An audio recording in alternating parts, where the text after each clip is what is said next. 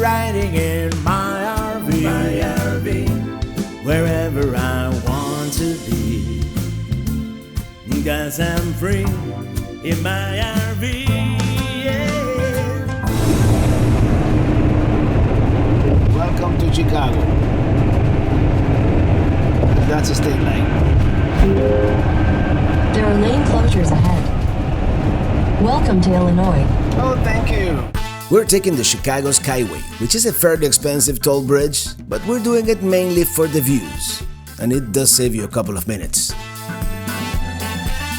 The plan is to do historic Route 66 in its entirety, from downtown Chicago on the shores of Lake Michigan to Santa Monica, California on the Pacific Ocean. The very first mile here in the city, however, we're gonna do it on foot. We're going to be parking at the McCormick Center Truck Marshalling Yard, which is that lot over there with the semi-trucks. It is $40 for every 24 hours dry camping, which, it being so centrally located, it is certainly not a bad deal.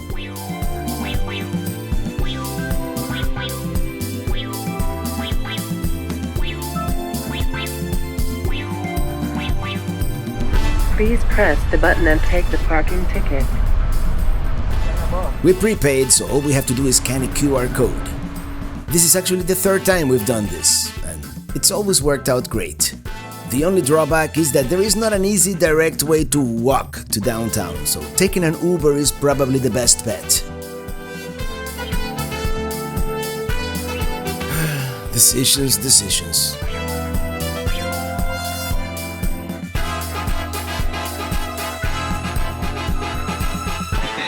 It is pretty windy in the Windy City, but here we are. I don't think you can see much of Chicago from here. The McCormick Center is in between us, but we're gonna take an Uber now and go to the very beginning of Route 66 because, yeah, today the Route 66 trip begins. Well, not really. We're gonna see some points of interest in the city first, and then we're taking the Mother Road. We're taking an Uber to the very beginning of Route 66, since parking downtown with the RV would be nearly impossible. Driving what has been called the Main Street of America is the main purpose of this whole trip. It was originally designated in 1926 and signed into law the next year. It marked the beginning of the US highway system. In 1938, it became the first national highway to be completely paved. 2026 is considered to be the centennial of the route. Here we are, arriving at the corner of Michigan Avenue and Adams Street, the beginning of Route 66. Well, here we are, not exactly the official sign, but this is the beginning of Route 66. It's over there, actually. This corner right here. This corner right here is the beginning of Route 66. This is it, and it goes that way. This is it, and before we drive the first mile, we're actually going to walk most of it. Well, we have now officially made it to the beginning, or the end. In this case, it's the beginning of the Mother Road, Route 66. And over the next month or two, we're gonna be traveling on this road, what's left of it, all the way to Santa Monica, Los Angeles, California. The adventure begins. Oh, check out this building. And, well, spoiler, it is going to take perhaps a little longer than anticipated, but eventually we'll make it to the West Coast. Here we have another sign. Oh no, I should have brought a sticker. You can barely see the Route 66 sign anymore. Well, this side looks much better. And that's the loop coming up there. You can hear it. It is actually called the L, which stands for elevated. The loop is what the Central Business District is called. I always get those two confused for some reason. Coming up ahead, Miller's Pub from 1935, 9 years younger than the route. 150 years of the Palmer House. Let's see if we can go inside the Palmer House. It is supposed to be one of the grandest hotels in America.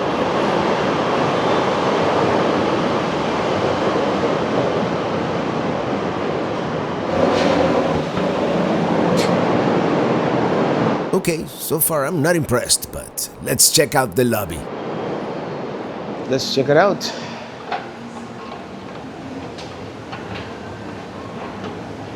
Take a look at this place.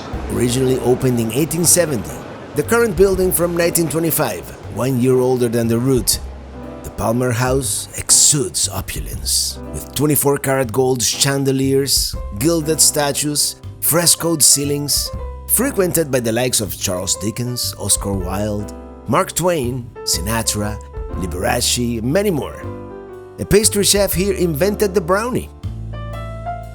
It was one of the first buildings to use the Edison light bulb and the telephone, and a newfangled invention called the perpendicular railroad, also known as an elevator. I think the occasion calls for a glass of champagne. What better way to celebrate the beginning of our Route 66 adventure than having some bubbly here at one of the grandest hotels in the city. Cheers. This is also considered the longest continuously operating hotel in North America, even though it closed during COVID, but then again everybody else did too.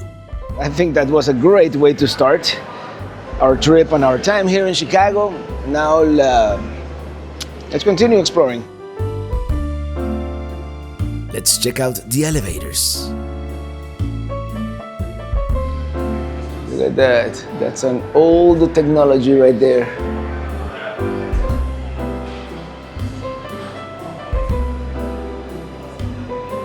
Oh yeah, as I said, it's time to continue exploring Route 66 and Chicago. Well, the tulips are in bloom in Chicago. They don't even look real. Here we have an exterior view of the Palmer House. It does look better inside. There's the Berghof, opened in 1898 by a German immigrant, another Route 66 icon, and they have the neon sign to prove it. We would love to eat there, but we're saving our appetite for a deep dish pizza. Well, the Berghof here was established in 1898, and it's got one of those classic neon signs, and that's the main thing. You know, neon signs are going to be a theme throughout Route 66, so it's one of those places. And we are actually on Route 66 here. I don't know if you can see it, but that's Sears Tower back there.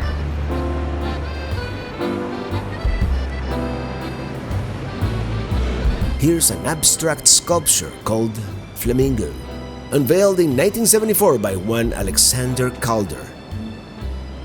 Oh, I thought he said Robert. I was gonna complain that they gave me the smaller street, but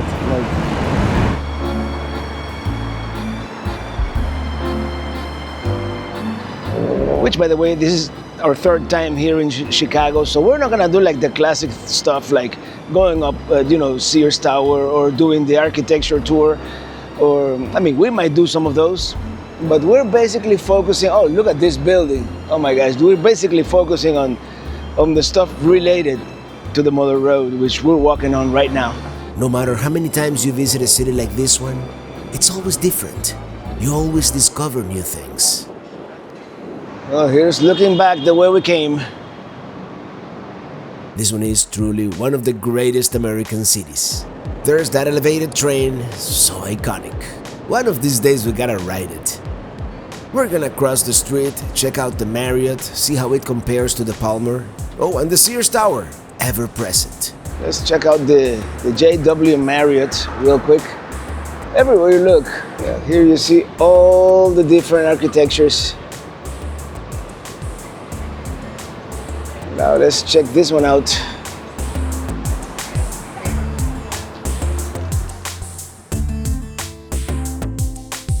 I mean, it is very nice.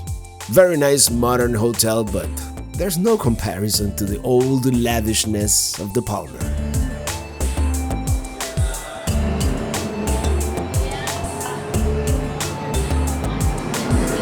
By the way, I've heard that no Chicagoan that respects themselves will ever call it Willis Tower. Well, here we have another Route 66 sign right there, right next to the Sears Tower. Once again, pretty windy in the Windy City today. Even though I know it wasn't named the Windy City because of the wind, it was something about the politics or whatnot.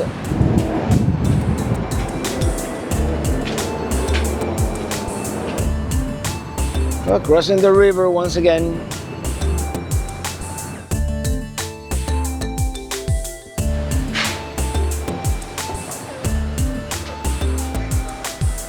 One of these days we might take the California Zephyr from one of these platforms. We're not taking any trains today, so we're gonna keep going. I don't know. It was an idea at the time. But more and more, the idea of a multi-day cross-country rail trip doesn't seem so appealing anymore. Let's check out the Great Hall, the most impressive part of the station. Well, here we go. This is the Great Hall with the Corinthian columns.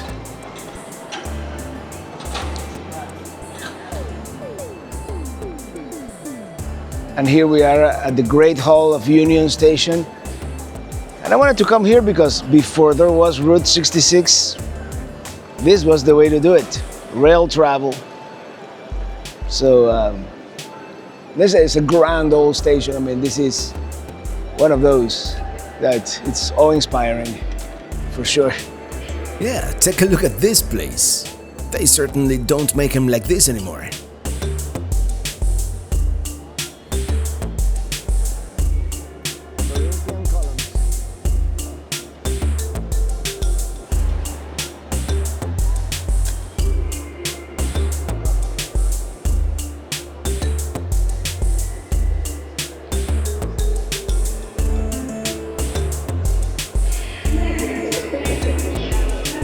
Oh, check it out. Now they have the Floridian going to Miami. And where's the Illinois Zephyr? On time at 5:55. Well, let me know if you would like me to take this one next year. It's supposed to be a beautiful drive. It goes through Omaha, Denver, Salt Lake, Reno. Oh, Reno! Sacramento, Oakland, and San Francisco. All right, let's continue. Let's get out of here. Here's the western facade. Yeah, since the other side is under construction, this is the only side where you can really see the facade of the station. And look at all these tulipans. I don't know. There are tulipans everywhere and they don't even look real. The colors are so saturated. It's very cool. I call them tulipans. Ooh, what a great view of the Sears Tower. Well, this is another one of those places that seems to be from the Route 66 era. Lou Mitchell's since 1923, so this predates the modern road. Maybe we'll have breakfast here before we hit the road. Oh, check it out. It's a Route 66 roadside attraction. That makes it official. Oh yeah, this is a Route 66 staple, and we're gonna try to come back on Wednesday. And oh man, my hair. It's windy in the Windy City today. And check it out. We came a little farther west looking for another Route 66 sign. Let's see if we can find it. I recall the last time I was here, I was able to take a photo of the sign with the Sears Tower in the background. We're going back east because it was nowhere to be found. We're walking back. Oh, here's that other Route 66 sign with the Sears Tower behind it. And of course, I'm sure the Golden State Foods Foundation is a great organization, but they're ruining my photo. I'm not saying, I'm just saying.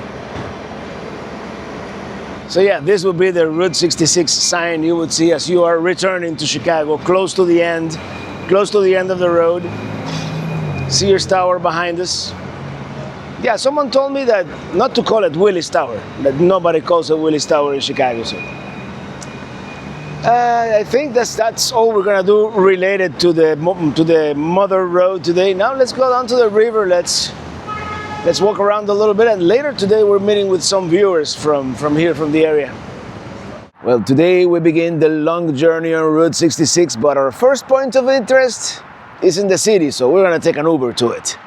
We decided to go back to Lou Mitchell's for breakfast since it is now Wednesday and the restaurant is open. I think that would be a great start to our Route 66 adventure here.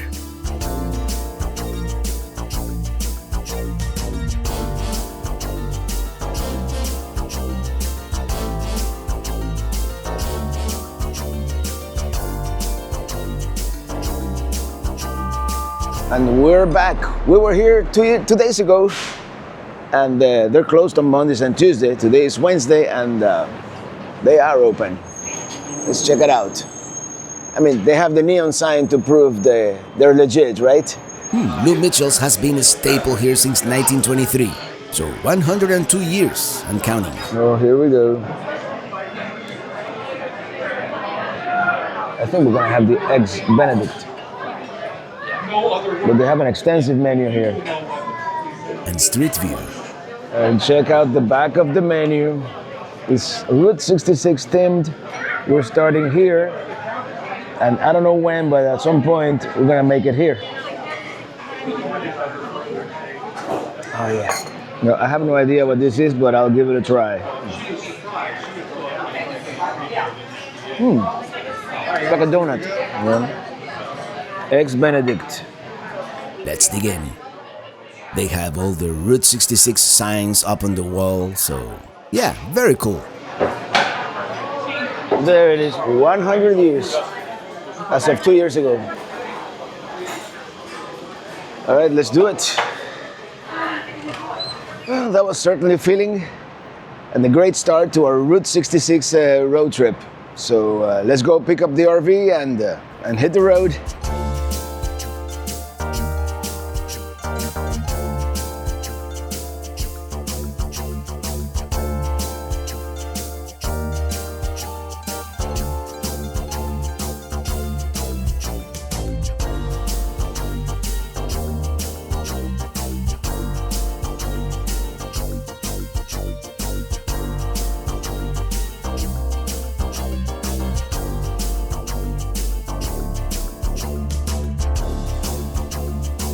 After that hearty meal, I think we're ready to take on the Mother Road. I have a bunch of points of interest marked on my map here. We'll see what we get to and what we don't. But first, we gotta drive by that, first mile, right? By Michigan Avenue and Adams. That's the post-1955 alignment, so let's do it. If you missed the previous video, we spent 2 nights here at the McCormick Center. It is $40 to dry camp. Not glamorous by any means, but very convenient. You can reserve online and they send you a QR code, or you can just pay on the spot. By the way, watch the previous video in which we explored the city in a little more depth and actually walked most of the first mile of Route 66.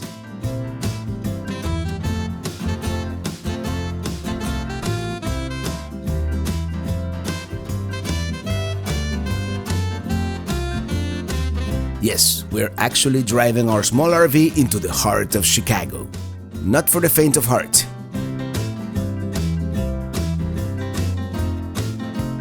Here we are, there's a sign on the right and the sign on the left. We are officially at the beginning of Route 66. Driving this time. This is so exciting.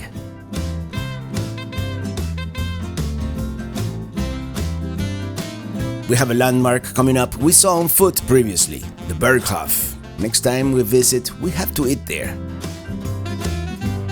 Oh, the flamingo sculpture.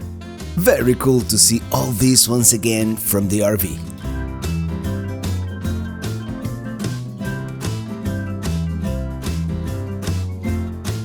It is interesting how the city subtly starts to change as you leave the loop and start going into the suburbs. Coming up, one of the first roadside attractions we're probably not gonna be able to stop at. It is called Lulu's Hot Dogs. First, we're still full from that breakfast, and second, I'm not sure about the parking situation. Oh, and they also have ribs and sausages. Actually, we could have parked. Even though Pele Cruiser is just 25 feet, I still don't feel comfortable parking certain places.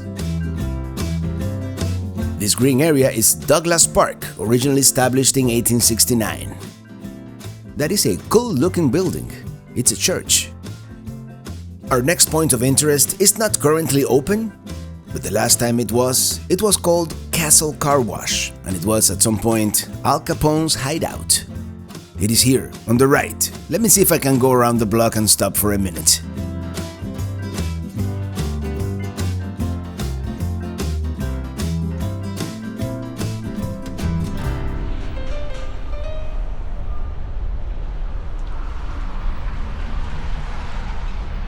That's the castle garage right there. I'm just gonna see if I can just pull over for a minute and walk towards the garage, which was built in 1925. Ooh, those roaring 20s. I can imagine Al himself parking his 1928 bulletproof Cadillac right there. Here, I think this will do for the 30 seconds I'm going to be here.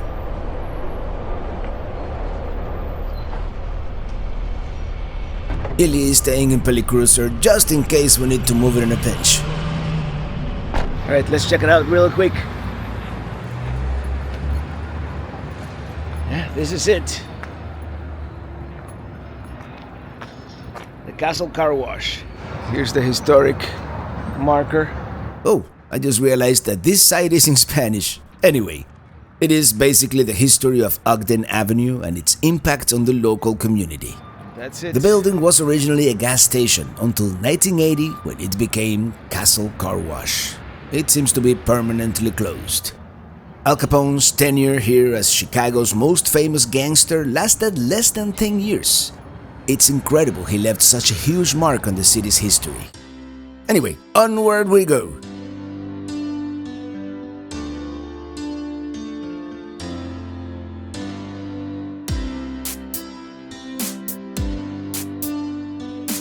Leaving the city behind, we are now about to enter a suburb called Cicero. We're going to make a detour here on Costner Avenue and take a break at this large shopping mall called Hawthorne Works. But this is just not any random shopping mall. There's a story to it.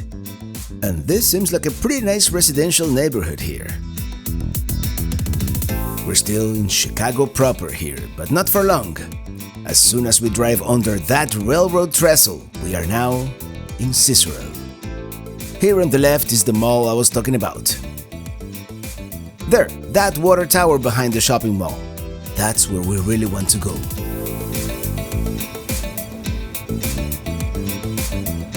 I'm going to check satellite view to see if there's a way to get back there.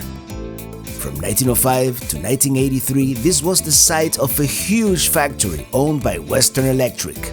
And the water tower, well, that is all that remains. As the story goes, this whole area, this whole huge shopping mall used to be the Hawthorne Works factory.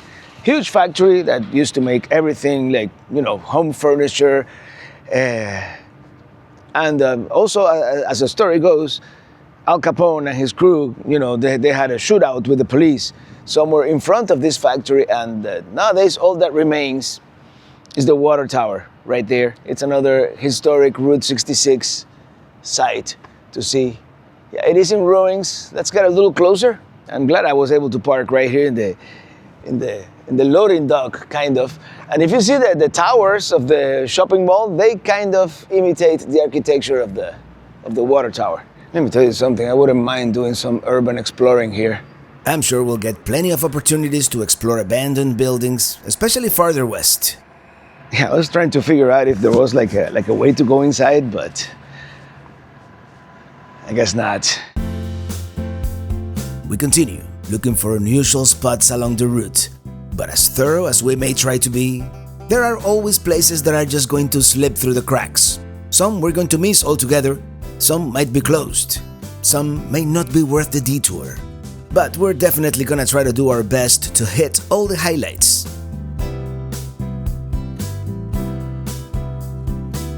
Here coming up to the left, the Cindy Lynn Motel, opened in 1960 and originally known as the last motel before the city.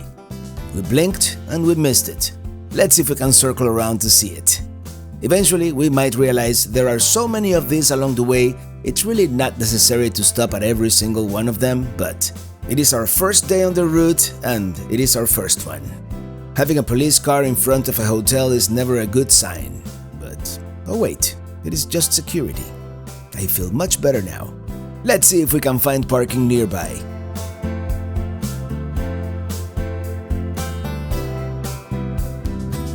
In this urban setting, it's still a little bit of a pain to find parking near these landmarks, but much better than towing the trailer. So this is the motel here. Well, this is it, a Route 66 landmark. right here in the outskirts of Chicago. The Cindy Lynn Motel. All right, let's continue. This is Ogden Avenue, Route 66, going west-southwest, slowly getting away from the city. There's Henry's Drive-In, yet another one of those classic Route 66 diners. This section at one point was known as Automobile Alley. Ogden Top and Trim is the only business remaining from that era, family-owned since 1919. Coming up, and if you blink you might miss it, is Cigars and Stripes Barbecue, with a huge muffler man up on the roof. We're now at a town called Berwyn, although it is all part of the same huge metropolitan area. At least the route is very well marked.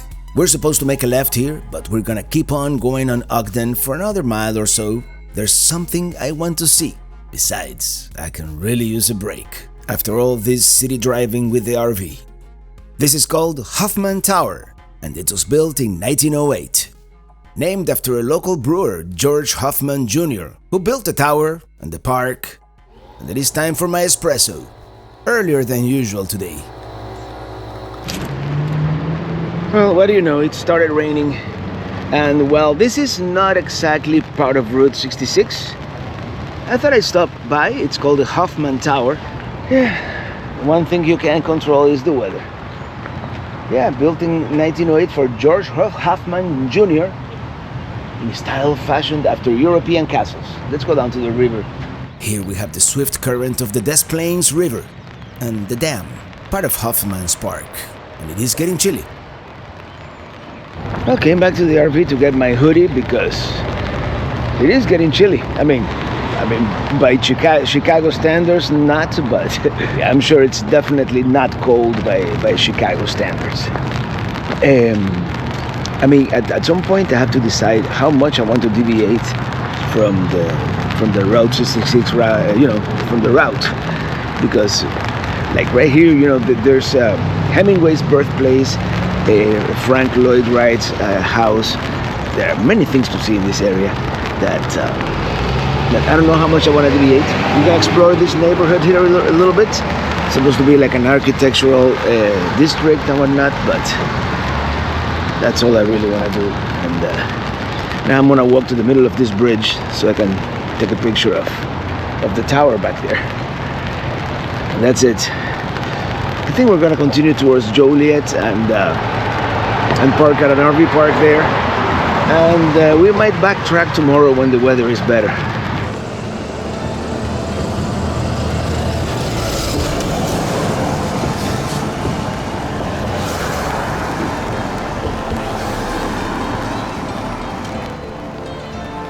Well, hello there.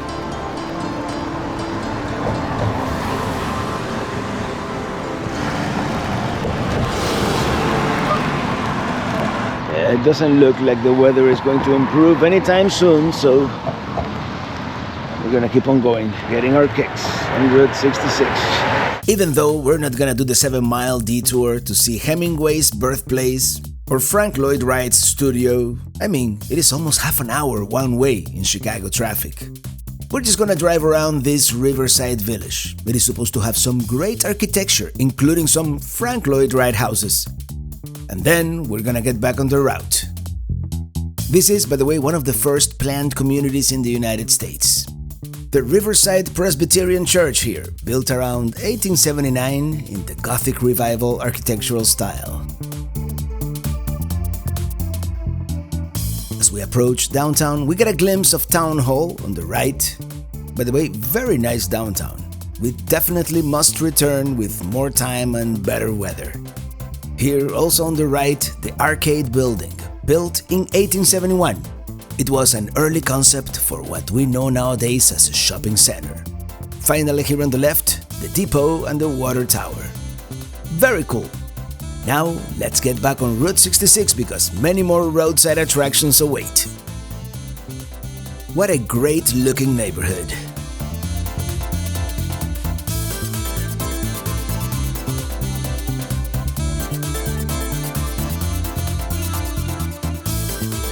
It is a mixture of nature, residential, industrial, until we get to a town called McCook. Fabulous McCook, Illinois, no less. Eventually, we're forced to join I-55 because there is no Route 66 in this area. Apparently, they paved the interstate right on top of it. This is something that I think will happen once in a while since Route 66 has been decommissioned for 40 years now. Our next stop makes me wish I was hungry. Del Ria's Chicken Basket. I'm just gonna park back here, taking 3 parking spaces. Let me tell you, I wish I was hungry, but because this is supposed to be one of the best places on Route 66. And fried chicken, and you guys know I love fried chicken, so we'll see. Maybe we can take something to go. This is one of the few businesses that survived, albeit under new management, when in 1962 I-55 bypassed it. They must be that good, and it's official. They have the Route 66 roadside attraction marker. Alright, get your chicks on Route 66, I like that. This may be a sign of things to come on Route 66. Based on previous experiences, I wasn't really expecting all these well-preserved roadside attractions from yesteryear. Thriving businesses that have passed the test of time. Yeah, they definitely make sure you know you're on the historic Route 66, even though the mother road doesn't really exist. It's broken. We had to take I-55 to get here. Anyway, let's walk inside and see what it looks like.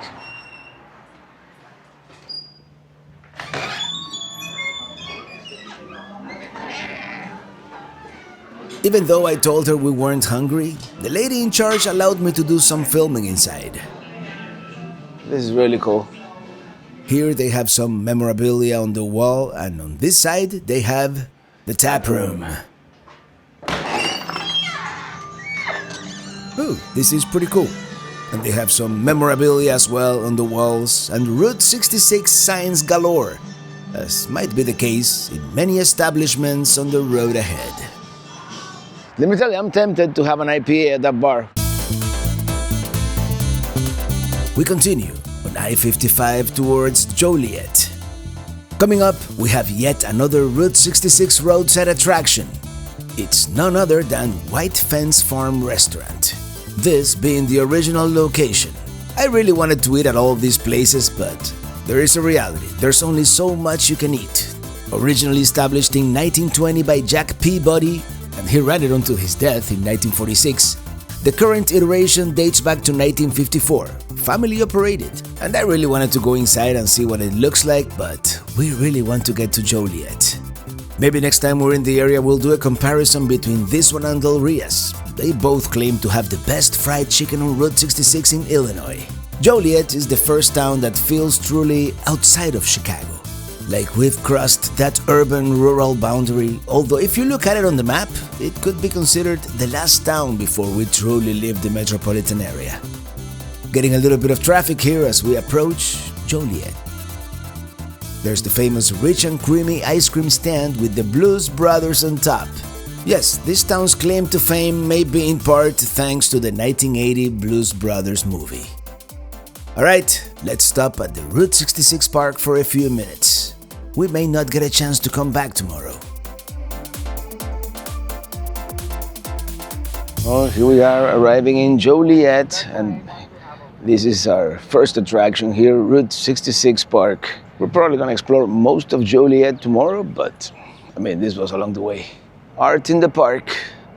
It's called The Spirit of the River from 2002. Check it out.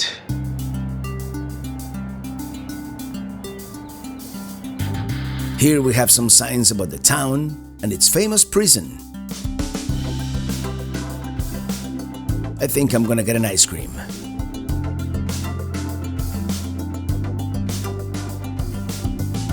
Well, we got the medium cone. This is a twist dipped in chocolate.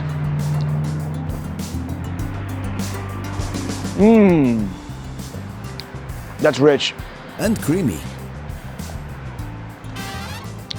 And we're gonna sit down at one of these picnic tables. This is dripping. Oh yeah, that was very creamy, very delicious. Now we're gonna walk on this trail a little bit here because I think I saw like a ginormous Route 66 sign somewhere. when we were driving here. Here we have more art. Let's see. And the view. There it is, the Joliet Prison. We're gonna see that tomorrow. Yes, that's it. Can't wait to explore it. I'm sure most of these towns along Route 66 are going to be embracing the Mother Road and milking it for all it's worth. And that's not necessarily a bad thing.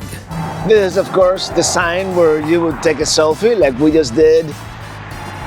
Route 66 sign back there with the Blues Brothers. Let's keep going. Let's keep walking on this trail and let's see what else we can see.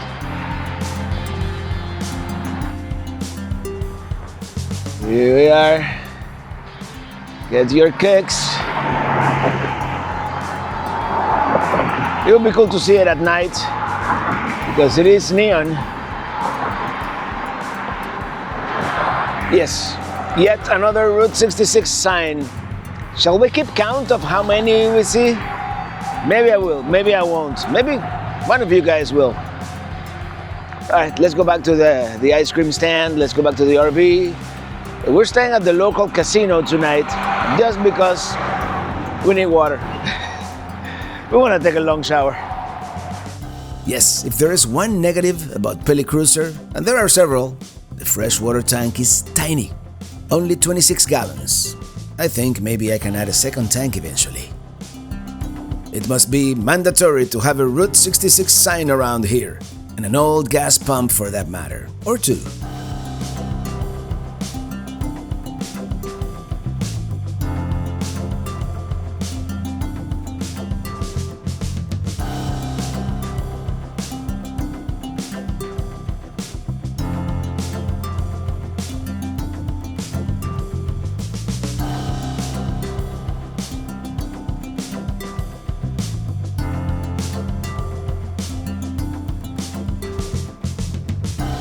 Well, this is where we're going to be staying at the Hollywood Casino here in Joliet. And it's like $50 a night, which seems steep for water and electric, but we're still fairly close to Chicago, so yeah, there's a dump station. Luckily, we have like a pretty large gray tank here in Peli Cruiser. Yeah, there's dandelions everywhere. And yeah, we've got partial hookups. We may or may not go to the casino to have something to eat. But like in Vegas, what happens at the casino stays at the casino. See you tomorrow on the Mother Road. Tomorrow we're gonna explore Joliet.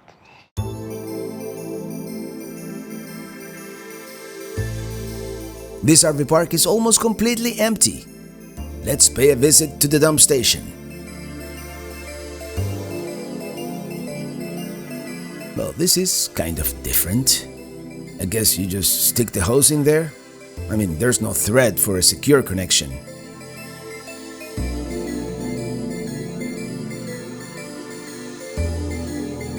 Yeah, that is certainly different. Oh well, when in Rome, huh? Of course, right on cue, we've got rain. Alright, fresh water is full. Holding tanks are empty. By the way, unusual setup here for that dump station. First time I see that approach, at least in the United States. Let's go back to Joliet. I don't know exactly, how do you pronounce it? Joliet? Joliet? First we want to go to the historic prison, which it says temporarily closed on Google Maps, but it may be a seasonal thing. So we're going there first.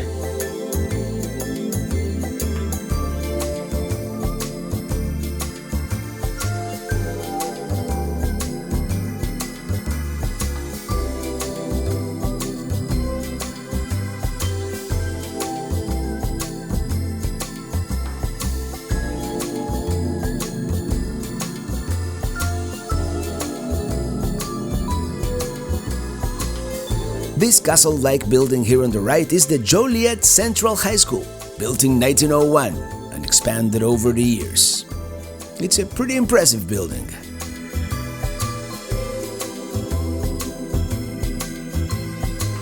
There it is, the old Joliet Prison, opened in 1858. The building on the right, the Women's Prison, from 1896. It was originally known as the Illinois State Penitentiary. It has appeared in movies like The Blues Brothers and TV series like Prison Break. Here's the main entrance featured in the Blues Brothers movie. I think I made a wrong turn here. It says vendors and employees. I think the tourist entrance is on the other side. Yeah, like the Mandalorian says, this is the way.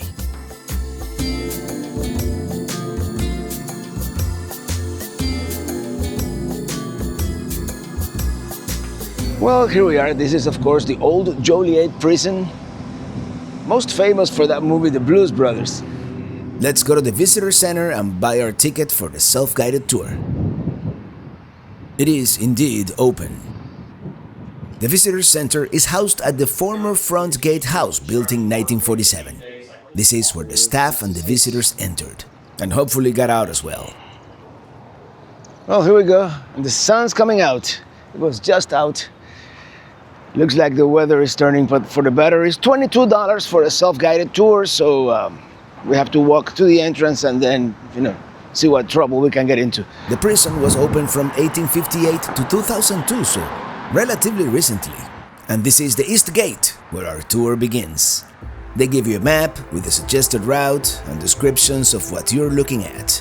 This gate, or Sallyport, is one of only 3 entrances into the 6-acre complex.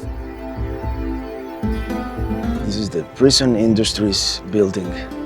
Here in these buildings is where prisoners would learn things like repair skills, and then they were put to work, either building mattresses for the prison system or the private sector.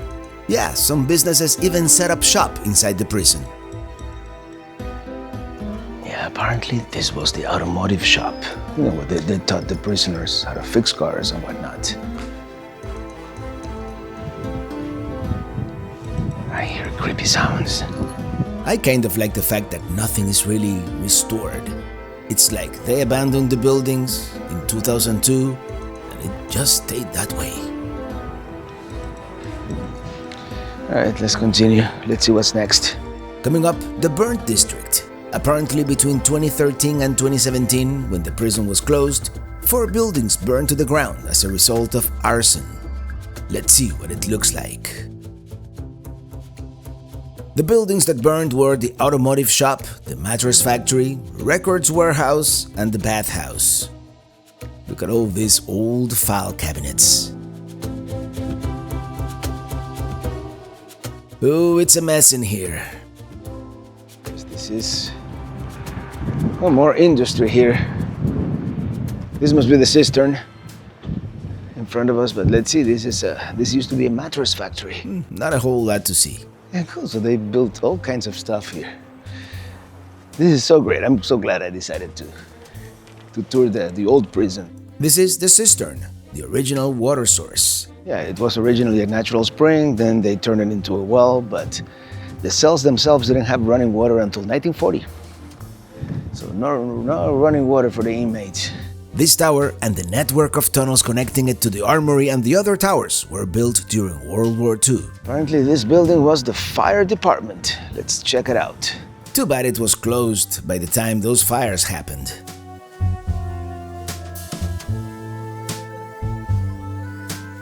The fire department building eventually became storage for tools and chemicals, as well as a recreation space.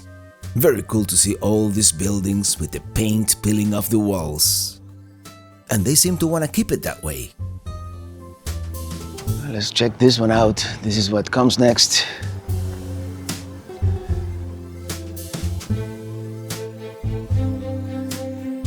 Well, this building doesn't really have a description on the map, but it's the yard department. And this is the Honor Dorm, originally a warehouse. It went on to house the well-behaved prisoners, dormitory style. It also appeared in the Blues Brothers movie. Here we have the basketball court. Let's check this out real quick. Can you imagine all the inmates sitting at these picnic tables, playing basketball in this court? I guess they had outside showers. Yeah, that back there is where the well-behaved prisoners would stay. It was more like a dorm room kind of style place. Let's go to the vocational shops. Here's a modern cafeteria that seems to be closed at this time of the year. The Blues Brothers. In the early years, these buildings were manufacturing shops, which were eventually converted to vocational centers to teach the inmates different skills and trades. Unfortunately, many of these buildings are closed, but we can still take a peek inside.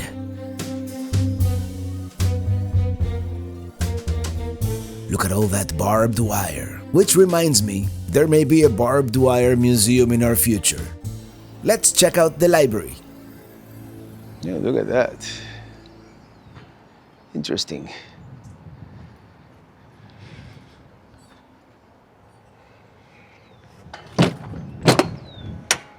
Yes, this was the library.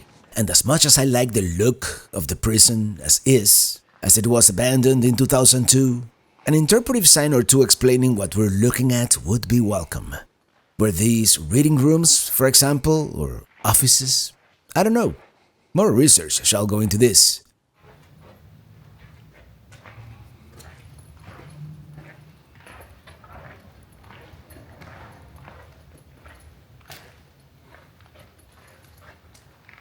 Let me tell you, I don't know if it is the wind outside, but I hear all kinds of strange noises in here. I'm thinking, they say this place is haunted. Check it out.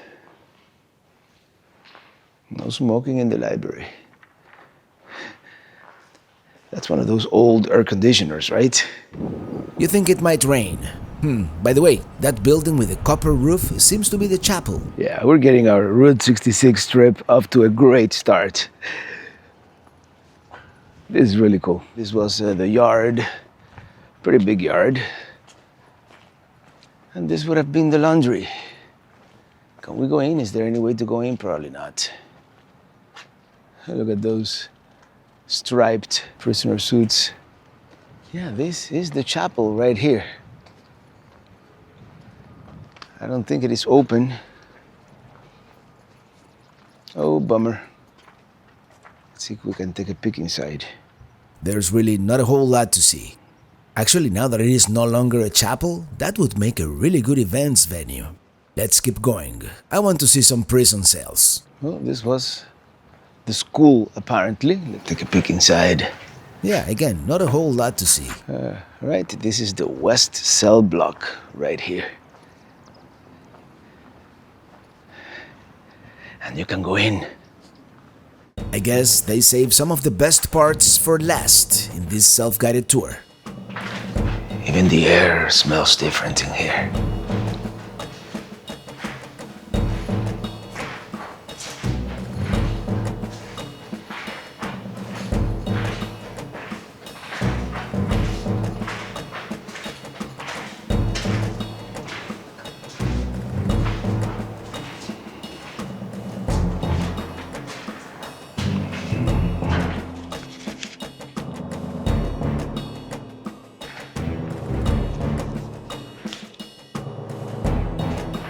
Yeah, not much to it.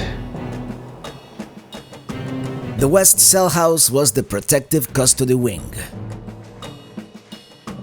Check this one out. This one has the bunk beds. Imagine sharing small space with someone else. I bet you become quite intimate.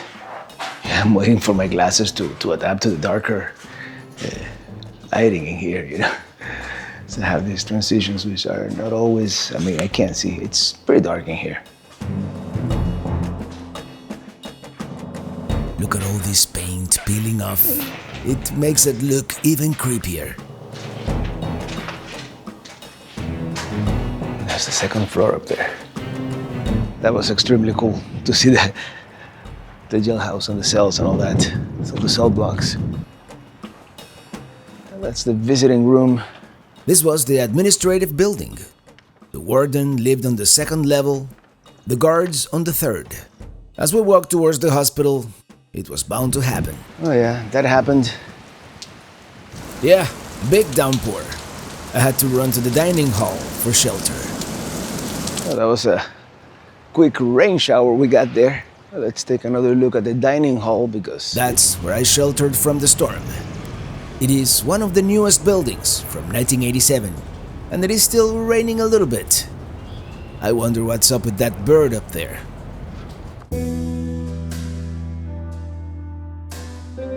Here we are. It certainly looks more modern than the rest of the prison, and we've got murals all around. Roof does have a leak. This is the other side.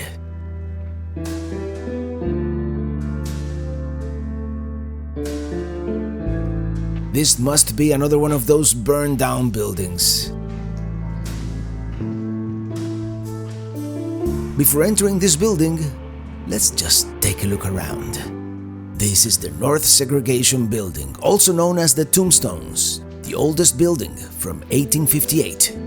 It was also death row from 1925 to 1947.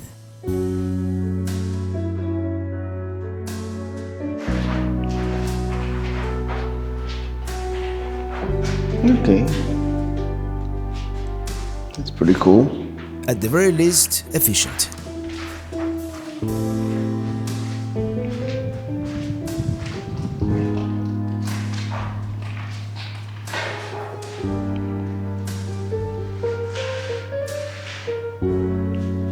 Yeah, this was actually the first structure built here in the prison. The original cell from 1858. This would have been the power plant. The powerhouse from 1893. Check that out. Generators.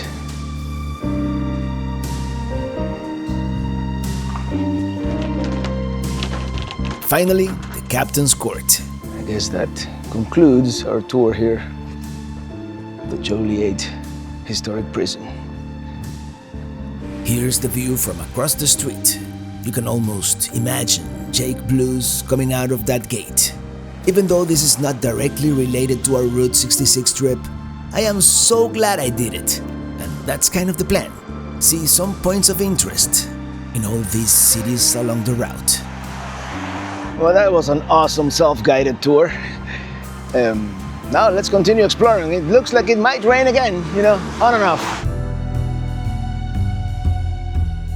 All that walking around has made me hungry, so how about some late breakfast?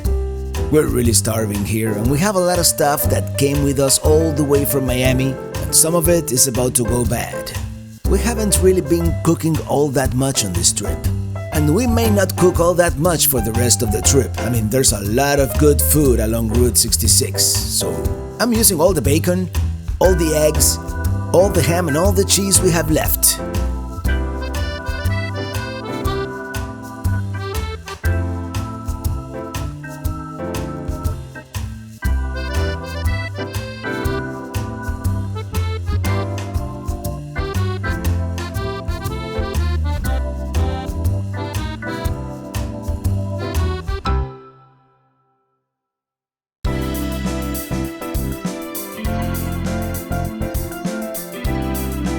The idea is to visit the Ironworks historic site, but traffic has completely collapsed. Maybe one of the drawbridges is open. Plan B.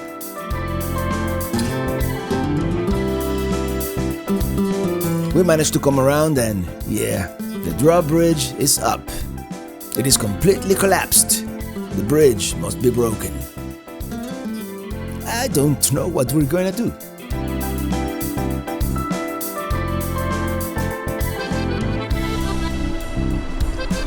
Do you have any change? Do you have a cigarette? Oh no, he's gonna get run over. Tell you what, I'm gonna go around. There's gotta be another way. Tell you what, this might not work either. What's going on in this town today? Traffic has entirely collapsed here in Joliet. All the drawbridges are open, I guess. I don't know what to do.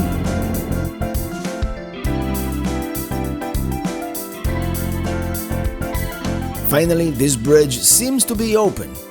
This is the Jackson Street Bridge, one of 4 rare Scherzer rolling lift bascule bridges in Joliet, spanning the Des Plaines River.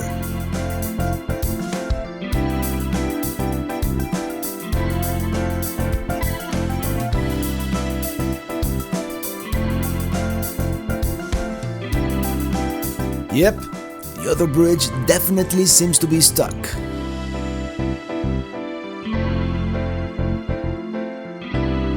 We're finally home free.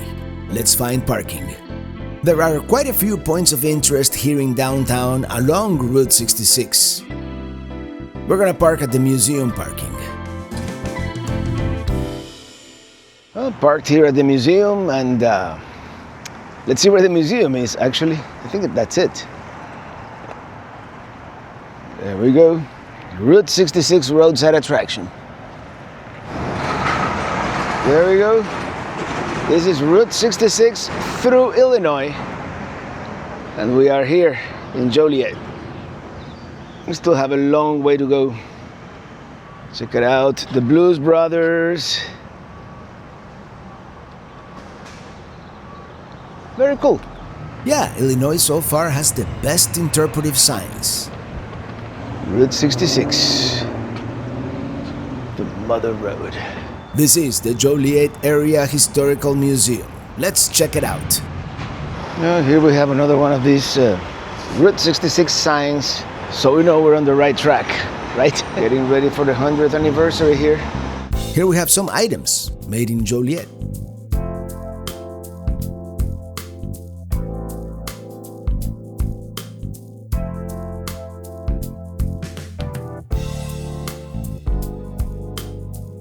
Let's check out the Route 66 section.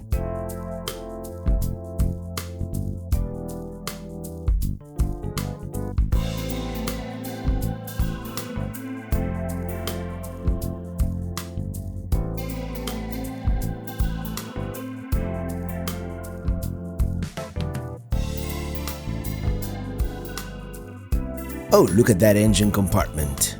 Such simplicity. And here we have John Belushi hanging out with the prisoners. The first part of the museum is free. Now this one is $10 per person, and it goes more in depth into the history of the area, Joliet in particular. And along the route, we'll find out each town has their own local history, and they are very proud of it. Here we have a star projector and its control console. We're just getting started on this trek. We're here in Joliet, and let's just say we still have a long way to go. It'll be an epic trip. All the way out here. I haven't decided yet whether I'm gonna do the Santa Fe loop through New Mexico or go straight. Probably gonna do this one just because it is a more scenic route. Some of these attractions like this or this we've kind of seen in, or even this we've kind of seen in previous trips, but now we're gonna see it all. Oh, Joliet's unsung hero, John Hobolt.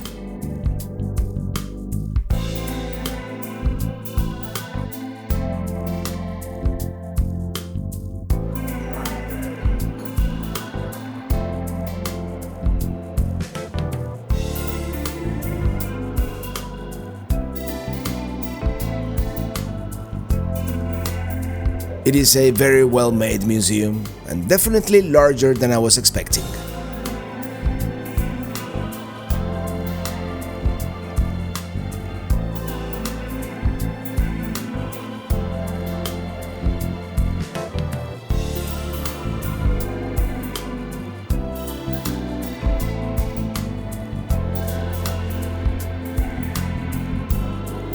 Now on the third floor, we get a view from above.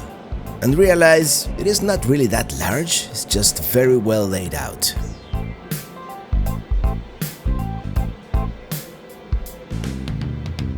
We could go on forever. There's a lot to see here, and it is our first museum on Route 66, the first of many, I'm sure. And they have exhibits in every nook and cranny about the progress, the achievements, and things specific to this town. I realize this goes beyond the scope of our trip here, but it is so well made and so impeccably maintained that I thought it was worth a stop. If you're pressed for time, maybe I would do just the Route 66 area. It would have been nice to go outside. I guess we can see the terrace. I got myself a t-shirt with this logo on it. Might as well get one from each state, right? All right, let's walk around town a little bit. There's a spot here where the Lincoln Highway meets Route 66. There's a famous theater, and I'm sure we'll have more photo opportunities like this.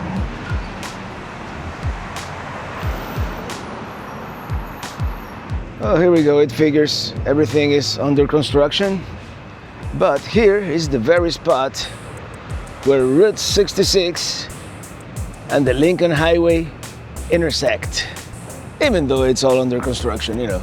This is one of those spots that we had to stop at. And now there's a famous theater over there, and I think that's all we're gonna do in Joliet. It doesn't seem very lively, this downtown area. Yeah, big time construction happening here in downtown. By the way, that architecture, that looks kind of like the jail. But this is what I wanted to see. Over here is the Rialto Square Theater. Oh, that's a beautiful facade. And as I said, according to what I read somewhere, they do offer tours, but it's like by appointment only, you have to call. It would have definitely been cool to book a tour here. I'm gonna go inside and find out. By the way, look at all this exquisite detail.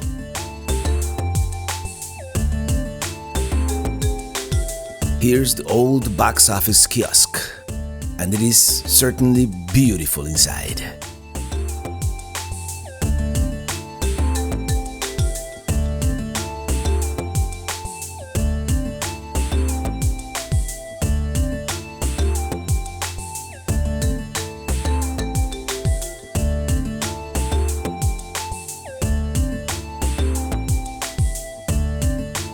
Yeah, they do offer tours, but it's only on Tuesdays. Today is Thursday, and we're not gonna stick around for 5 other days here, so I'm gonna start walking back to the car. Actually, let's walk one more block. Let's see what this is. Oh, check it out, record store.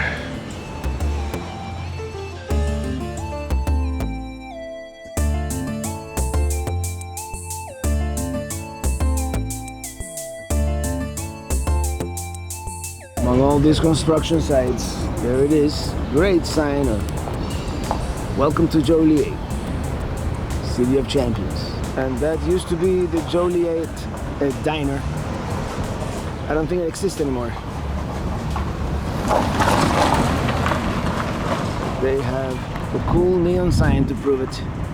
According to the book that I'm reading, which is only from 2019 and it's already outdated, this used to be a great spot to eat here on the Mother Road, but it has been permanently closed. Victim of COVID, perhaps? Anyway, let's go back to the car, and we still have a couple of points of interest on the way to Pontiac, which is where we're gonna sleep tonight. Actually, I almost forgot, but there is one more point of interest here in Joliet that I want to see, and that is the Joliet Iron Works Historic Site.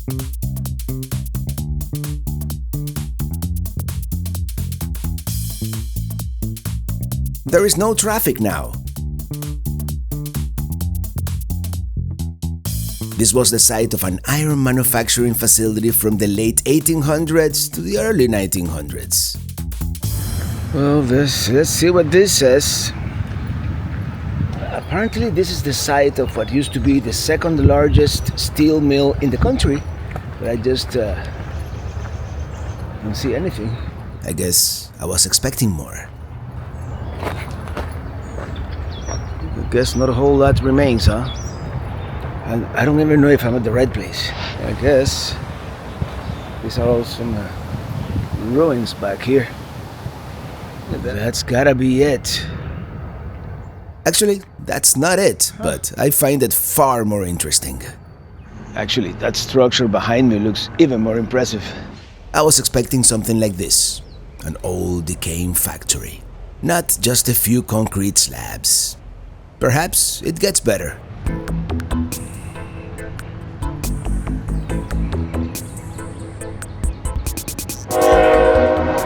Yeah, there's a train. Something is making a lot of noise back there. And I guess this is all part of it.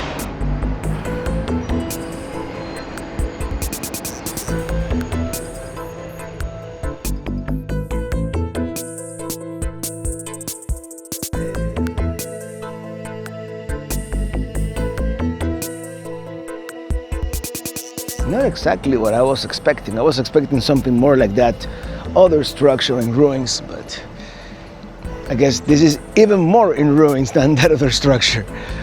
This is almost like going to one of these ancient sites, you know. If we didn't know it's modern, I could tell you, the ancestral Pueblo people, and you would go like, oh yeah. All I gotta say is that's some very old concrete. I think this is the final viewpoint, or at least the final that I'm going to come to. The plant opened in the 1870s, and you know how technology improved over the years. This is a picture from 1943. Let's check that one out and we continue. I think they need to replace some of these interpretive signs just because, you know, it's hard to read when you're missing part of the story. Yeah. And even though apparently, you know, there's been a decline from its heyday, I hear the sounds of industry back there, so there's still a lot going on here in Joliet. Well, this is a nice view of the prison and the clouds behind. I hope it doesn't rain. Yes, you can see the prison from here. Well, so far, Joliet, I didn't have very high expectations to begin with, and it's one of those towns that if it wasn't for Route 66, we may have never visited. But yeah, there's a lot to see here.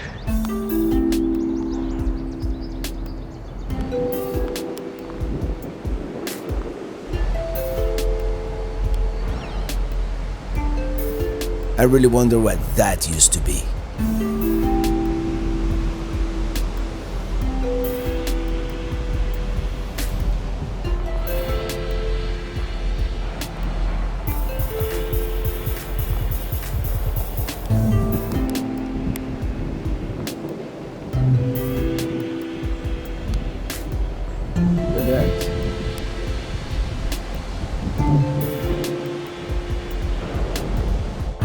Well, it is fascinating, and I find it very interesting to see all these ruins here, everywhere. Wouldn't it be better to tear all this down and create new industry? You know what I mean? It's not like we were looking at an ancient castle or the ruins of an ancient civilization. This is just decay, right?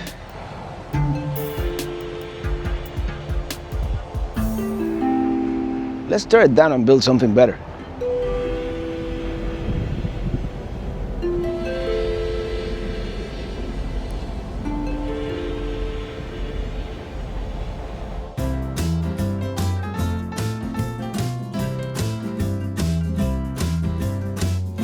Wait, as we leave Joliet, there's one more thing.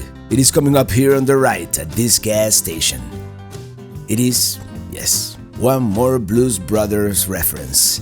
It is the Bluesmobile with the bullhorn up on the roof. Another classic American roadside attraction.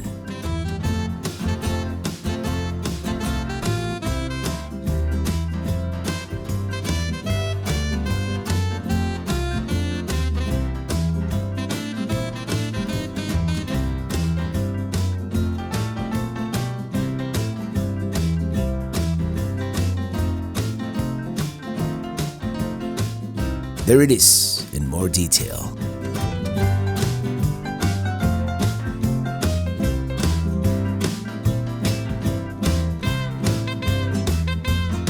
After Joliet, the first thing we see is the Route 66 Raceway.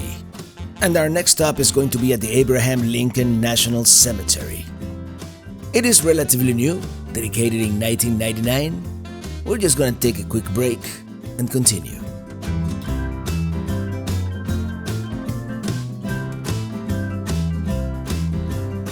The next place of note along Route 66 is the Midwin National Tallgrass Prairie. And there are supposed to be bison here. The visitor center is closed at this time of the day, but let's stop for a few minutes anyway. There are a few trails you can do, but I don't think we're gonna have time for that. It is getting pretty late in the day, so we're gonna have to check this one off the list some other time. Yeah, 2.5, 3.25. We don't really have time for that today. Well, if it was earlier, probably would have done one of these trails. Oh, look at that. Look at all that cattle. Apágame la ventana. Is that, are those bison? No, those are like regular run-of-the-mill cows.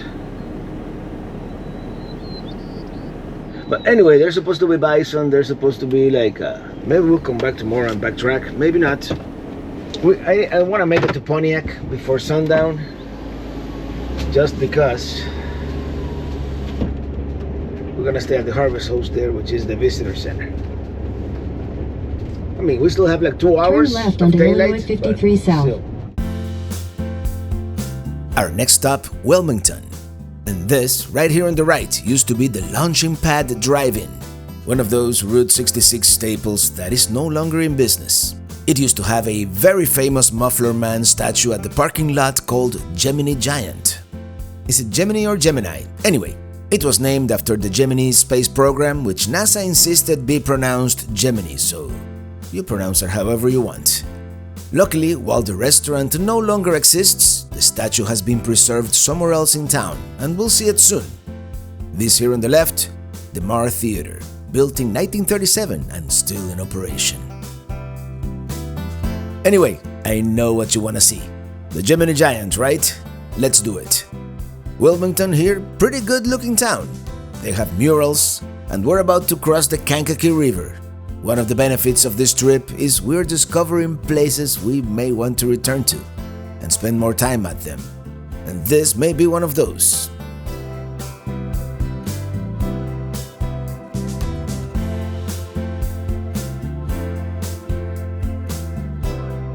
Here on the left, do you see it?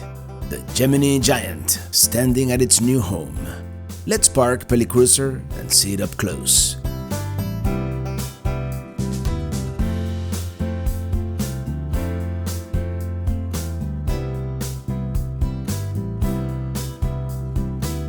Well, here we are. We've made it to Wilmington, Illinois. I just love how we can park Pelicruiser almost anywhere. It's a nice park here, with a mural and the Route 66 sign. I lost count already how many we've seen. I really like the way Illinois has embraced the Mother Road here. Like every major point, or not even so major, but every major point of interest, they have this, Route 66 sign. It's very cool. And of course, this is home to the first of, I don't know how many muffler men we're gonna find on Route 66, but I think this is the first one. Oh yeah, here's one of the most recognizable landmarks on Route 66. Definitely iconic. Let's just get one last closer look. Off we go on the route, and we've made our first miscalculation of the trip. We thought we had plenty of time to make it to Pontiac today, so we made a reservation with Harvest Hosts, and we do, on I-55, but not on Route 66. Not with all the points of interest we want to see between here and there. So we're going to see one more thing and take I-55 to Pontiac. And tomorrow we'll backtrack to where we left off. This is the Polka Dot Drive-In. We're not gonna eat here today, but let's see what it looks like.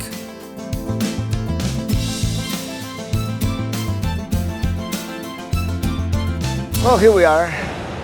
The Polka Dot Drive-In It's another one of those iconic places on Route 66. And it's one of those moments when I wish I had like 2 or 3 stomachs, because there's only so much you can eat, and this is one of those iconic places that I would have loved to patronize. Same a couple days ago with the fried chicken place and all that. Let's see, they have a bunch of decorations here on the outside. Of course, iconic American icons like Elvis, Marilyn Monroe, Betty Boop. James Dean, perhaps? Here we have a random traffic light and the sign advertising their famous chili cheese fries. Here's the menu. Of course, we had to have the Blues Brothers here. On the other side of the building, here we have Superman and the telephone booth. Oh, it's an old phone too.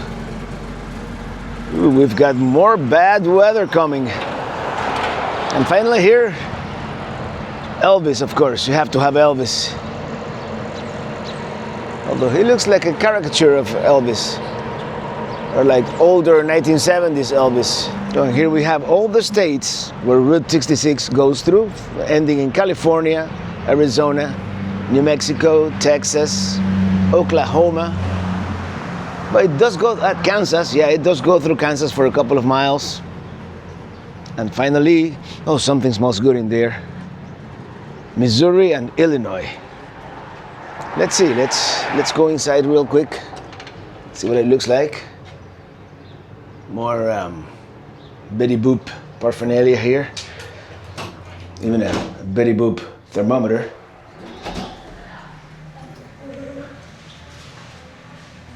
Yes, it has that mid-century look with the glass blocks. Another old telephone, and the jukebox, one of the ones that actually played 45 RPM vinyl records. Well, hello.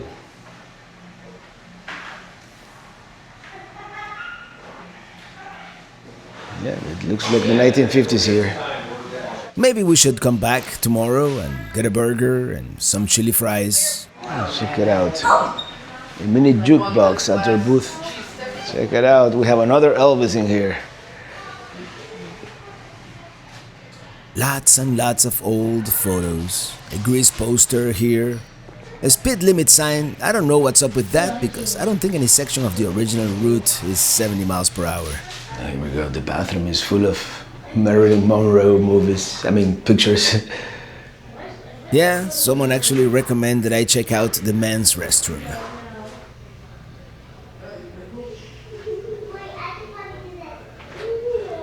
That was a very cool diner. I hope the food actually does it justice because here's what we're gonna do. As I said, we're gonna head towards Pontiac. It's about 45 minutes on the interstate. And then tomorrow we're going to backtrack all the way here, have an early lunch, and explore the 36 miles that we missed.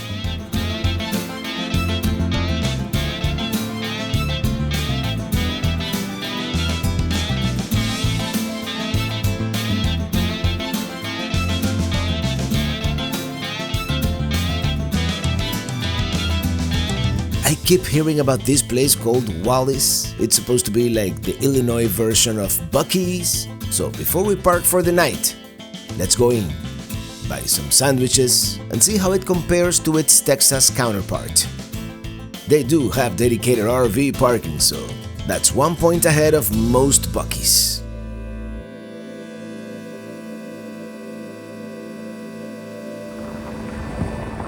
It's the Buc-ee's of Illinois. Great American Road.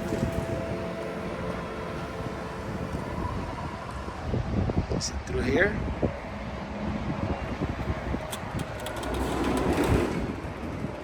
Oh, this is pretty nice.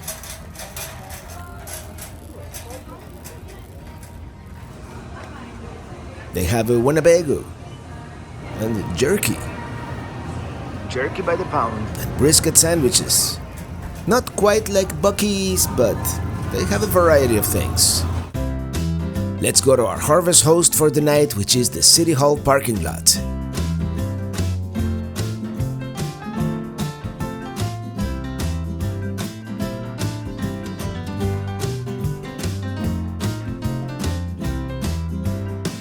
this seems to be it. It is pretty full. If we had a larger rig, we might not be able to spend the night here.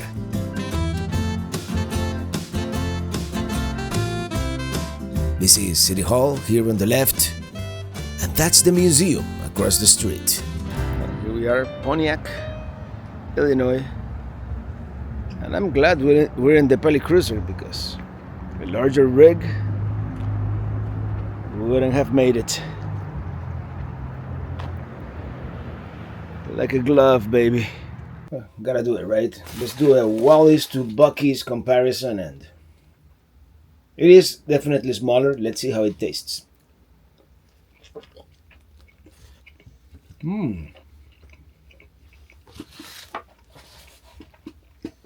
It tastes really good. Not as much barbecue sauce. It could be a good thing. All right, the pulled pork was different. It was very salty and less barbecue than Buc-ee's. I still prefer Buc-ee's. Now let's try the brisket, which I don't know.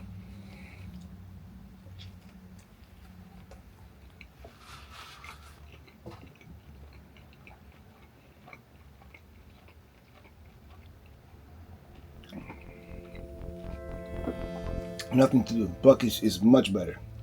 And everybody left. Well, good night.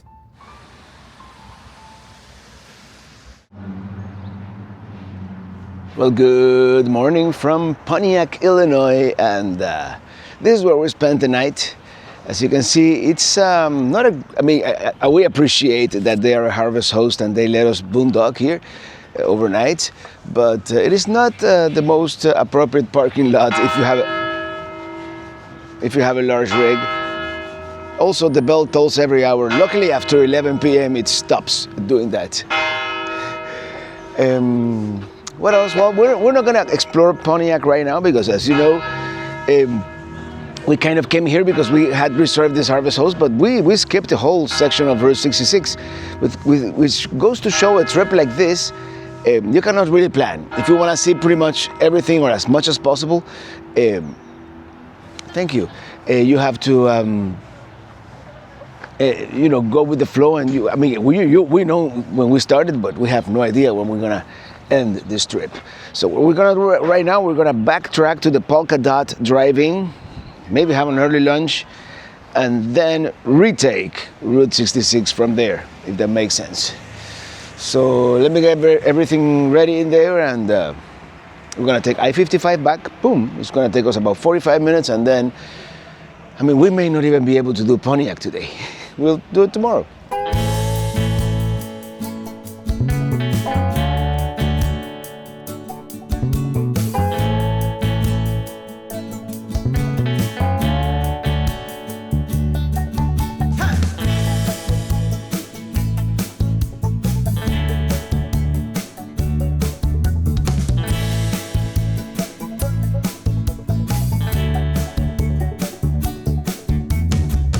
Here we are, and it is almost 11 a.m., so they're about to open. We're going to park on the other side at the same spot where we parked yesterday.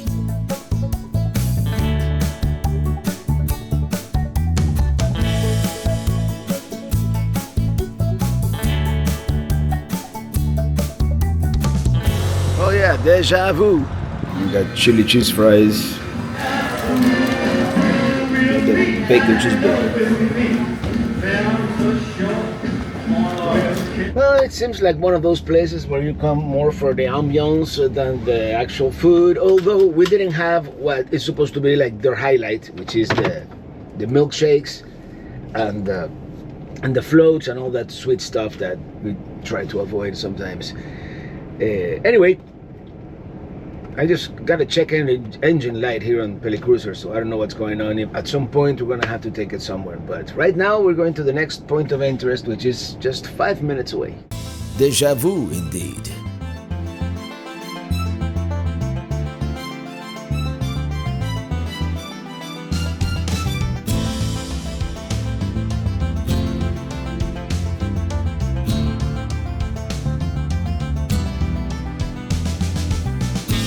We are now entering Godley, population 600, home to the Illinois Mining Museum.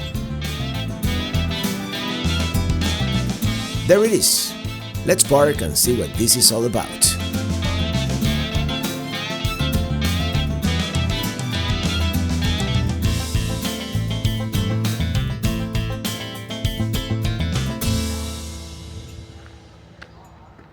The museum is very small, but the staff is super friendly, and they told me about this event going on called Red Carpet Corridor, happening this weekend, and all these towns along Route 66 in Illinois are going to have some kind of event.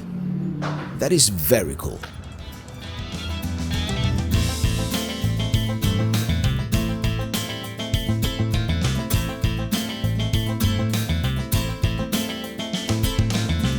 The next town is called Gardner, population 1400. Here on the right we have, it's called The Shop on Route 66.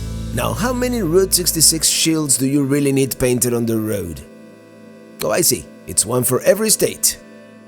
Let's park and stop for a few minutes.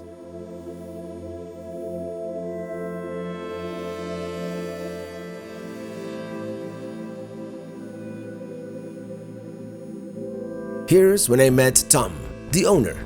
This gentleman is a virtual encyclopedia of Route 66 and the history of this small town, and he loves to tell you about it. He posts photos of all his visitors on his Facebook page. Here we go. Let's step inside. He's driven the Mother Road several times and has a massive collection. Mainly Coca-Cola products and memorabilia. He mentioned he used to work for Caterpillar, so he has some of those too.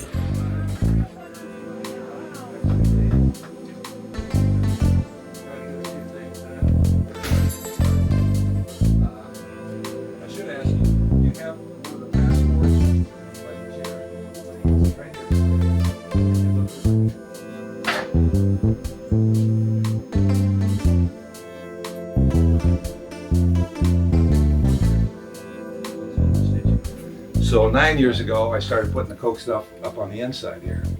But before I even began collecting Coke, I got 3,000 pieces of cat memorabilia that haven't worked. We only have to drive less than 2 blocks to our next point of interest here in town.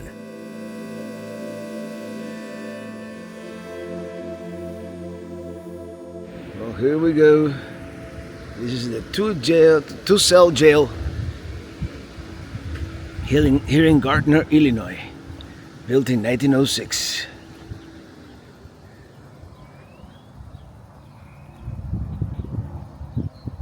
According to what I read, this jail operated until the 1950s, but apparently no real criminals ever stayed here.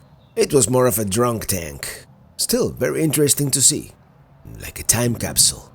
Take a look at that heater. And every Route 66 roadside attraction has a guest list. Most do anyway. Here's what used to be the Riviera restaurant. This was originally a streetcar in Kankakee, and it was moved here in 1932. I guess you could call it the precursor of the modern food truck. I don't know, I just came up with that. Never mind, you cannot eat inside a food truck. I'm sorry to say it is a little bit of a mess in here, like they were cleaning and left all the dirty paper towels around. Maybe the person left in a hurry and will come back to finish the job. In any case, very interesting to see this relic from the past. Oh no, Walter White must be around. Well, here we go. It's time to continue. Next town, Dwight.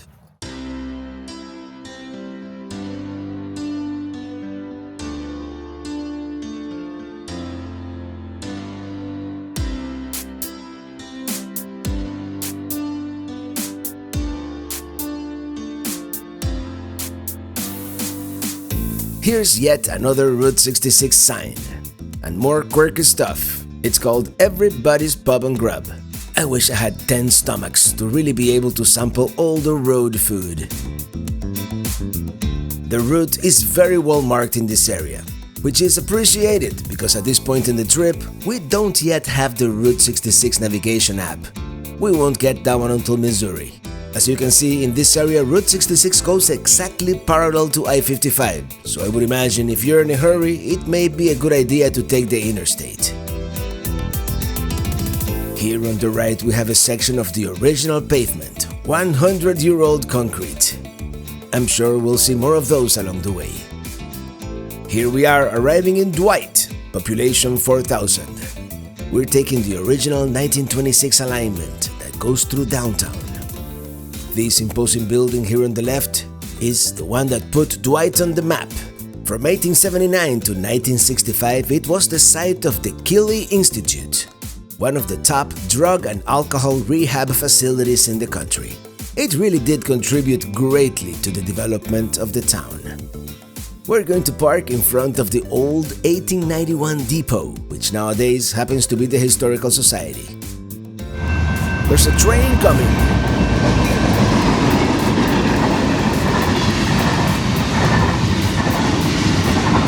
Oh yeah, sometimes timing is everything, right? Let's see what this is.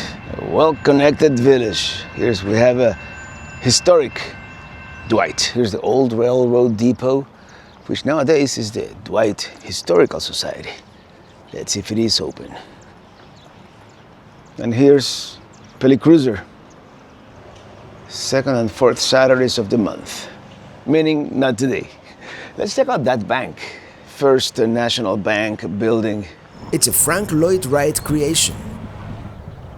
Dwight became a model village with paved streets, electric lights, and refined buildings, thanks to the Keeley Institute. The architecture in this area of Illinois. Very cool. Let's continue. There's a famous windmill we want to see. And yeah, I left the camera recording, unintentionally.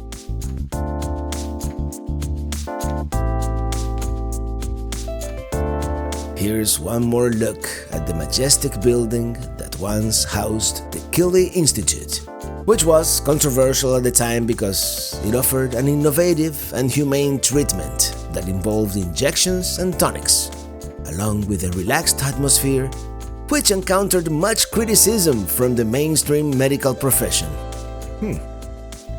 Anyway, let's look for that famous windmill.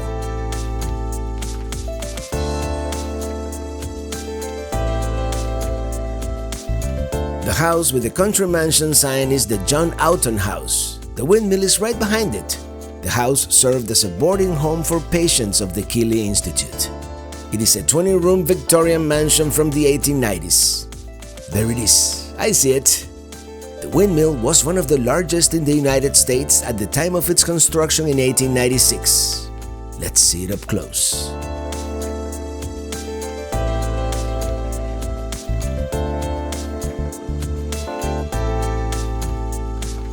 Yeah, this is the historic windmill here in town.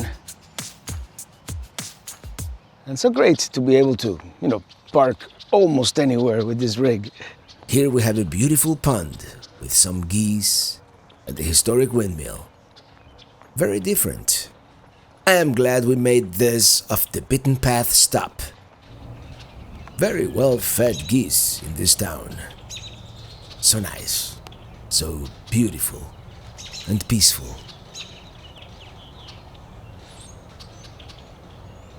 Our next point of interest is a gas station, but it is not just any gas station.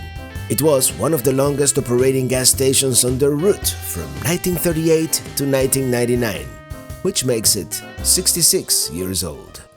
How appropriate. Here we go. This is our first. I think this is our first. This is our first of many probable, vintage gas stations, historic gas stations we're gonna find along the route. And the old 66 Family Restaurant across the street is supposed to be famous too, but there's only so much you can eat, right? In hindsight, this was probably better than the Polka Dot, but anyway, let me show you this gas station here. It's officially called Ambler's Texaco Gas Station, named after its longtime manager Basil Tubby Ambler, built in the cottage style to look more residential and blend better with the rest of the neighborhood. In 2002, it was restored to look as it did when Tubby was in charge. Nowadays, it also doubles as the Dwight Visitor Center. I like the fact that Illinois has kind of standardized all these Route 66 signs, all the same, all recognizable in front of some of the main attractions. Let's see if we can go inside. It seems to be closed, but we'll take a peek through the glass here.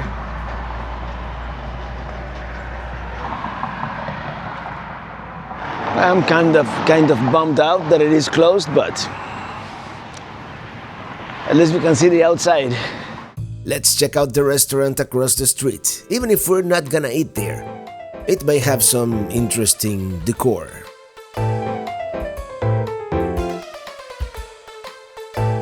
I don't know about the decor, but they do have a mural. I'm going to park back here. Well, this is it, the old 66 family restaurant. Another reason why I wish I had two stomachs, because I would love to eat at all these places, you know what I mean? I mean, we could stop and wait until we're hungry again, but it could take a year to do Route 66, right? Let's just see what it looks like inside. Oh, cool. They're playing pretty loud copyrighted music, so I'm going to mute the sound. But yeah, they've got the Blues Brothers, the Harley, the tin ceilings. Seems legit. I like it. And the food is supposed to be really good. Let me tell you, it smells good in there. That would have probably been a good choice. Here's another section of original pavement on the right. Again, driving right along I-55, which would probably be a smoother ride. But what's the fun in that? For the time being, we're trying to be as purist as possible and embrace the potholes and the slower speed limit of the mother road. This is a village called Odell. Population? About 1,000. Here's the next pin on my map, and I almost missed it. In my defense, it doesn't look like much. I've gotten so used to all these meticulously restored establishments, and this one, well, let's just say it hasn't aged all that well. Luckily with Peli Cruiser, it is a breeze just to put her in reverse and pray there's no one behind. I'm just kidding, I do have a backup camera. Not the greatest, but it works. It was a mobile station, although you can't really tell anymore. Oh, here's another one of those historic gas stations. This one doesn't seem to be restored though. Let's continue. We only have to drive one block to the next point of interest. And this seems to be kind of like the center of town. And as the story goes, back in the 1870s, this used to be a major center for grain collection, an important railroad town. By 1922, the road had been paved, 4 years before Route 66 came through here. Apparently, at some point, traffic got so bad here on Route 66, which used to be this, that they had to build a pedestrian tunnel for people to safely cross the street. By the way, check out this old church here, the St. Paul Catholic Church. Here we go, Dale. I'm just gonna jaywalk here on Route 66 to show you this tunnel. This is it. This is all that remains. You know, the tunnel got covered up, obviously, but let's check out the interpretive sign here. This road was known as the Mother Road or Route 66 until 46. I guess in 46 they realigned it. During this period, traffic was so congested that it became necessary to build an underground passage to safely cross churchgoers and school children. You're now standing where the staircase to the tunnel began. In 1947, with the 4-lane bypass 2 blocks to the west, this became Business Route 66 and the tunnel no longer needed. And it was filled in 1977. History is cool, right? That's that Catholic church. And here we have Peli Cruiser on the Mother Road. Just one more block and we're going to reach our last stop in this town. It is a very small town.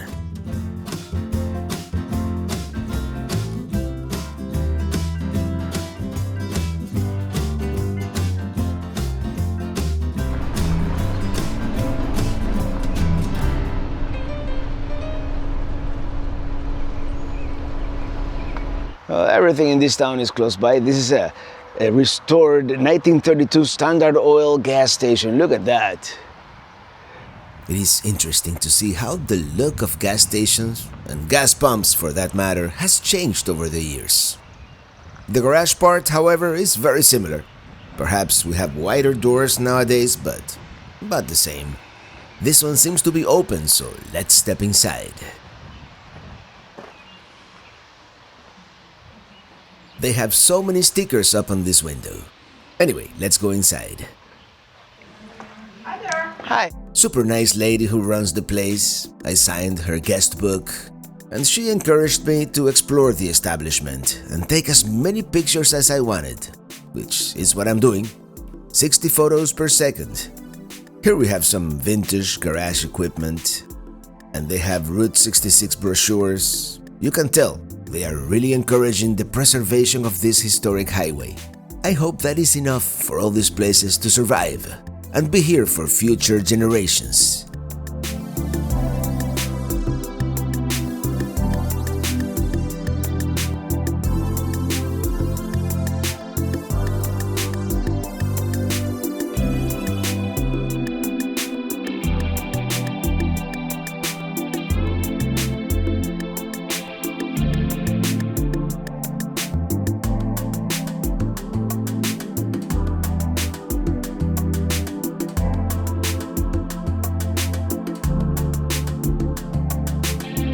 It is a very eclectic collection. Maybe I should have brought my sticker and stick it in here. Which reminds me, I have to print stickers with the Peli Cruiser now. Let's continue. Let's go to the next town here on the Mother Road.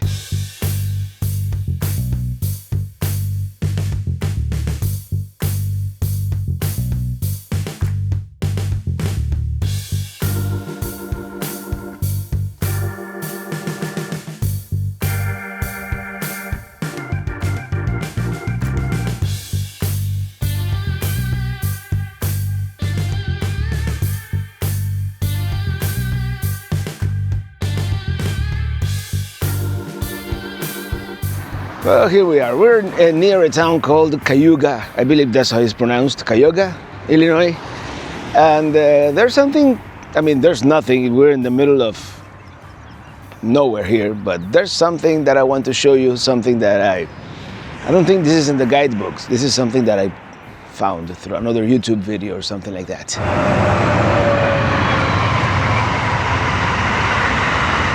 A rare Amtrak sighting here on the side of the road.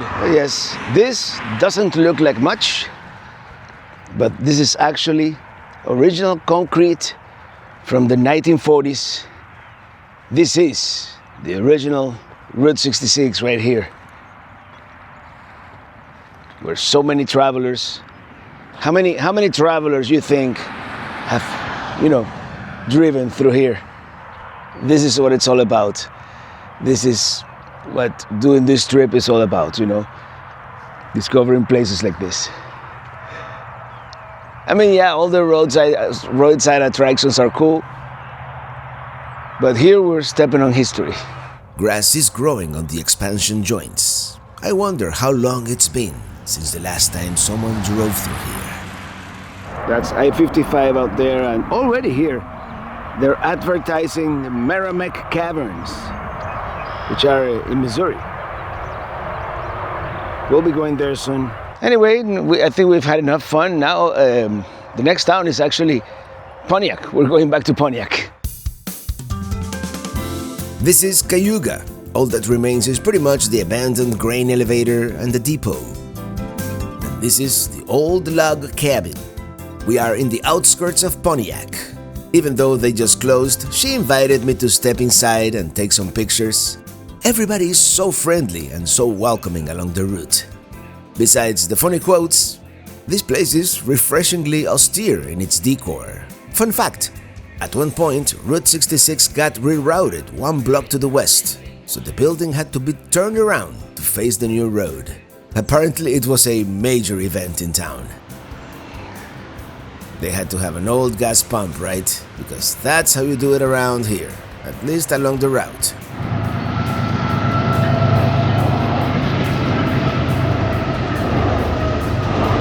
Here's a sign about how they turned the building around. So Yeah, the Route 66 used to go behind the restaurant, and with the new alignment, they actually had to, turn it around and change the entrance to this side. Which, by the way, everybody on the route super nice. I mean, they saw that, they're already closed at this time of the day, but they saw that I wanted to take a picture and whatnot, and she invited me inside to take a few pictures, a video of the inside. And let's see if we can see the original entry here in the back. I don't know if they actually moved the building around or they just created a new entry in the front here.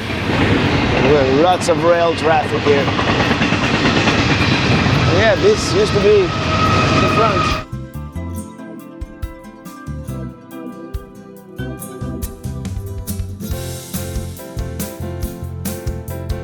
We're arriving in Pontiac. What took us 45 minutes yesterday non-stop on the interstate, it took us 4 hours today, so let's round it up and say that if we follow the route and stop almost everywhere, it'll take us about 4 times what the GPS navigation says it will. Well, deja vu, huh? Yeah, we're back in Pontiac, and last night we slept right there in that spot. We later found out that's a funeral home back there.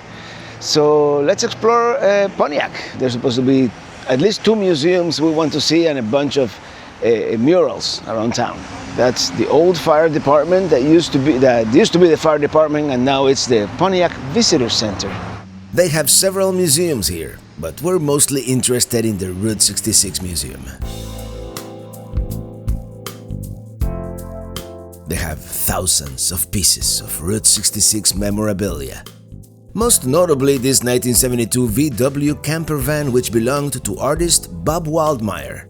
The van itself was the inspiration for the Fillmore character in the movie Cars, and Waldmeier apparently was a character himself. He spent most of the time drawing landscapes and maps of Route 66 and selling them as postcards. His father Ed ran the Cozy Dog Drive-In, inventors of the corn dog. We will be going there as part of this trip.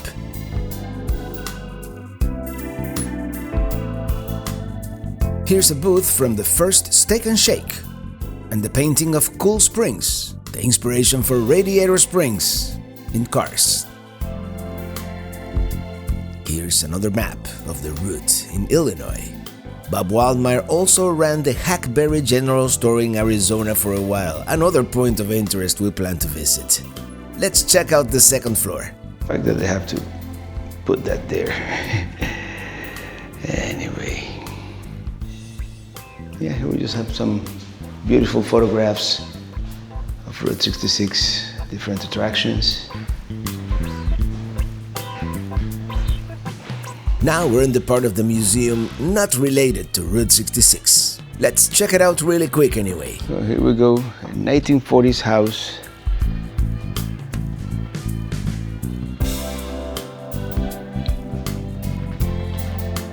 Very well appointed kitchen here. Bedroom. As I was growing up, my grandmother's house was still furnished like that. Cool, rotary telephone.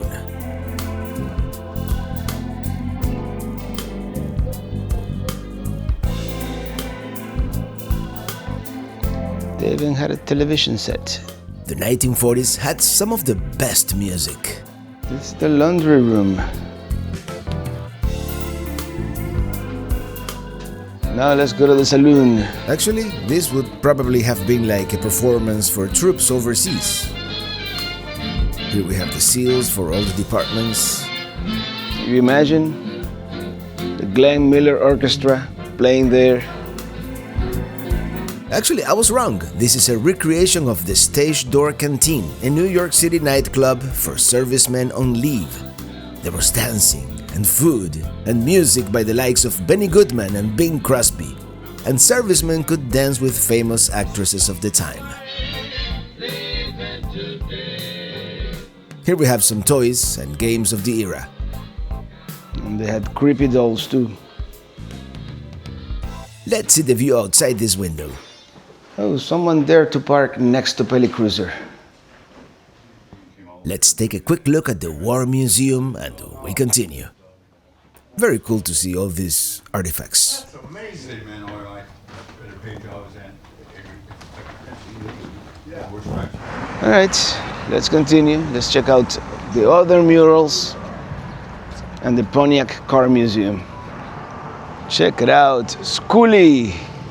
This is Bob Wildmeyer's schoolie. Yeah, he had a schoolie before they were cool. And I believe sometimes they open it up and have tours where you can explore the inside. But I don't think today is one of those days. It is fascinating to see. Let's see if there's anything we can see. No, exit only. I guess they do tours sometimes, but not today. Well, this is it. This is the famous mural that everybody takes a selfie with, including us. All right, let's see. There's a bunch of other murals and the museum. There's a car museum that closes in less than an hour, so we're gonna prioritize that one. Murals all around us. 24 of them. I doubt we're gonna be able to see them all, but we'll see the ones along the way from here to where we're going. That would be the Livingston County Courthouse from 1875. And the museum is coming up here. The Pontiac Oakland Auto Museum. Yeah, I thought this was a real person for a second. As the story goes, Pontiac auto historian Tim Dye thought it would be a great idea to open a Pontiac Auto Museum at the car company's namesake town of Pontiac, Illinois. So he lobbied the city government, and in 2011, that dream became a reality with the opening of this museum.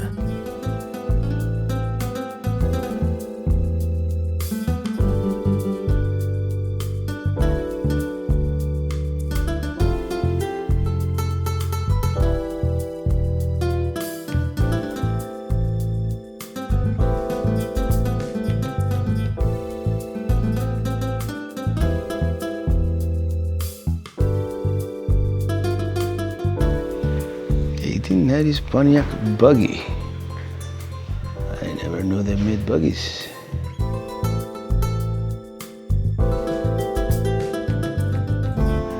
Ooh, a canoe. Oh, let's go camping. 1978 Phoenix hatchback. Now forgotten golden age of the station wagon.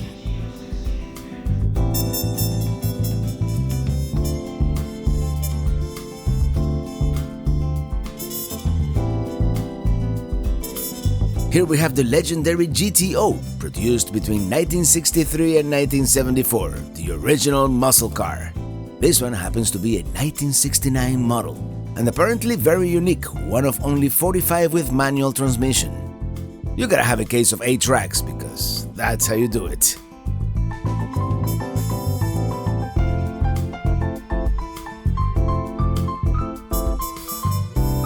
They don't only have cars, they have all kinds of things, including a whole library of technical manuals and whatnot.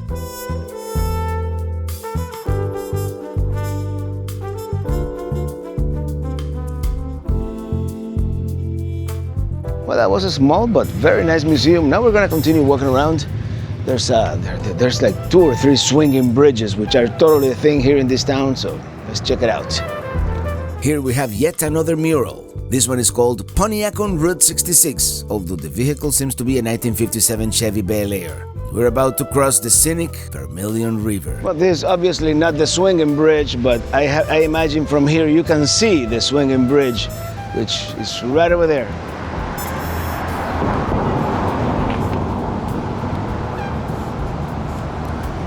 Oh, there we go. Welcome to downtown Pontiac.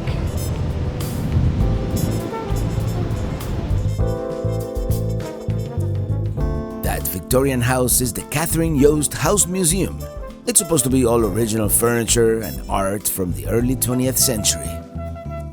It is a beautiful house that we're not gonna visit. We have to pick our battles here, and it is getting late in the day. Instead, we're gonna try and see Pontiac's famous swinging bridges. This is the Humiston Riverside Park. Very nice. Here we have our first swinging bridge, the Humiston Riverside Swinging Pedestrian Bridge, the newest of them all, from 1978. And I guess from here, We're gonna be going back in time when it comes to swinging bridges.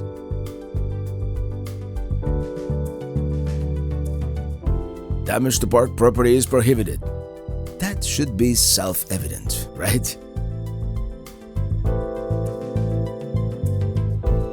Here's a view of the Vermilion River. But they call it the swinging bridge for a reason. Because it does swing a little bit. Maybe a little too much for comfort. It's a beautiful, I mean, it's not a beautiful day, but it's such a quiet, I don't know if you can see the swinging. I like it. It's peaceful here in this town in Pontiac. It's very peaceful. We're gonna be walking on this cobblestone street for about, I don't know, half a mile or so. It is a very nice walk, enjoying the local architecture, so different from Florida, where we're from. 3-car garage. Yeah, winters are not kind to vehicles around here. There it is on the other side of the river. Yeah, we saw that earlier. Old Victorian house. Very pleasant walk. Very quiet around here. All kinds of different houses. Look at all that rust on that Wow. truck. Lots of rust. Yes, it's a disc catcher. I guess they like to play disc golf here. Well, it's a pretty park, beautiful trees. And I can already see the swinging bridge over there. This one is called Yeah, Play cemetery. Park, and back there is the Southside Cemetery. Here's the boat ramp. As I mentioned, very nice, very peaceful. Great change of pace here in Pontiac. Sometimes you gotta do it. Ooh, check it out! A baby goose.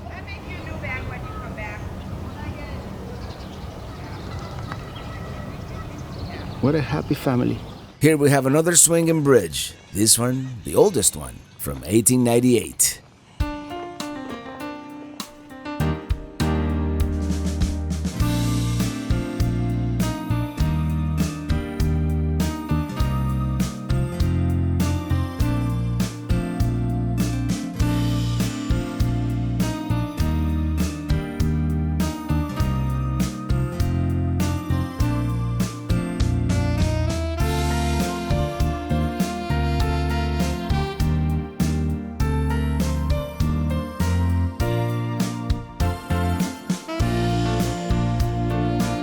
We have yet one more bridge built in 1926. This one links Play Park with Chautauqua Park.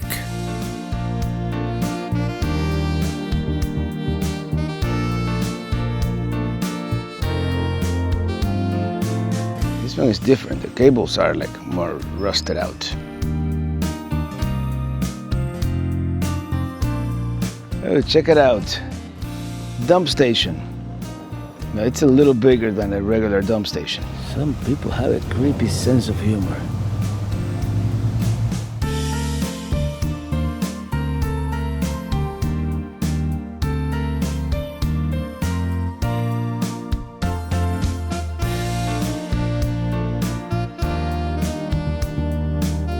Well, what do you know? We stumbled upon the oldest brick house in Pontiac.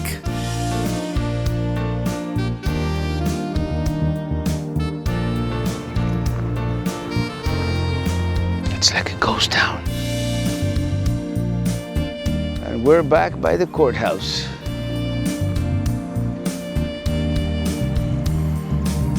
Finally, this is the Wildmeyer Memorial Mural, and as you can see, we've barely made a dent on the route here. It was designed by Bob himself from his sickbed, shortly before he passed in 2009. It was painted by members of the Wildmeyer family and about 500 of his friends. It is an indelible tribute to his legacy.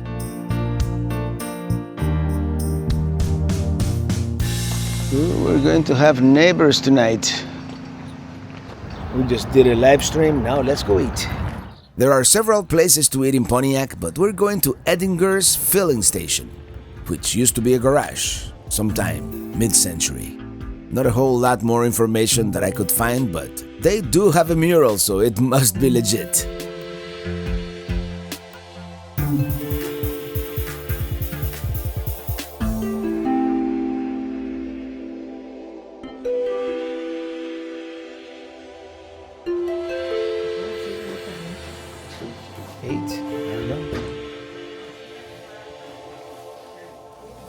We got some egg rolls. Got the fried macaroni. And the Cuban. Doesn't look like a Cuban, but yet another mural. That was a good Cuban sandwich. Well, their version of it, but it was good. And here we have the statue. Abraham Lincoln.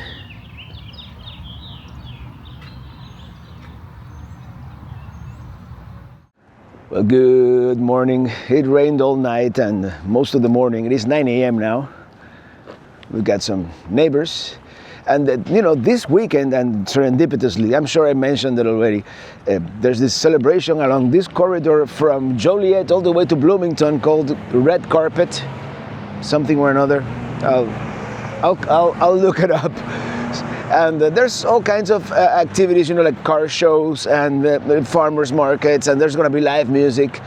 And I don't know how much it rained in their parade here, but let's see what the preparations look like. And then we're going to Bloomington, where I think the big celebration is going to happen. There are murals everywhere, and the celebration is supposed to be like a block away on Madison Street by the courthouse. Yeah, these are the small cars. They are all over town. And they stood up the sign, and it looks like they're still setting up here. Yeah, this is the schedule for today. I don't think we're gonna be able to be here for none of this. Red Carpet Corridor, that's what it's called. Yeah, we're not gonna be here for it. This is the tavern. And the smokehouse is next door. This was one place that they said not to miss, but I guess we missed it. Because it is closed at this time. There's the town's theater. This is where they were having prom last night. And now it's the Swinging Bridges Arts Festival.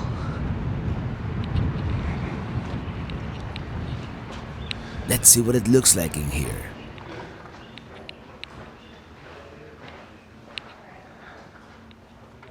It's a very small theater, and yeah, they're setting up their arts and crafts there. They have earrings, jewelry, all kinds of stuff. We need a latte or something hot, because it is 45 degrees and it feels a little colder than that. We're definitely underdressed here. I really wish timing would have worked out better, and the weather for that matter. Yeah, 45 degrees at 9:20 a.m. Yeah, we've decided we're just gonna hit the road instead of, I would love to patronize some of the businesses here, but not really all that hungry yet, at least not for sweet stuff, so let's do it. Let's hit the road, the mother road.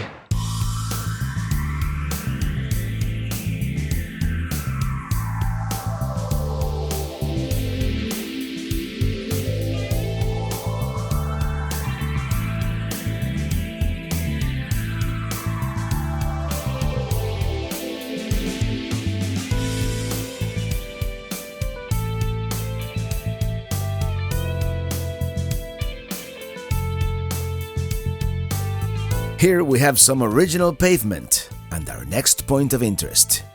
Well, here we are, first stop on the day on the Mother Road, and these are the old police headquarters. Let's see what the interpretive sign says. Here we go, the Motor Pontiac patrolling Route 66, and this may have been the old police station. Let's look it up.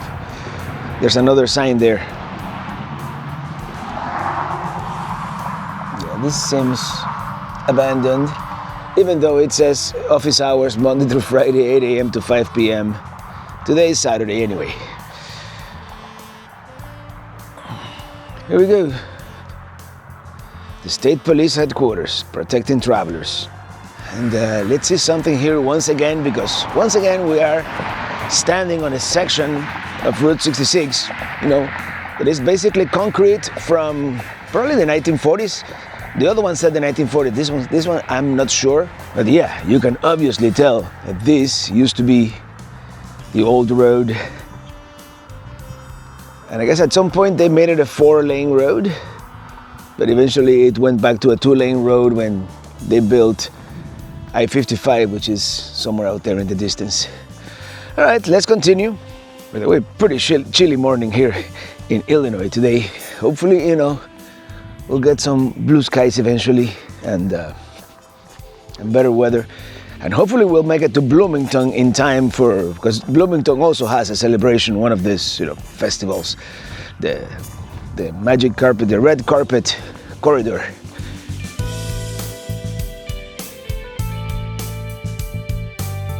The next point of interest is this bridge here on the right.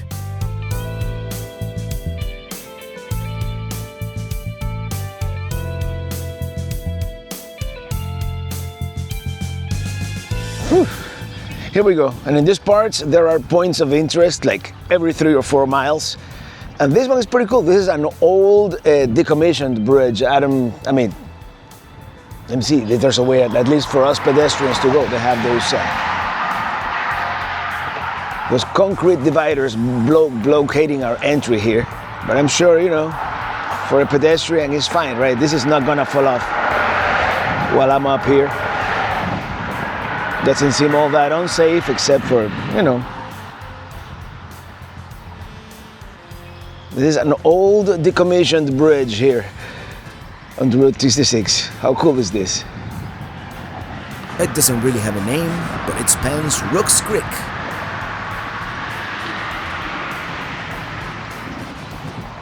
And there's like a spring down there. Here we go. This is the creek.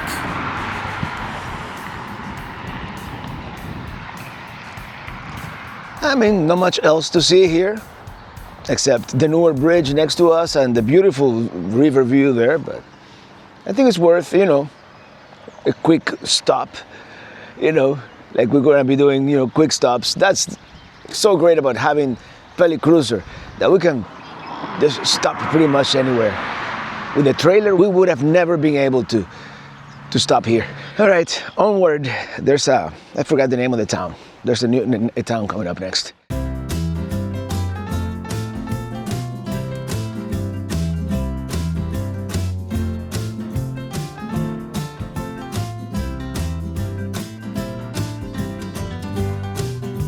Here we are, arriving in Chenoa, and we're just gonna stop here for a few minutes. I'm just gonna park here on the right, taking 3 parking spots. I don't think anybody will mind. The main thing of note here is the Chenoa Historic Pharmacy. Apparently not so historic because it is now your local Country Financial Insurance branch. Which goes to show, none of these things will last forever. Some of them may be preserved, but many others will wither away. How many more of these historical sites will be gone by next year? I have a feeling it is going to be an uphill battle against time. Back on the Mother Road, and here, this section of historic pavement, they have made it into a walking trail of sorts. Maybe you can bike on it too. Pretty cool. We're once again paralleling the interstate. Or is the interstate paralleling us instead? I mean, this was here first, right? We're now arriving in Lexington, and here we have something very cool. They have preserved and repurposed about a mile of the original pavement. They call it Memory Lane. Let's see what this is all about. I believe this is usually just a walking path, but since we're here during the red carpet event, we get to drive it as well. They have all the nostalgic signs.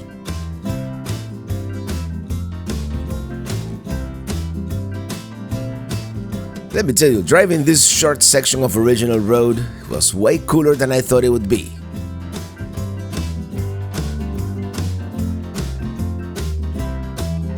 Let's take a break here at Uncle Vate's on 66, which the building itself is very historic. It used to be a service station back in the day. We're not necessarily hungry right now, but we need to stop, look at the map, get our bearings here. And they have a bike on a stick.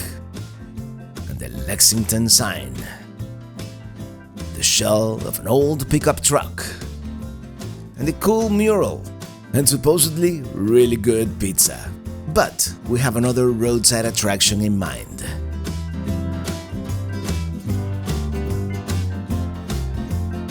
Well, here we have a couple of roadside attractions. Check this out. When was the last time you saw a public phone? And not any phone. It's a rotary phone. Well, it is a fake rotary phone, but... Oh, hello, operator? Yes? Long distance? To Miami? Yeah. Thank you. Check out the instructions. Remove headset. Wait for dial tone. Wait for party to answer. Drop in coin. All right, there's something else down here that I want to see. A historical marker for Route 66. Construction began in 1926. Here's a Lexington sign, and here we have this elephant made out of car parts. This is called, according to Google, the crazy presidential elephant. It was built by Lexington artist Casey Wells, and he hauled it around the country in 2020 for his riding presidential bid.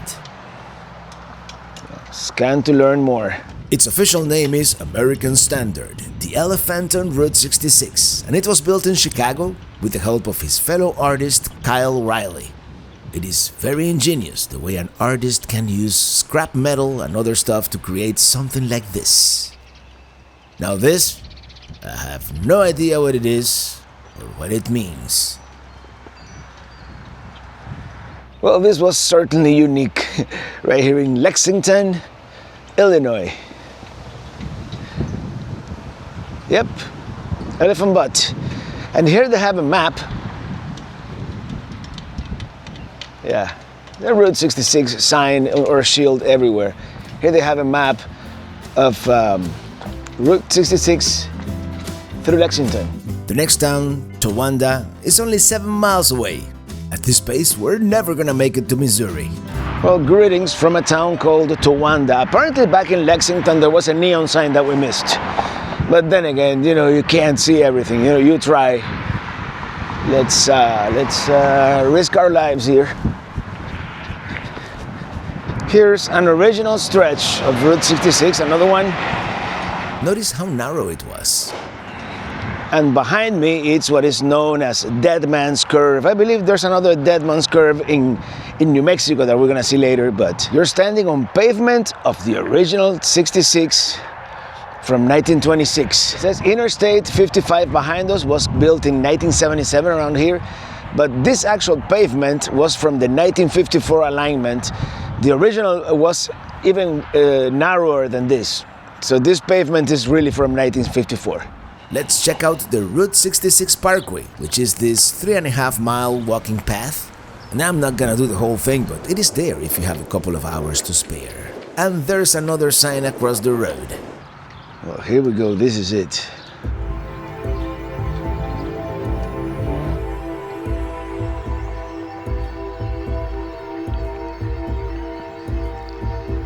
Well, here we have a map of Route 66. We departed from a little lower than that, Miami, Florida. We drove all the way to Chicago. And we're still like around here-ish. We have a long way to go. Let's check it out. Well, here we have all the signs to all the different points of interest, like standing on a corner in Winslow, Arizona. We'll be there in about a month at the rate we're going.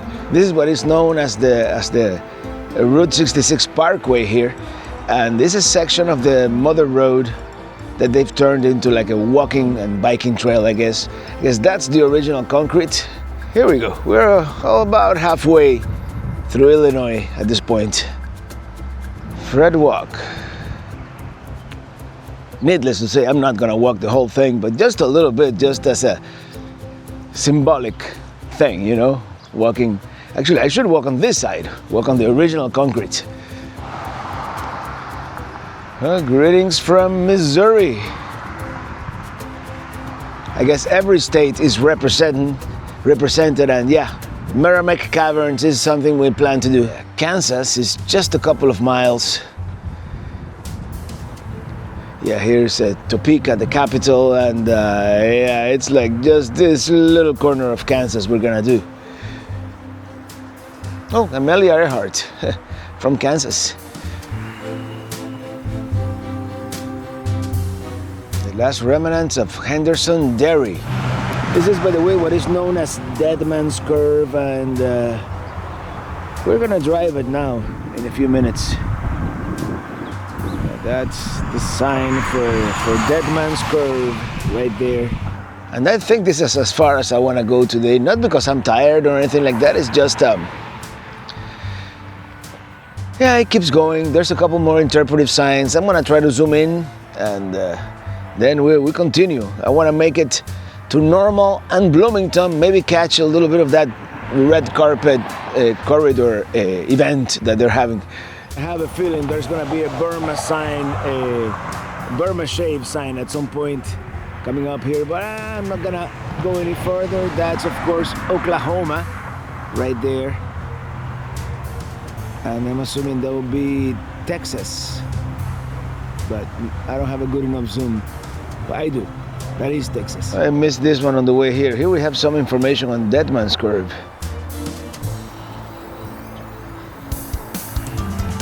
We're now gonna take on the infamous Dead Man's Curve. And I can already see someone was going too fast. It doesn't seem to be that dangerous, but imagine a Model T spinning in the middle of the night, distracted by all these Burma Shave signs.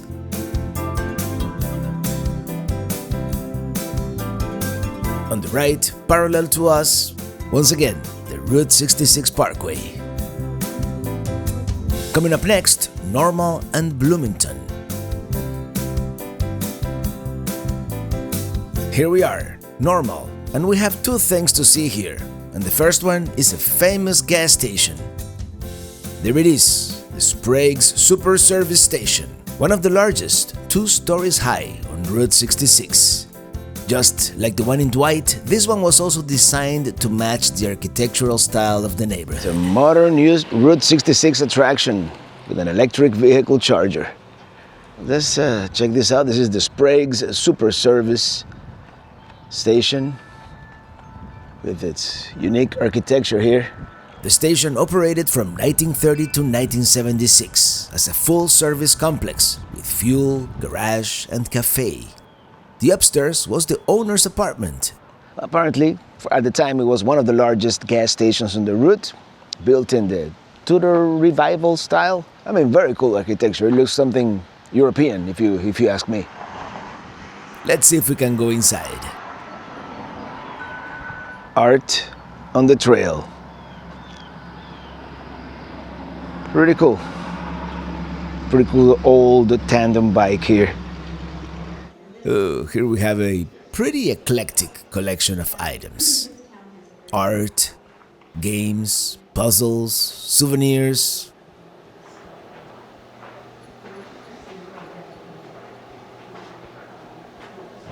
Here we've got the Route 66 interpretive sign.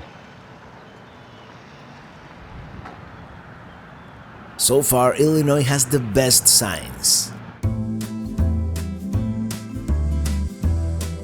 Yeah, according to the sign, this is the only 2-story Tudor Revival service station on Route 66. Now we continue on the Mother Road towards Bloomington. But first, we have one more thing to see here in Normal. Even though Joliet is larger by population, Normal has the feel of a larger city with these taller buildings. This is the Normal Theater from 1937. It was the first theater in the region wired for talkies, debuting with a musical with Bing Crosby and Martha Raye.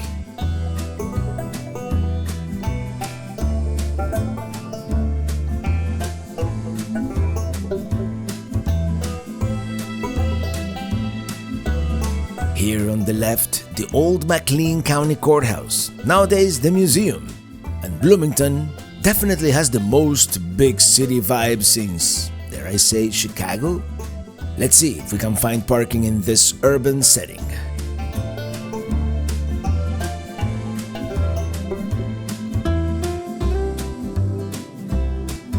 Talking about parking, I think we found it. Well, here we are. We were able to park on the street.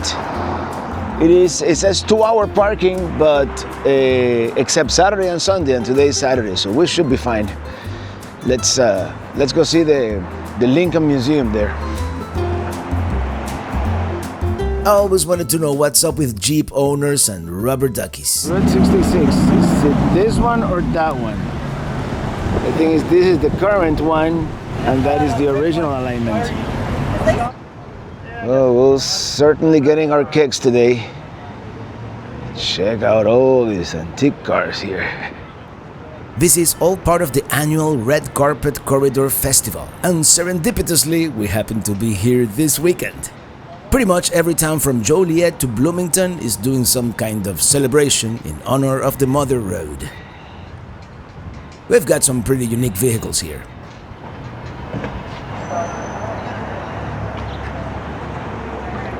Yep. Okay, but 2 to 5 today? Yeah. All right, thanks. This is the main thing we came to see, the Museum of History, which happens to have a Route 66 section. Well, here we've got a friendly Lincoln statue. And Route 66. Let's check it out.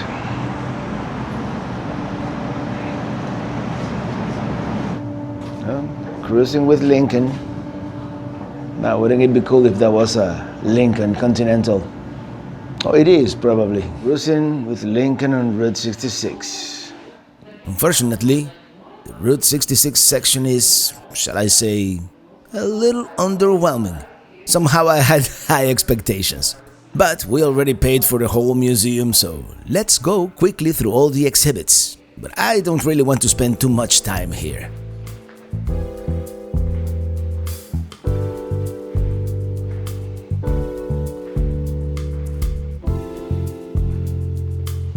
Here's some furniture from Judge David Davis's office, who would eventually be nominated by Abraham Lincoln to the Supreme Court.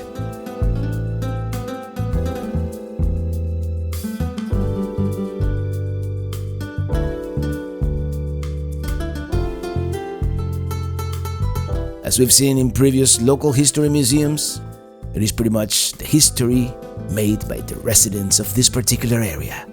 Some of it unknown to most of us who are not from here. It is very well made. It is a history that rhymes with other histories, yet sparkled with the local peculiarities and idiosyncrasies. This was the courthouse. If you got busted on Route 66, this is where they would book you.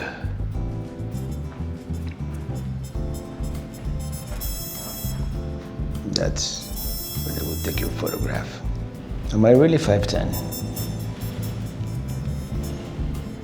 Yep.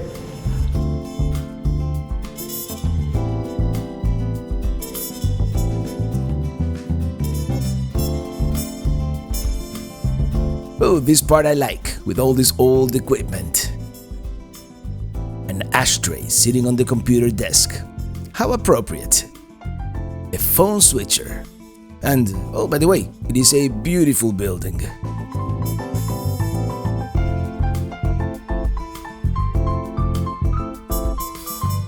Here we have the old circuit courtroom.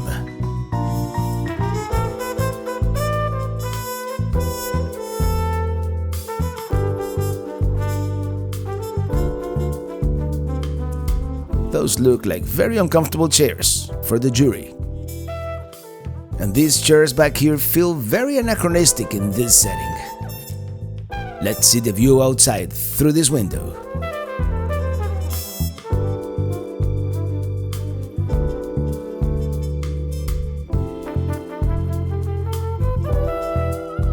Beer nuts, where have I seen that before? Anyway, let's continue. Hey man, how you doing? Lincoln, brother. It seems we're gonna have live street music here soon. Probably because of that Red Carpet Corridor Festival. And here we have another mural. And the hot rod.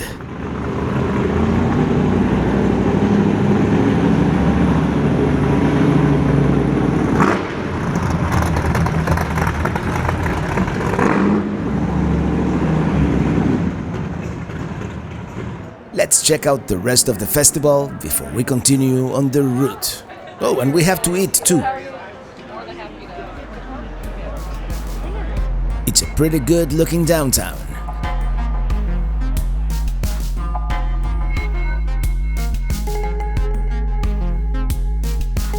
We're going to eat at Luca, Italian-American food, established in 1936, just one block of the 1926 to 1940 alignment. It comes highly recommended. It was completely packed, so we decided to eat at the bar. A glass of Chianti, and this place definitely has that old vibe. We got some spinach dip here. Look at that. Yeah, that was a good pizza. Good choice. Look at this.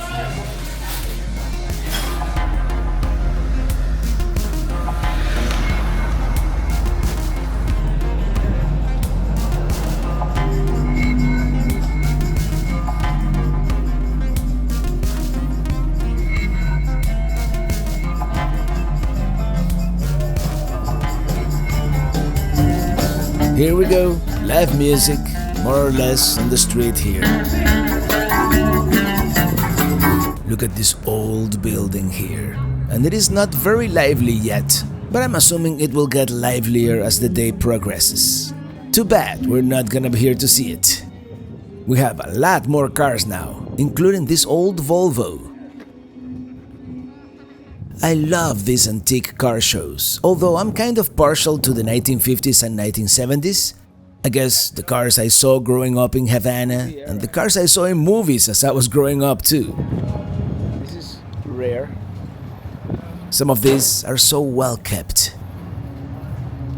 Well, anyway, Bloomington was pretty fun. I mean, I always enjoy a good car show, and that Luca Italian place, the pizza, was not half bad.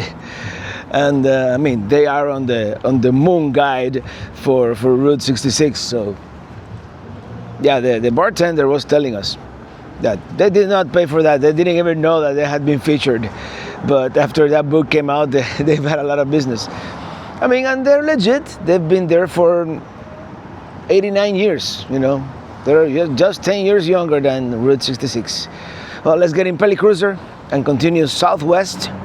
There's a maple farm. There's still a lot to see on the Mother Road today. But before all that, I need my espresso.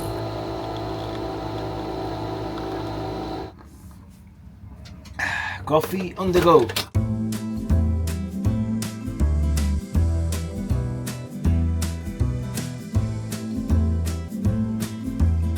Another place that apparently is not to be missed here is the Beer Nuts store, founded here in Bloomington. But having a full stomach, we totally forgot about it. And what we're gonna try and do is see if we can see David Davis's mansion, although I think it may be too late for that. Maybe we can at least see it from the outside. Oh man, we arrived like a minute too late. Anyway, that's all we can see. Onward we go.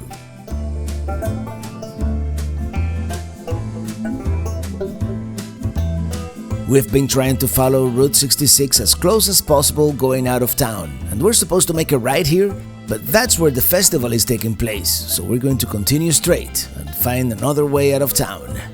Here we are once again paralleling I-55. Our next destination?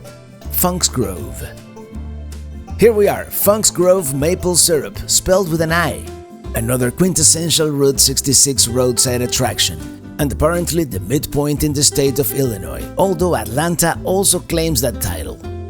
Isaac Funk, friend and supporter of Abraham Lincoln, bought this land in 1824, and by 1891, his grandson Arthur opened the first commercial maple syrup farm here.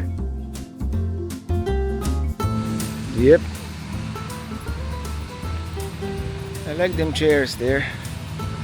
Funk's Grove. Let's go inside. Let's get some maple syrup. Funk's Grove on Route 66. So much to choose from. The sap is looks and tastes like water when it comes out of the tree. It just has about 2 to 3% sugar in the sap, and then to turn that sap into syrup, we just have to boil it, and that's what this does, is boil. So we had to do it. We bought some maple syrup, some bourbon flavored maple syrup. So yeah, we got some ice cream and some maple syrup, and we're gonna put the maple syrup in the ice cream as she recommended, and got some ice cream and some bourbon maple syrup. You saw the barrel there, so oops. I don't think I'm gonna have the whole thing, just a little bit, just to have a taste.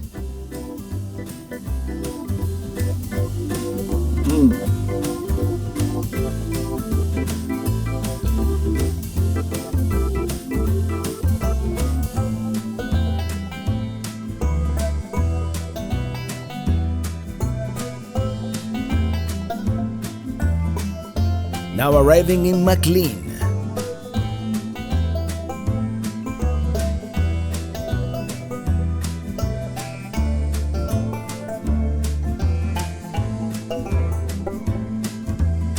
Almost.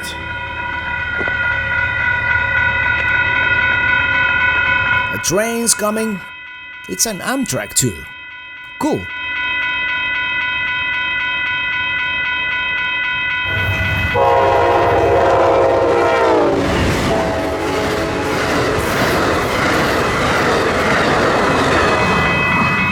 Trains are cool. Oh, by the way, nice mural here in McLean.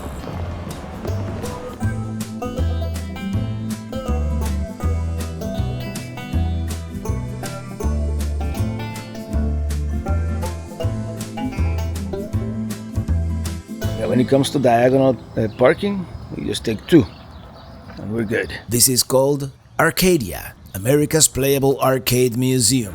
And they have 25 of these restored pinball machines. Too bad I was never much of a pinball guy.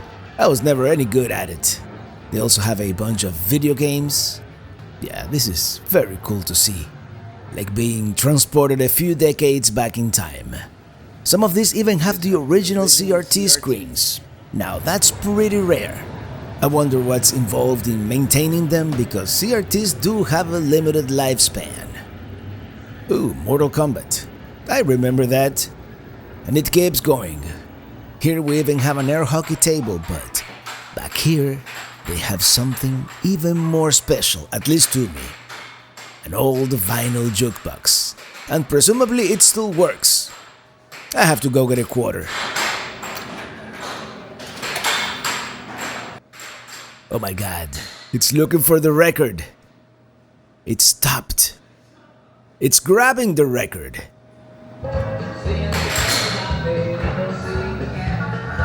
I mean, it didn't really start at the beginning, and there's a little bit of wow and flutter, but the fact that it works at all, it's remarkable.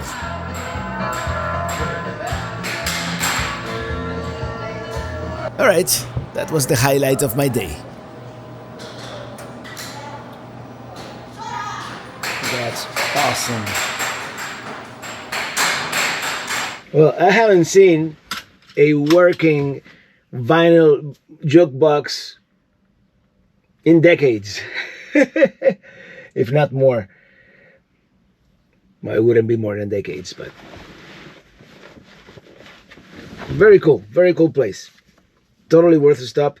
We're gonna stop by the restaurant. It's supposed to be not to be missed, the Dixie Family Restaurant, but we're obviously not hungry. And then we have a boondocking spot. A very cool boondocking Head south spot. on South Hamilton Street toward Franklin Street, then turn left onto Park Street.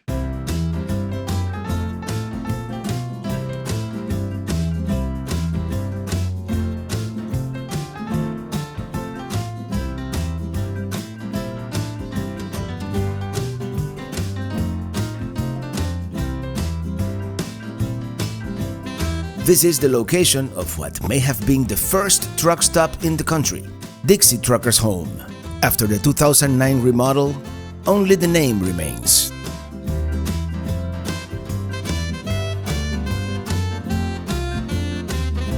We came across the street to the McLean Depot. It was here that the nice gentleman at the visitor center offered to fill up our freshwater tank when I asked him, where I might be able to find water. The hospitality on the Mother Road cannot be overstated. The next town is our last destination today, Atlanta, Illinois, population 1649. And we're going to stay at a very special harvest host. It is right here, at this dead end, on historic Route 66 pavement. But before we get set for the night, we're going to explore the town a little bit, see what it looks like. There's supposed to be a giant or two waiting for us. Here we have a giant policeman, Muffler Man. It is the American Giants Museum, which is unfortunately closed today. I'm gonna park here for a few minutes and walk around a little. There it is, located in what seems to be an old Texaco gas station on the 1926 alignment of Route 66, but no, it seems to be a new construction made to look like an old gas station. I see more concrete pads here, so apparently they plan on having more of these giants in the future. They've done a great job having these two antique gas pumps here in the front. This would have been such a good museum to visit, but these things are so hard to time and sometimes they will be closed. Sometimes we may backtrack or wait an extra day, but in this case, I'm afraid we're going to miss this one. Let's just take a peek inside. Let me know if you've been here and if it is worth it, because I'm already thinking of coming back next year for the centennial and just do the highlights we missed. It is really hard to convey the sense of scale here, but let's just say that I pretty much, my height is this guy's knee, maybe. And yeah, unfortunately the museum is closed and it won't be open until tomorrow, like around 1 p.m. so we're not gonna be able to see it. Now let's check out this other very famous Muffler Man here, which, by the way, we're technically not parking, we're just standing here for a few minutes. And here it is, the Bunyan Giant. This one used to be at the Bunyan hot dog stand in Cicero. I'm just gonna move the RV a few feet farther down the street in order to see the clock tower. The clock is located next to the 1908 library and it currently has no hands, but according to what I read up until recently, it was wound by hand every day. And here we have the official Route 66 mechanic. Let's check out the historic 1903 grain elevator, which was in use until 1975. There's a museum inside, but I bet you it is closed. This is the engine house number 5. And this is that famous grain elevator. Last but not least, let's go see the water tower. The red brick building on the corner is the Atlanta Museum, and the one next to it is the Downey Building, the first brick building in Atlanta. Before that, they were all wood. There it is, the Smiling Tower of Atlanta. It's totally a thing. There's once again that famous grain elevator. Let's go back to our spot for the night.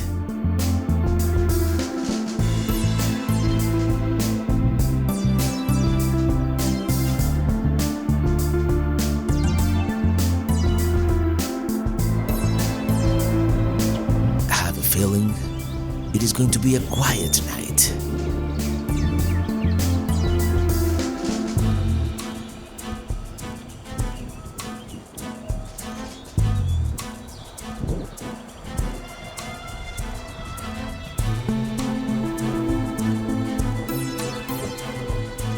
Never mind what I said, we're right next to a railroad track.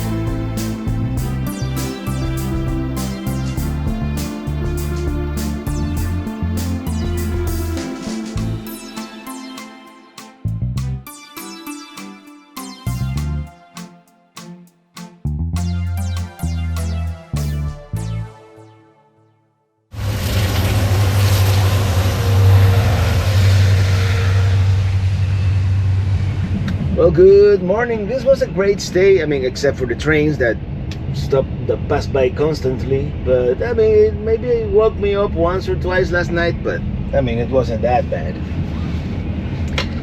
We're gonna see a couple more things here in Atlanta. Unfortunately, the museum doesn't open until 1. And unfortunately, the museums in the next town, Lincoln, they don't open until Tuesday. Today's Sunday. But we're kind of museumed out at this point, so I'm not that upset about that. Let's go into town, take a couple of pictures with the giants. And there's one more giant that we need to see, and the road beckons. We continue on Route 66.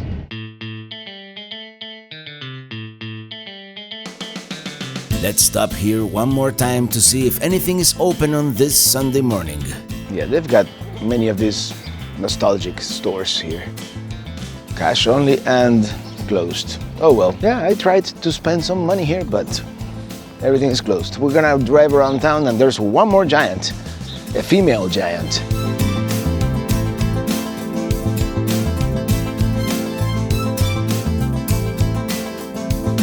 And with that, we leave Atlanta behind. On to the next town.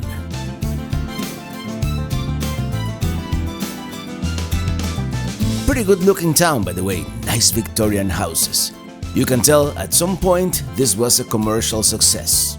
And maybe it still is.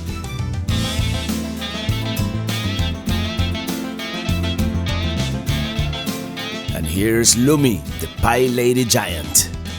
Here we are, Country Air Restaurant in Atlanta. And here we have another giant. There she is. These giant ladies are called Uniroyal Gulls, and there are many of them around the country as well. Very cool. This one is called Lumi, the Pie Lady. Very cool. Atlanta gets extra points for embracing all these giants. Most of these Muffler Men and Uniroyal Gulls were built by International Fiberglass in Venice, California. And I can guarantee you, these are not the last we'll see on the route. Route 66, not necessarily the smoothest road around here.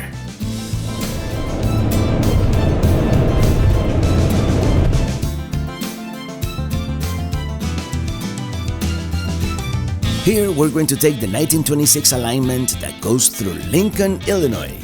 Our time here will be brief because all the museums are closed on this Sunday. Timing, or lack thereof, is everything.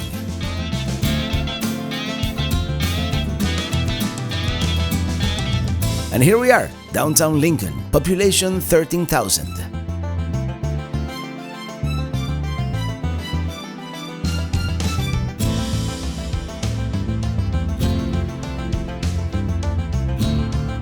We're going to park at the Amtrak station, which is right next to the Tourism Bureau, which is right behind the only thing of note we're gonna be able to see here. Overnight parking lot. That's good information to have here. Well, greetings from Lincoln, Illinois. We are in Lincoln, in the land of Lincoln. And this is, of course, the Amtrak station. And Illinois is one of the states, I mean, aside from the Northeast, Illinois is one of the states where I've seen the most passenger trains in the United States, believe it or not.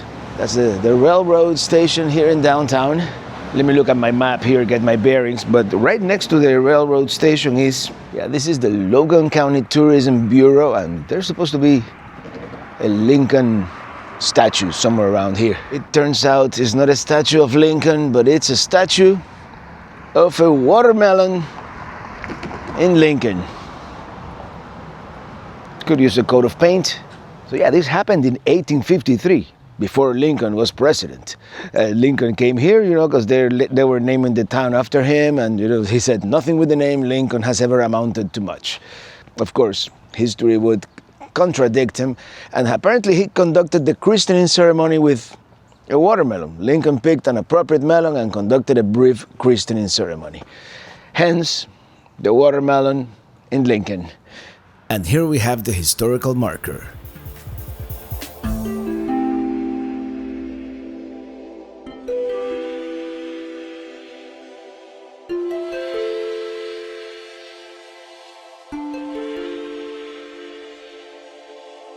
which, by the way, it is Sunday morning, and it is like a ghost town here.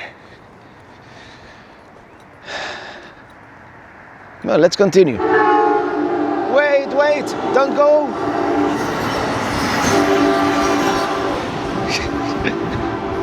It didn't even bother to stop. Oh, I missed the train.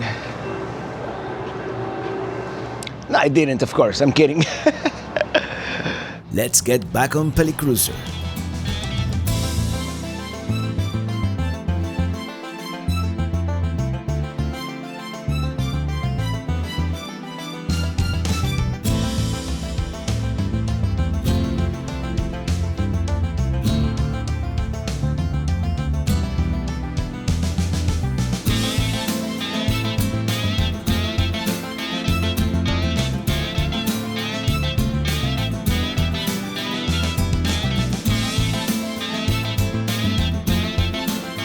Here's our next stop.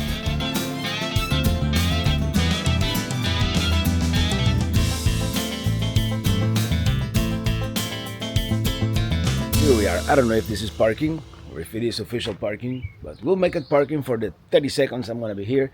This is the Windmill Museum, which opens only Tuesday through Saturday. Today happens to be Sunday, so it is closed. Here we have the deets. The mill opened in 1929 on the original alignment of Route 66.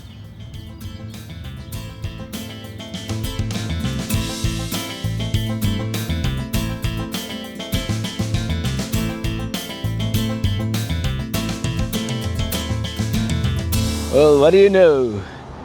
It is the world's largest covered wagon. Although it is not covered right now, which is odd. Here we go. You may pause for some more information. And there it is. Apparently, the rail splitter got damaged in a storm recently, and they haven't really finished repairing it yet. There he is, Abe himself. And that's all we're gonna do here in Lincoln, Illinois. We're gonna make it to Springfield today, actually.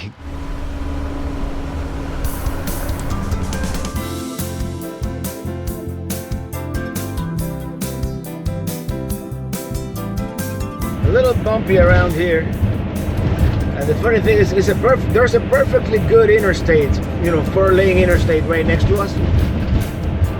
But we want to do the mother road, right? Route 66.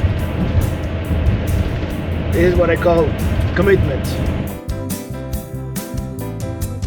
Well, this is Elkhart, population 450. Let's see if there's anything to see here. Except this huge grain elevator here. It's the second Elkhart of our trip.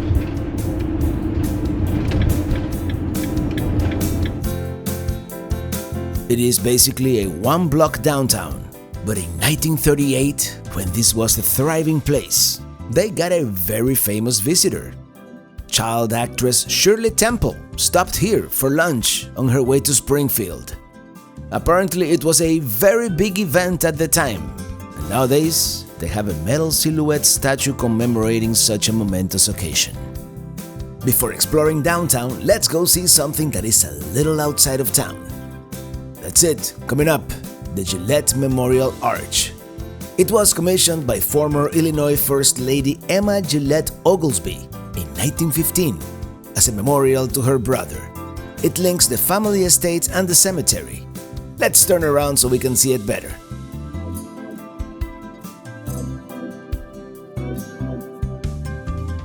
There it is, and they've been trying to tear it down for ages in order to widen the road, but there it remains.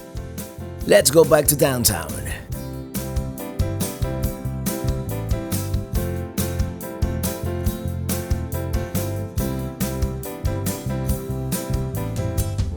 Well, here's the Welcome Center.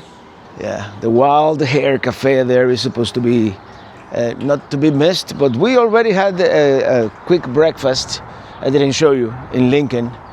Let's check out these two murals and we continue. Yep, Elkhart Station on the Mother Road. Very quiet morning here in Elkhart. That's it. Let's check out the other mural. There it is, the famous Elkhart mural. I'm no art critic, but I don't know. Now let's check out the cafe. So yeah, this is Elkhart Station right here. It is nowadays a nostalgic general store specializing in Illinois products. Let's check out the Wild Hair Cafe. And they are open. Wow, this place is pretty wild, with all these murals painted on the walls. It's really cool. It's like we've stepped into the looking glass, or fallen down a very deep rabbit hole, or a wild hair hole in this case. It definitely would have been interesting having lunch here, and I've heard the food is really good too. Definitely very interesting decor.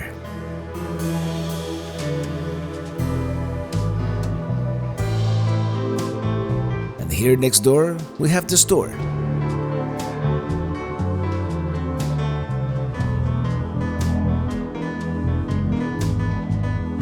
Eclectic doesn't begin to describe this place.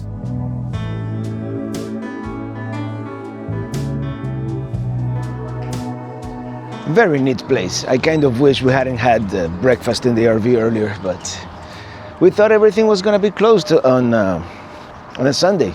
This was not like part of the plan. We just stumbled upon Elkhart here. Let's continue.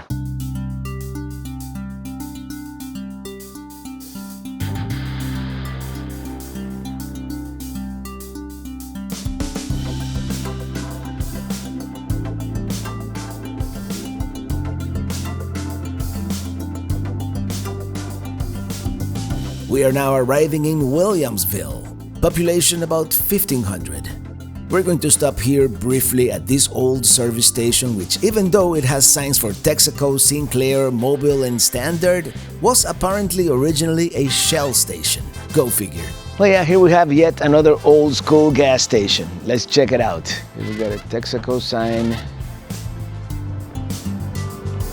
Old Coca-Cola machine, and then Sinclair. So is it Texaco or Sinclair? Or is it Mobile Gas? I guess they just got all the signs they could find, right? This is really cool. I love seeing these. And these are not as antique as other ones we've seen, but these are pretty old, probably from the 50s, I don't know.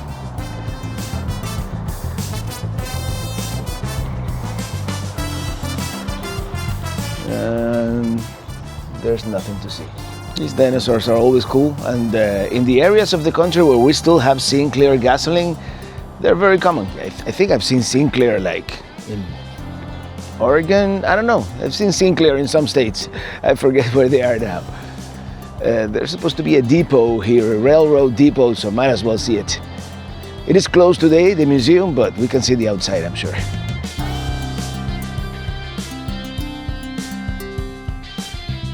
Oh yeah, this is the depot. We have some boxcars here, which are apparently a museum. Or part of the museum, rather. Let's see the interpretive sign.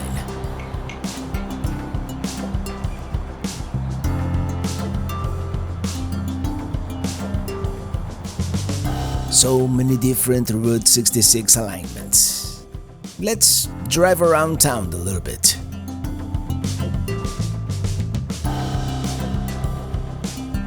Next up, we're going to fill up propane and dump station because we're going to be spending 2 nights in Springfield, dry camping at a Harvest Host. Let's stop at the local Love's Travel stop so we can kill those 2 birds with 1 stone.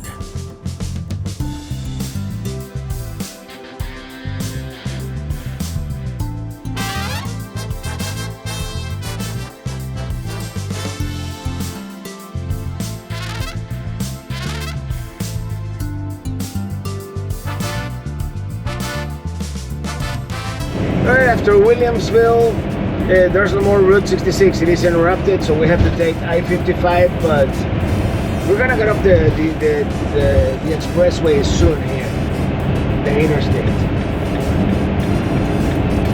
I mean, we're so close to Springfield now.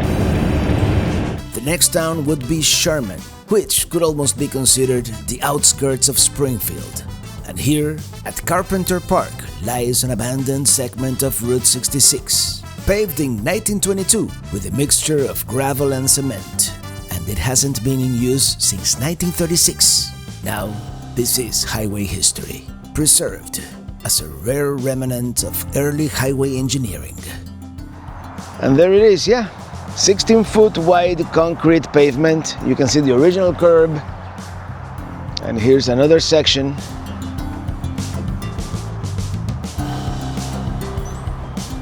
But they have a beautiful park here.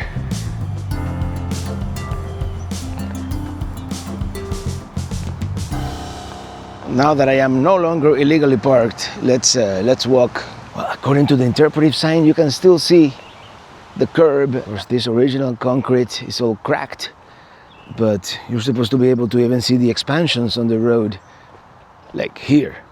This must have been one of those expansions, you know, one of those where when you go a certain speed, it goes ta-ta, ta-ta. Check it out, yeah, the original curb. At the time, this would have been a standard, you know, 2-lane road. Yeah, look at the original expansion right there on the concrete. Am I overdoing it on this Route 66 trip? Do you want to see more or less detail? Let me know, because this is only the first episode. Well, I don't know exactly how I'm going to divide this. I'm assuming Illinois is going to be one long episode. We'll see. That was extremely optimistic. Illinois is going to end up being 4 hour-long episodes, which I might compile into a very long movie eventually. Now for real, I think this is as far as I want to go. The first thing we encounter as we arrive in Springfield? What a surprise! It's a vintage gas station. Nowadays a museum created by Bill Shea after his gas station closed in 1982. Well, here we are. Let's pretend we're gonna refuel here at this old gas station, right? Well, unfortunately, it is closed, so all we can do is take a peek inside and continue on the route. Look at the water hose there, and I guess this was for oil. All kinds of memorabilia collected by Shea, who ran the museum until 2013 when he passed at the age of 91. His original gas station has been moved nearby, and maybe we can see it later. Let's check out the interpretive sign. You may pause for more info. Here's an old 1960s Impala, and here we are parked. We're just gonna pretend we're gonna put gas and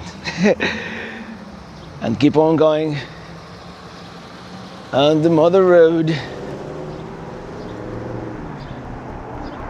Now let's go to our harvest host.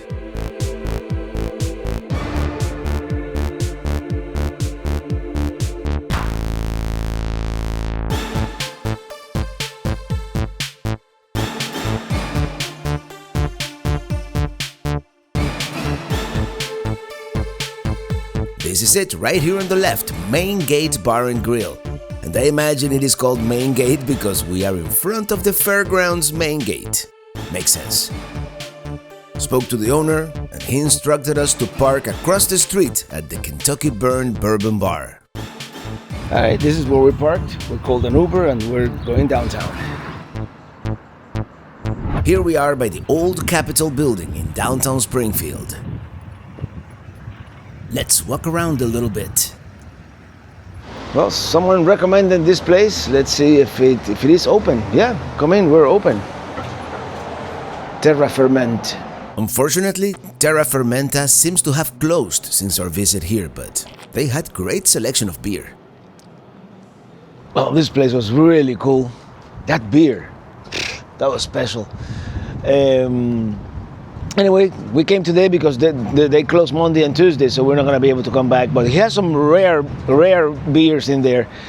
Now we're going to go get something to eat. And today, we're probably going to see everything from the outside, and then tomorrow we'll go into places. Well, here's the old Capitol. And everything is about Lincoln here in Springfield, right? For example, here we have Abraham Lincoln as a young lad. This is the old Capitol building, and it was here where Obama launched his presidential campaign back in '07. We will come back tomorrow and go inside. Yeah, downtown Springfield, not very lively on a Sunday, but I mean, it feels safe. And we're gonna go to it's a microbrewery. We've been told not to miss a local delicacy called the horseshoe sandwich, but I don't know, maybe not today. There it is, the Capitol building. Yes, that is the current Capitol building.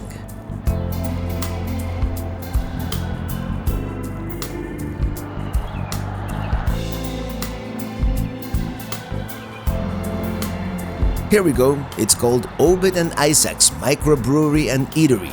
Well, there's no one out here, but it's kind of chilly today, so let's go inside. Eat well and drink better beer. The same guy that delivers to the horseshoe, you talk to him to dry out the... Illy is having the Jaeger Schnitzel, and I'm just gonna have a burger. Oh, that was really good. Now let's go check out Lincoln's house. It's like right here. Yeah, no, that's not it. The visitor center is already closed, so let's just see the house from the outside, and tomorrow we'll do a guided tour. From 1844 to 1861, before he went to the White House. This would have been the only home Lincoln ever owned. The rest of the neighborhood, like the home, has been preserved like a time capsule, as it would have looked in 1860. As I said, we'll see more of this tomorrow. Check it out, Route 66. The original alignment.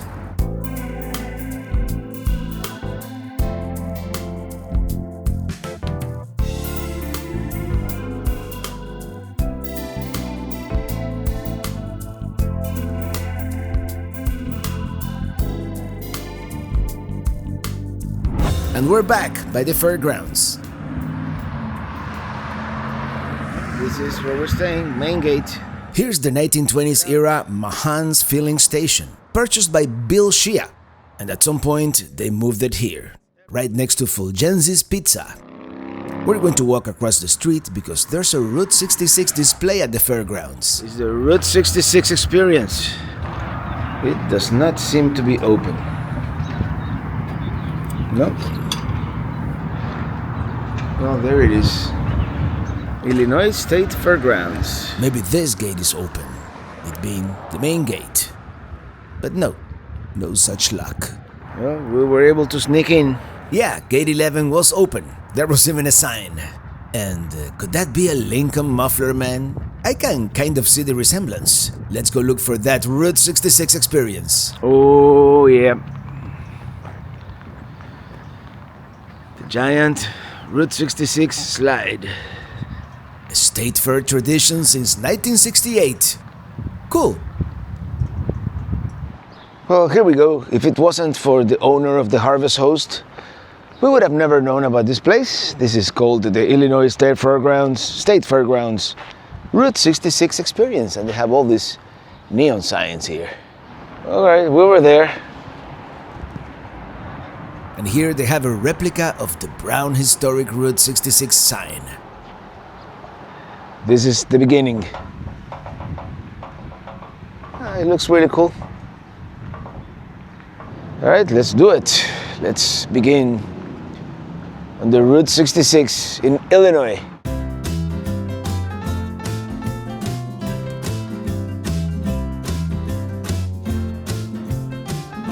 The experience highlights the 952 communities in Illinois. I believe we've been to most of those by now. The neon signs and billboards are reproductions of actual signs that once illuminated the Mother Road. I guess each one of these represents a segment of the road. I see some familiar faces.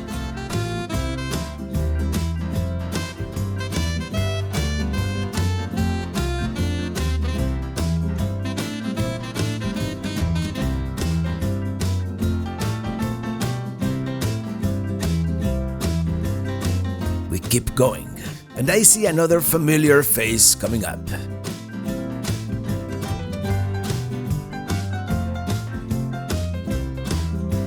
Very cool the way they have recreated the experience with neon signs and the Burma Shave advertising.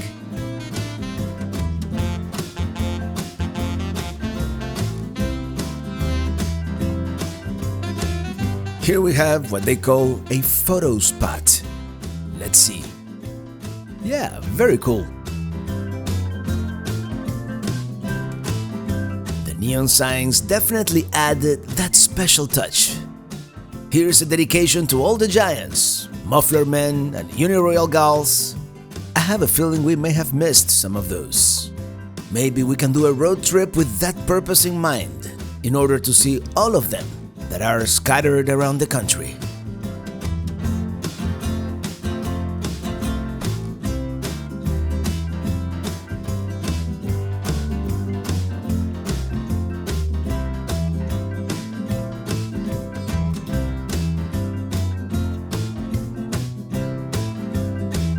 I think we've made it to our present location, Springfield. Here we have a map with all the different alignments through town. A part of me wants to believe these are all originals, but probably not. This represents the Chain of Rocks Bridge, which spans the Mississippi, and in a couple of days it is going to take us into Missouri.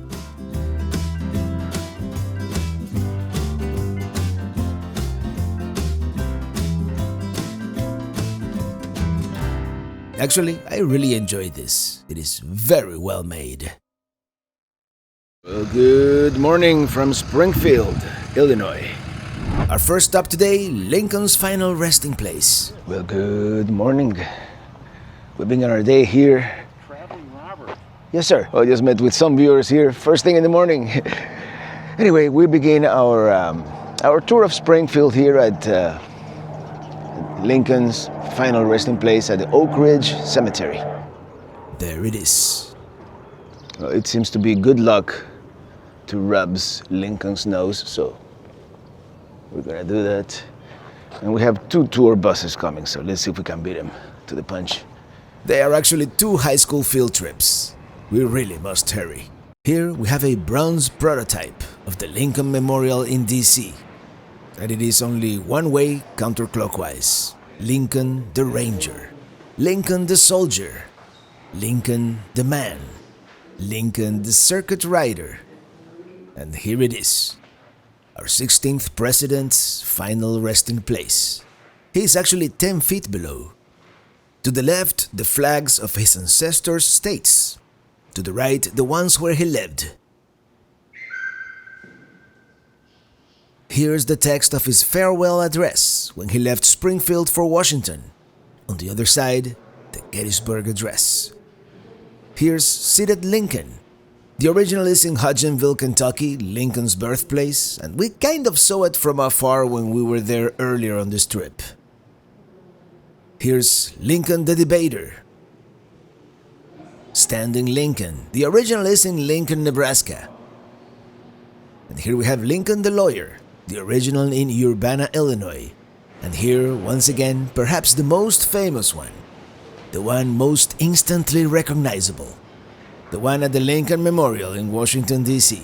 Oh yeah, I was here before, back in 2020, but I mean, it's something you have to do if you come to Springfield and, learn a little about the history and the man himself and where he is, laid to rest.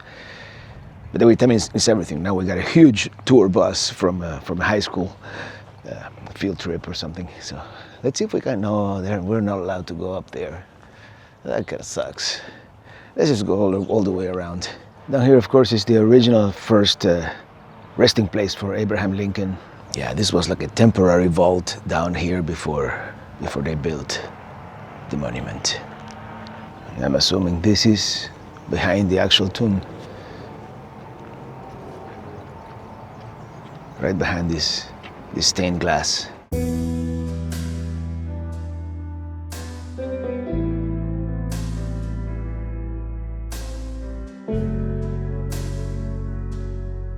There's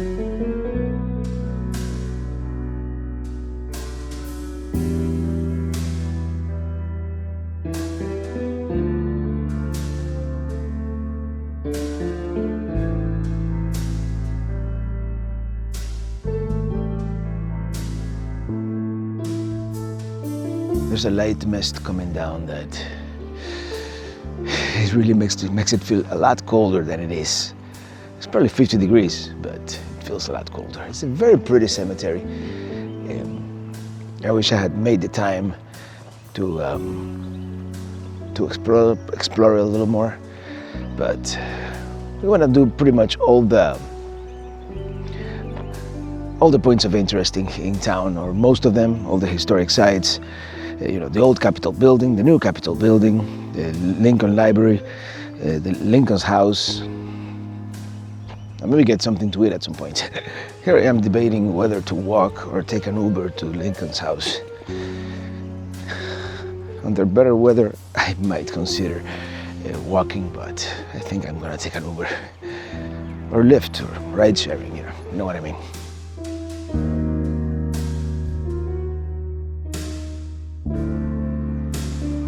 Custodian residence.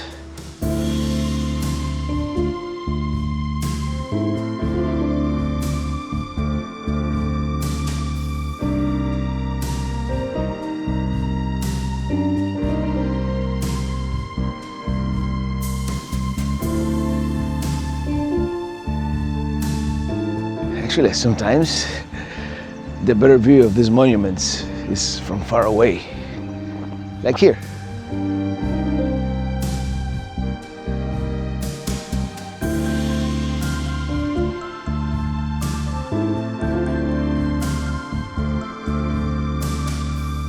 I'm gonna walk to the entrance and request my ride.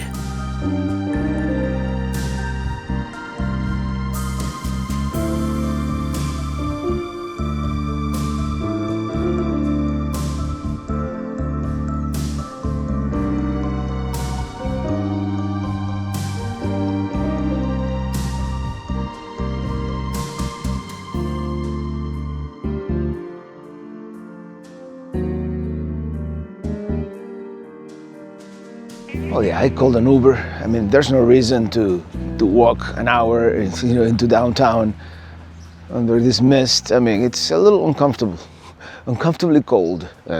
Florida man talking about cold. What can you do? I came downtown and got tickets for 3 p.m. for Lincoln's house. By the way, I'm solo right now. Ili is in the RV. I'm gonna do a couple of things here by myself, and then I'm gonna go get her, and we're gonna do the rest.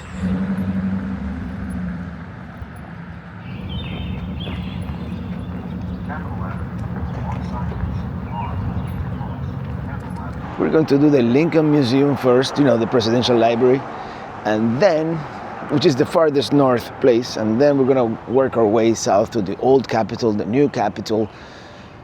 There's a lot to see in this town. I promise you, by the time we're done, it is going to be Lincoln overload. And as you may have noticed, it is not a lively downtown. In fact, it is eerily deserted. No, this is supposed to be a really good restaurant. I have it on my list of places. It's supposed to be fancy though. So we'll see, we may or may not coming here. Yeah, it's only dinner. There's once again the old Capitol building. We're probably going to visit later this afternoon. Here it is, the Lincoln Presidential Library, and across the street, the museum. I've heard this is a really good museum, so I'm really looking forward to seeing it. Expectations are high. Here's the floor plan and the Lincoln family in front of the White House, but yeah, we're going to start at the beginning. What do you know, this looks just like the cabin we saw in Kentucky.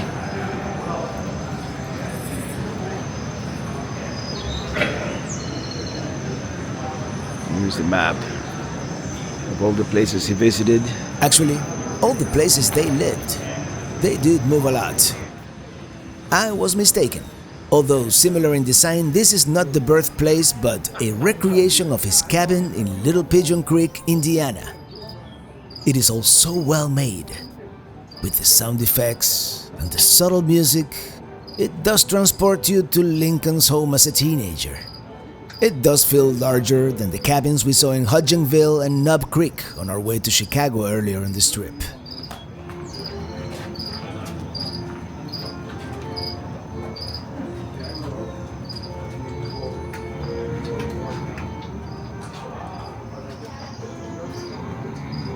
Here's young Lincoln reading by the fireplace. Early in life, entrepreneurial Lincoln built a flatboat and ferried some passengers to a steamboat and earned his first dollar. Eventually, he would travel all the way down to New Orleans, where he came face to face with slavery, an experience that left an indelible impression in the young man. There are several exhibits about slavery in this section of the museum. Here's a recreation of the Lincoln store in New Salem, Illinois. His first real business besides those boat rides on the Mississippi. This would have been in the very early 1830s as he arrived in New Salem in 1831. And allegedly, he had a crush on Anne Rutledge, a young woman also from Kentucky and the town's founder's daughter. Now in Springfield, here we see him with Mary Ann Todd, the woman who would become his wife, circa 1940, 3 years after he moved to the city. This exhibit depicts the senatorial debates of October 7, 1858, between Lincoln and Stephen Douglas, in which Lincoln argued eloquently against slavery. While Douglas won that particular election, Lincoln gained reputation nationwide, and that eventually helped him win the presidential election 2 years later.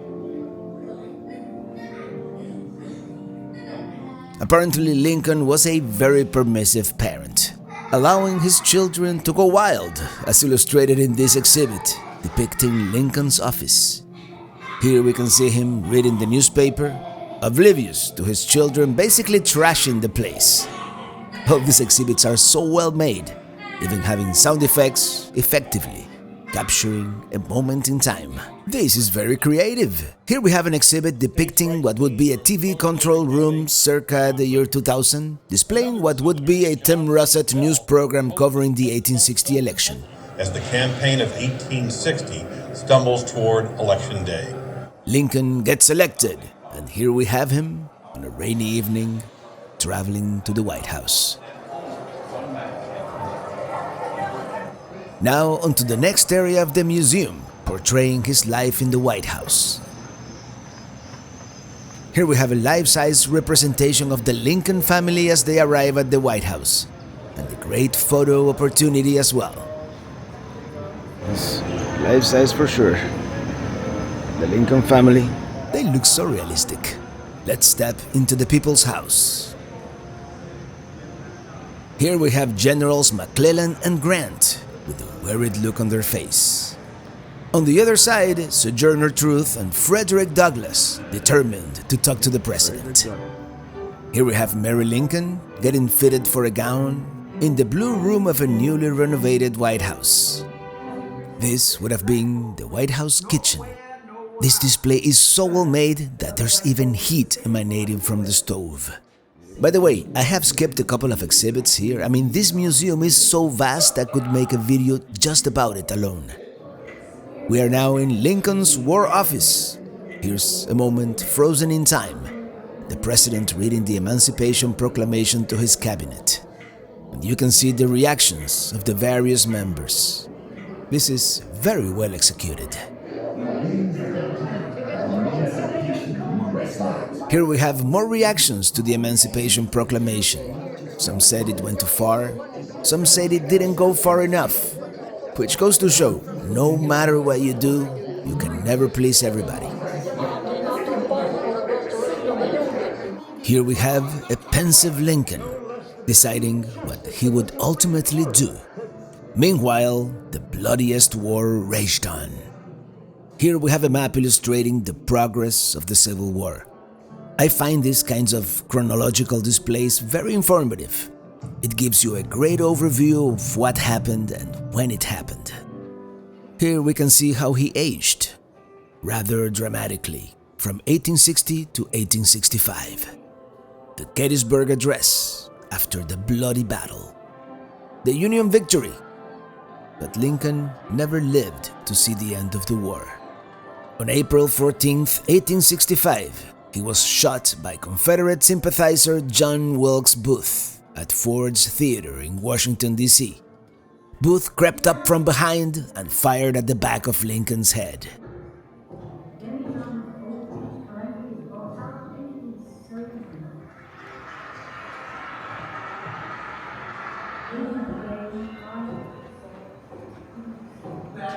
Here we have our final display of Lincoln laying in state. This museum is totally worth visiting if you're interested in the life of Abraham Lincoln.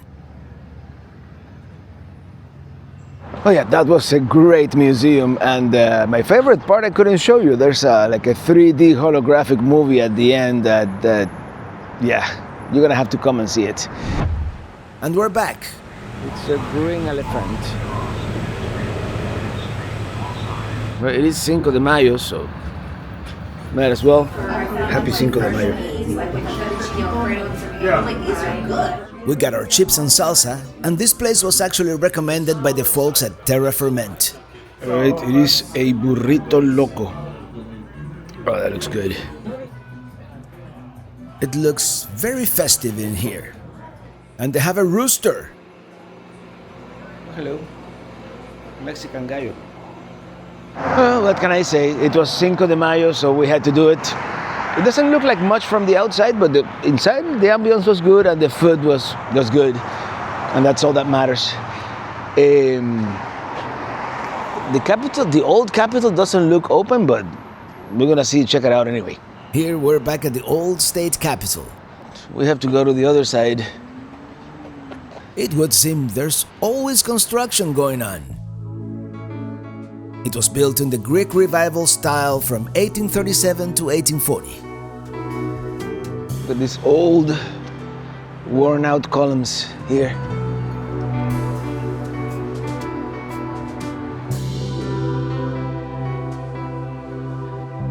This was the State House from 1840 to 1876.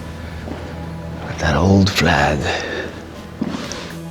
This is Representatives Hall. When Lincoln was laying in state in the last scene we saw at the museum earlier, well, it was here. It looks so different in the daylight. Here's also where Lincoln gave his famous House Divided speech on June 16, 1858.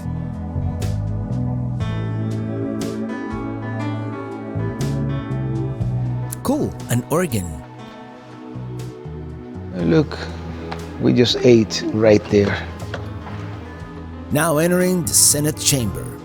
President Lincoln didn't really spend all that much time here.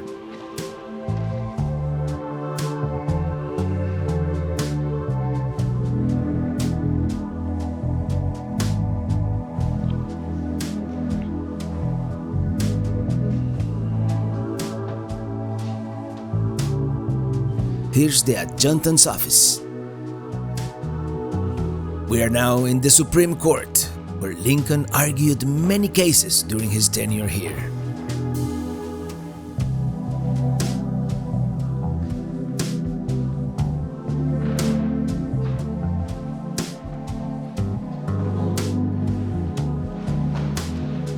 Here's the State Library.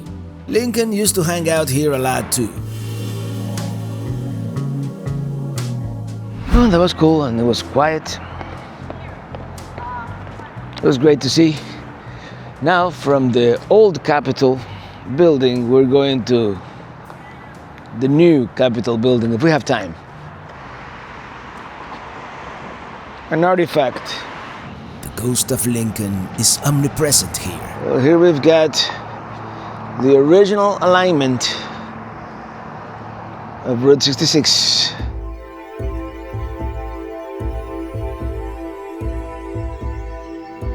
And there it is, the state capitol. Would that be for water or snow? Someone let me know.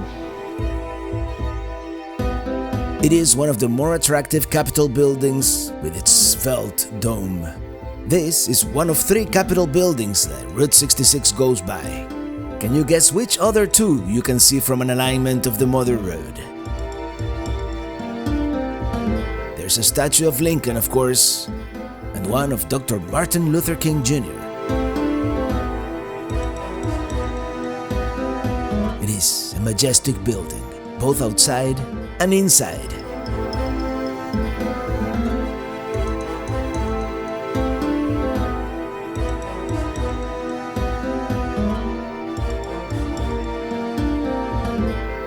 Illinois welcomes the world.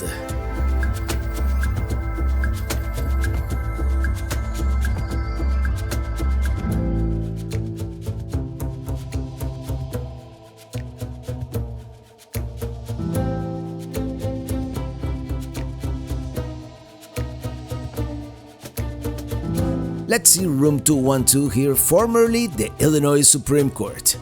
Nowadays, the Supreme Court is in a separate building. Take a look at this ornate ceiling. This is definitely one of the most opulent Capitol buildings we've seen. It rivals other palatial ones like Iowa, Minnesota, out of the ones we've seen anyway.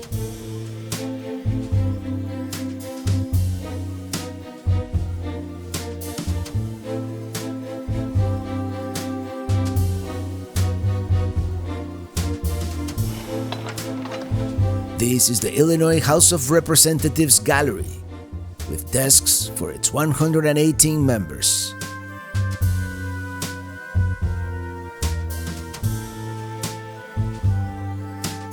The stained glass used to be a skylight, but nowadays it uses dimmable electric lighting. Pego lamps, baby. Very elegant. Very beautiful.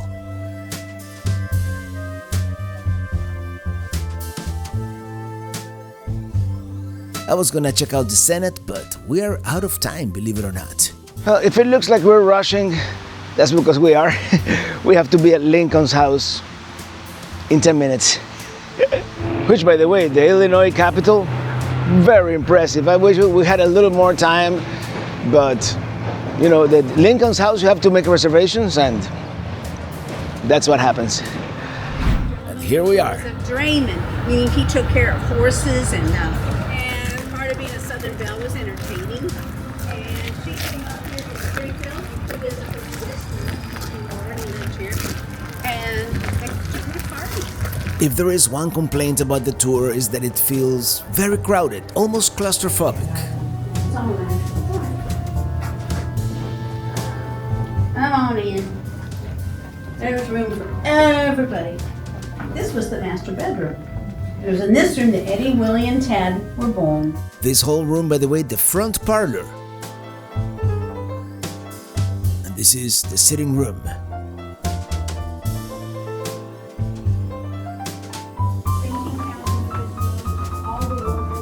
I think this would work so much better as a self-guided tour with a continuous flow of people instead of our large group cramped into such small spaces. I mean, don't get me wrong, the guide is great, full of information and anecdotes, but the execution could be better. This was Mr. Lincoln's bedroom.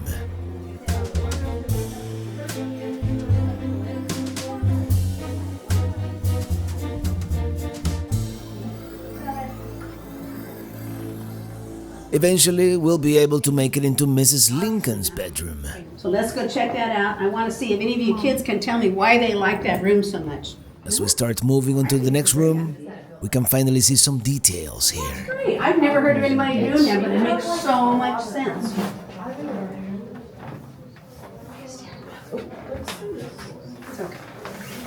Which were originals?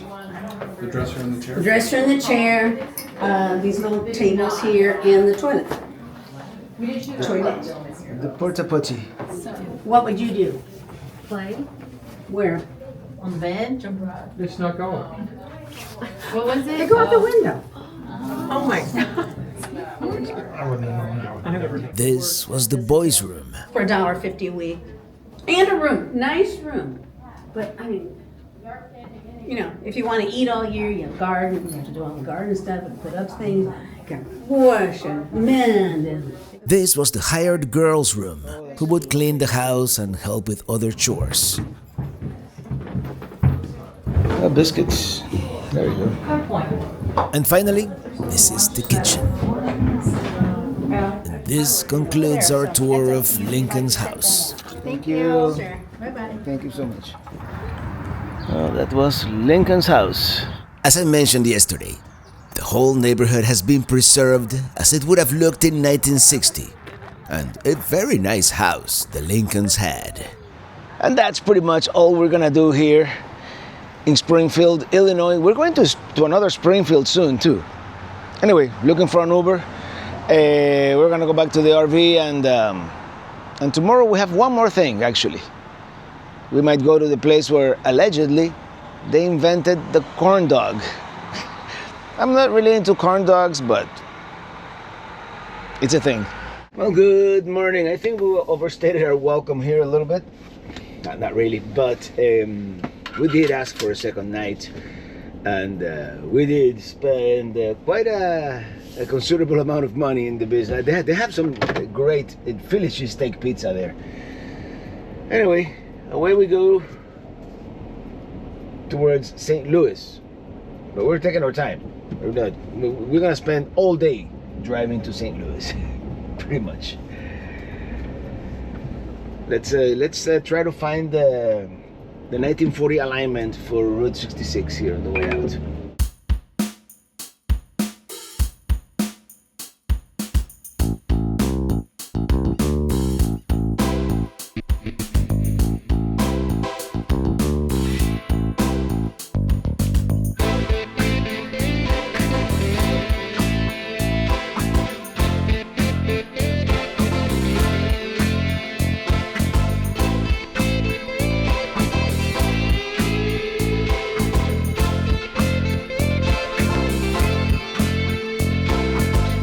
Our first stop today, and if you blink you might miss it, is the Cozy Dog, here on the right. Let's go around. Opened in 1950 by Ed and Virginia, parents of Bob Wildmeyer, which we saw his murals on campers back in Pontiac. In 1996 they moved to this location, and to this day, Josh Wildmeyer, Ed's grandson, still runs the place. Family operated for over 70 years. I think I'm getting good at this. The famous Cozy Dog.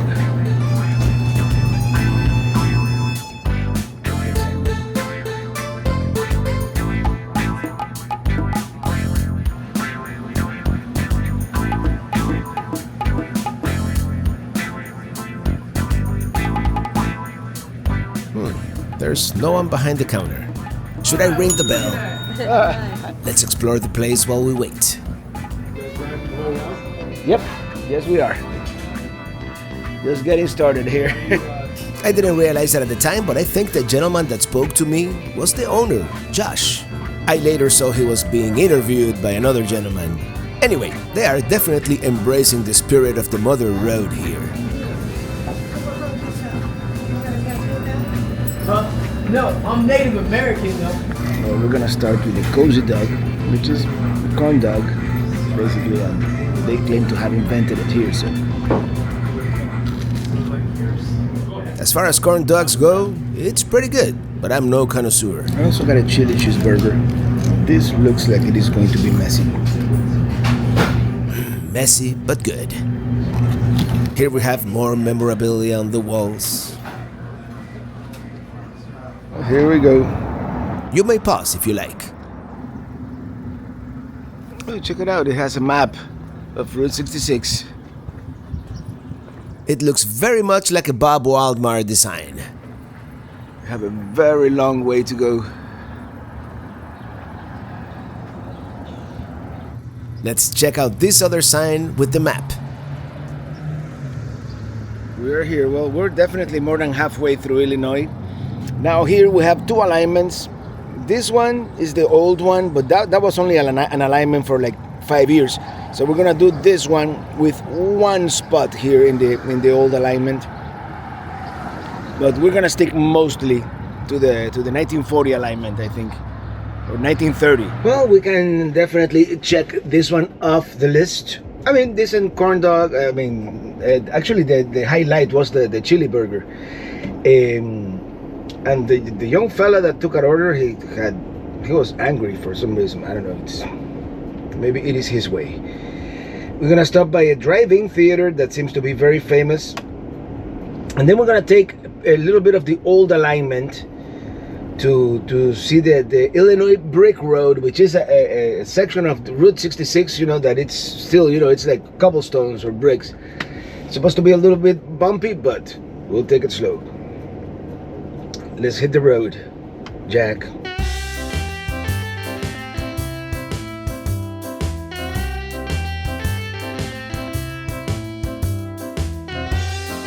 Over here, we're gonna have to take the interstate for a little bit.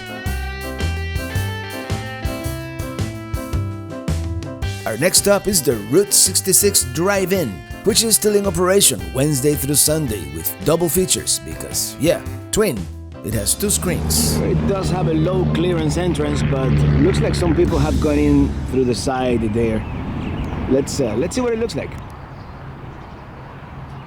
Oh yeah, there's a way to enter through the side. I don't know if we could have done it, but that would have been a neat experience for sure. To do a movie here, like in the 1950s, at the Route 66 Drive-In. Still in operation to this day. They have 2 screens, and they sell refreshments here in the middle.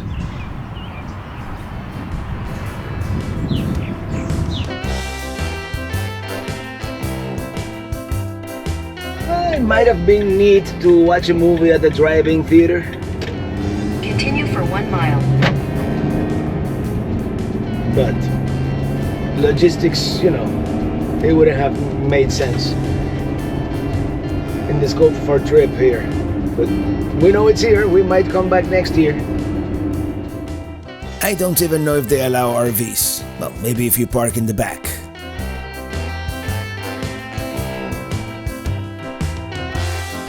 Here we are once again paralleling I-55, and our next stop is actually a museum, which doesn't seem to be open. But I'm gonna stop anyway.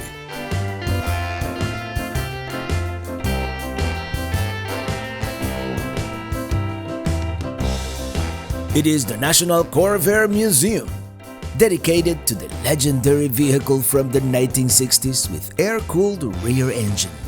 Pretty unique. Well, here we are at the National Corvair Museum, and this one seems to be by appointment only. Oh, bummer. Well, the more you know if you plan to visit the Corvair Museum. Better call ahead of time and make an appointment. Let's check out this one they have here in the front and we continue. Well, the sign seems to be gone, but here we go. I didn't know they made a Corvair van. I think this would have been a neat museum to see. Anyway, onward we go. We're making another detour here to see a covered bridge. Yeah, there's all kinds of neat stuff, if not along, near the route.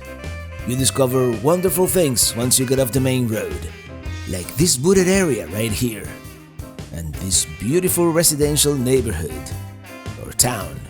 I'm assuming this on the left is like a cornfield, but it is early in the planting season as we record here in early May. Gotta give those plants a chance to grow. Here's a small parking lot, probably only good for a car or a small rig like ours. I can see the covered bridge back there, just a glimpse though. Let's go for a walk.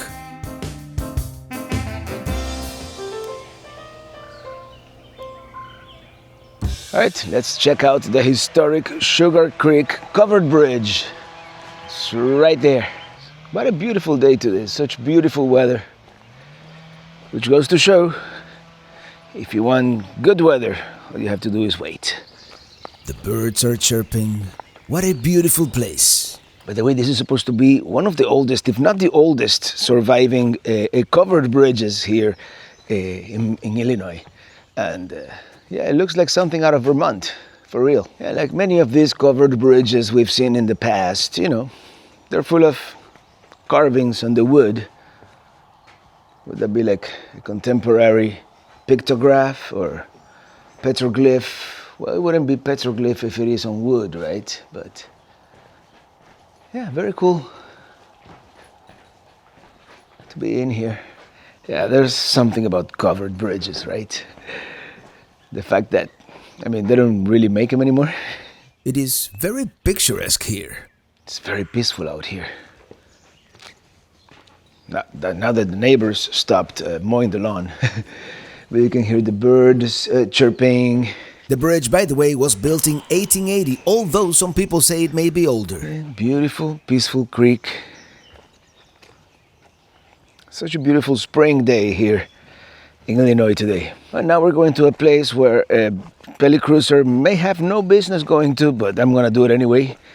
And that is the Brick Road, a section of historic Route 66 from back in the day that was made out of bricks or cobblestones. I mean, it's like red brick.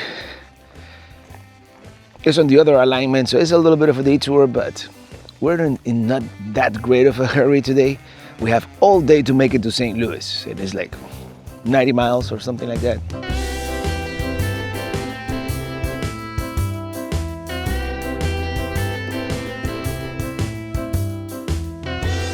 Now traveling between alignments. It's such beautiful country.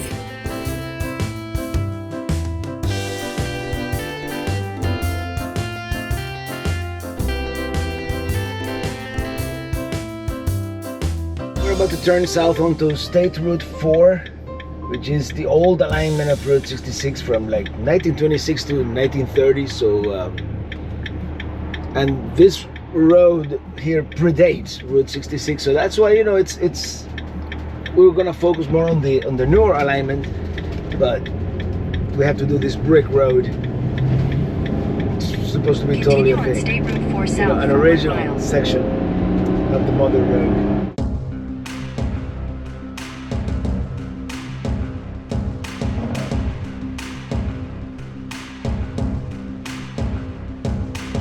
This segment of the original alignment was completed in 1931, so we're driving on 94-year-old road here. It is remarkably well preserved. I mean, not necessarily smooth, but considering it is hand-laid brick on a concrete roadbed, it is actually not bad. And we get a sense, a feel of what it would have been like to drive through here almost a century ago.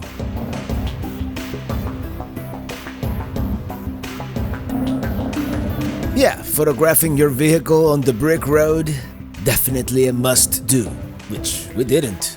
We didn't do it. But then again, I have all this video to prove we were here. And just like that, we've conquered the brick road. We backtracked a little bit to Chatham, Illinois, but the Railroad Museum seems to be closed, so we're going back on the 1930s alignment and keep heading towards St. Louis.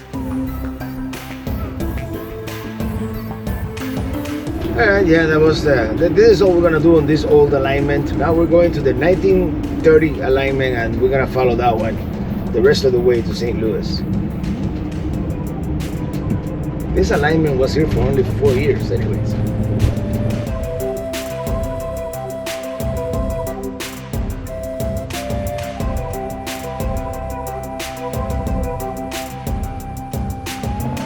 Well, we're gonna cheat for about 20 miles. We're gonna take I-55 south. It goes exactly parallel to the Route 66, to the historic one, so yeah, we can cheat from time to time. We're gonna have to cheat anyway in Texas and New Mexico and Arizona at some point, because Route 66 doesn't exist anymore in some of those areas. And I'm not sure that it exists here in a passable way anyway. My book says to take I-55, so that's what we're gonna do.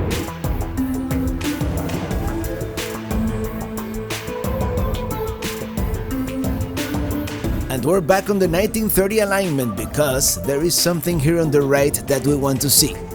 It is called Shrine of Our Lady of the Highways.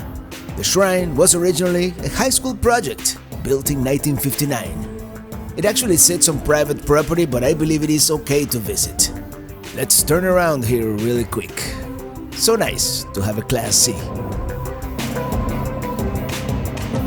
I guess you're supposed to park in that small space, but I don't really fit, so I'm just gonna stand here for a minute. Well, I'm gonna be brief on this one because I do believe this is private property and there's no parking. That's probably they don't have it as part of the book that I'm reading on Route 66, but it does have the sign as a Route 66 roadside attraction, and this is none other than the shrine of Our Lady of the Highways. Yeah, this is definitely private property here, but even though it's wonderful to have a paved hard road to travel, many motor vehicle accidents did occur on Route 66. In 1959, this shrine was erected to remind motorists of the potential dangers and offer a place to say a prayer for the journey.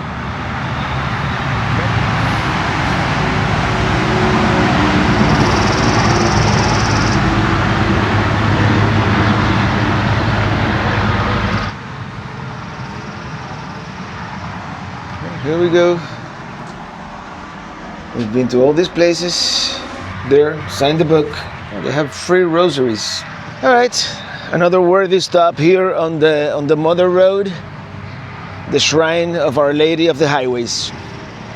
Now the road beckons, and yeah, let's see what the next stop is. Beautiful farm here. You can't really see them very well with this camera, but there are several signs, Burma shave style here on the right, reciting the Hail Mary, which seems appropriate. It's a long, straight, lonely, sometimes bumpy road.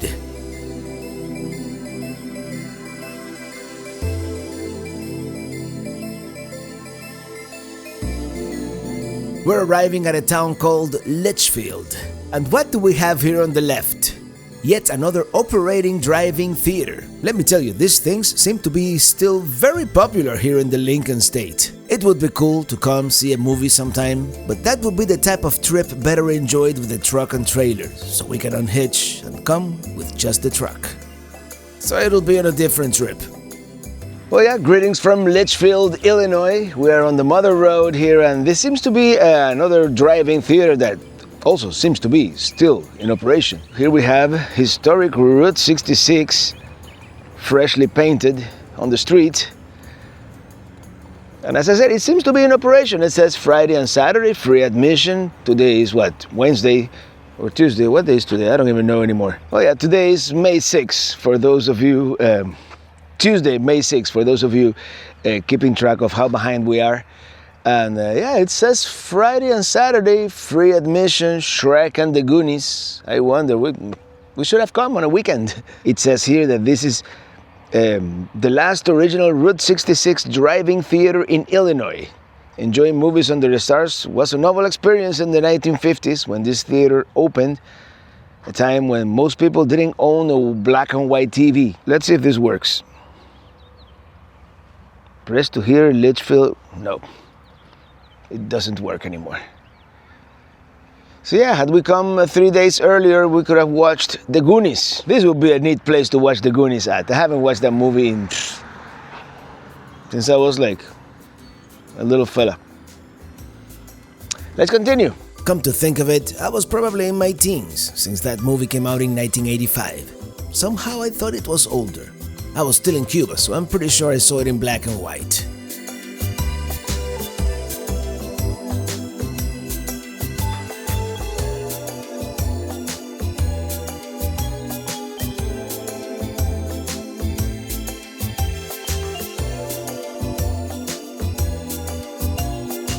Let's stop by the museum and welcome center.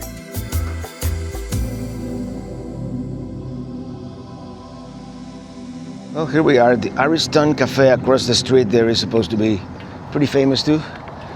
But this is the Litchfield Museum and Route 66 Welcome Center. Let's check it out.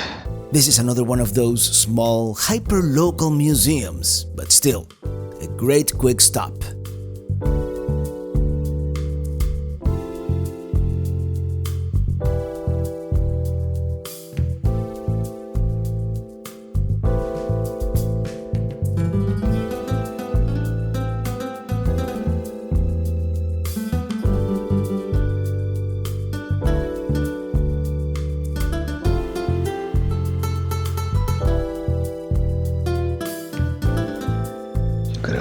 old road map of Illinois.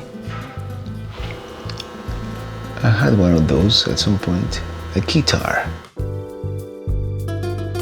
Oh, this is for the driving theater.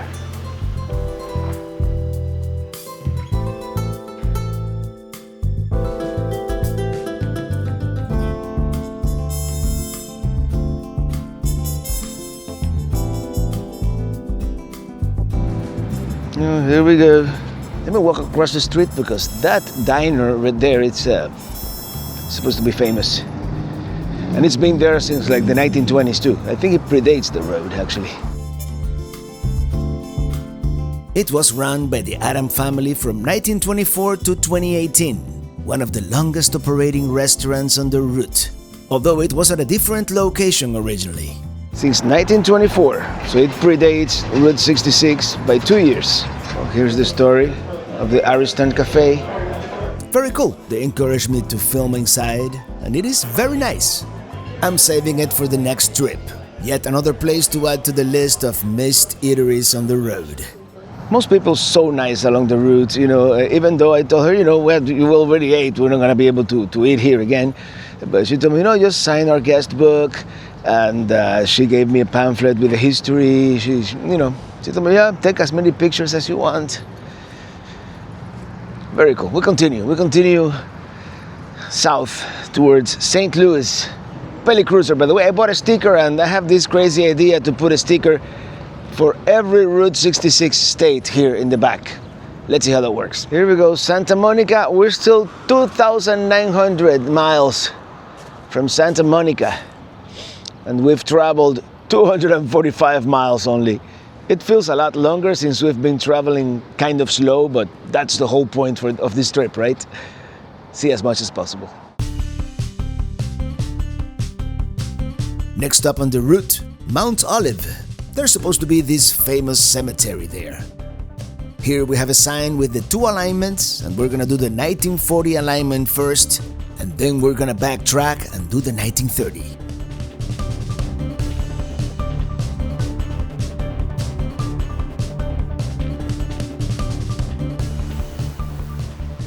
Union Miners Cemetery is the only union-established and union-owned cemetery in the United States, established in 1899. This all started after what is known as the Verdun Massacre, also known as the Verdun Mine Riot and the Battle of Verdun on October 12, 1898, where 4 miners were killed. Here we have a monument dedicated to labor activist Mother Jones at her burial site.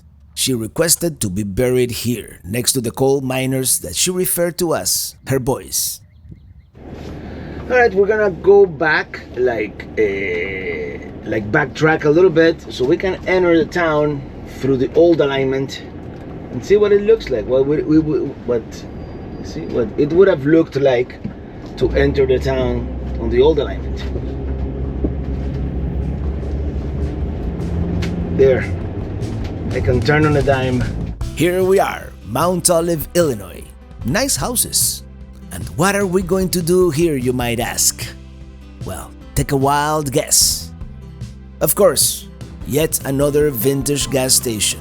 A Shell this time. The Soulsby Service Station, established in 1926 by one Henry Soulsby. It remained a family business until 1993. Let's check it out. They do have a window full of stickers and there's a sign that says they are open. It is open, although there's no one here to greet us. I'm just gonna roam around and see what they have. An RCA Victor sign, maybe they sold TVs too.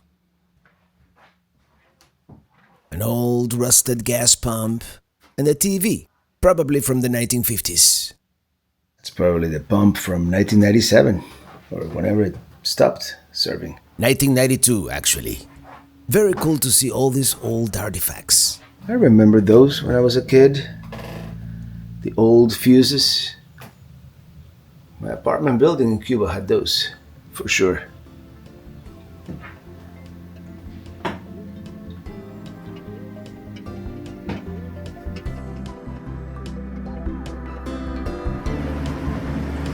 We've got another customer. All these old gas stations had this contraption. I think this was for the oil, right?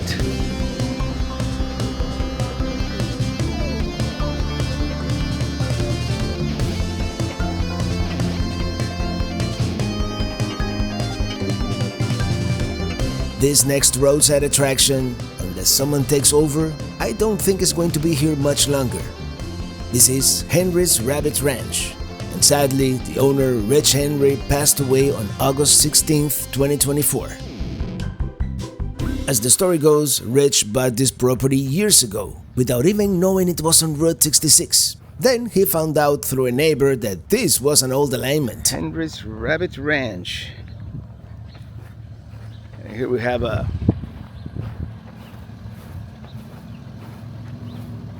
rabbit ranch, I would say. Made out of Volkswagen rabbits. As I was saying before I interrupted myself, one day he was driving Route 66 in Arizona and he stumbled upon Delgadillo Snow-Capped Drive-In. And that became the inspiration for this. At one point he had as many as 30 rabbits running around, and you know them bunnies like to reproduce. But as of our visit here, there were none to be found. A neighbor is maintaining the property, but with Rich gone, he doesn't really know how long they will stay open. That's where all the rabbits are buried. Here's a big rabbit that you can ride. Where have we seen something like this before? Anyway, it is a great photo opportunity, so I didn't miss my chance and told him to take my photo. I know it's never gonna be the same, but I really hope someone takes over, brings back the bunnies. Otherwise, Rabbit Ranch is just gonna be another victim of time. Nothing lasts forever, right? State Route 4 South, we're back on the 1926 to 1930 alignment, the early one. So we've been crisscrossing alignments here throughout the day. And I think we're going to the newer alignment again now. We're gonna, yeah. It's hard to follow the route in this area of the country just because. Same thing will happen in New Mexico, and I don't know if Missouri is gonna be like that. I think Missouri, you know, it's pretty much one alignment.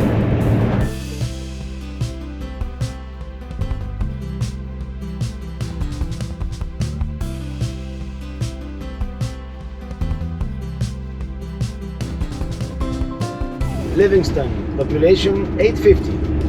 There's a pink elephant here somewhere. This one has tourist trap written all over it, so let's check it out. Area 66 Haunted School. I see.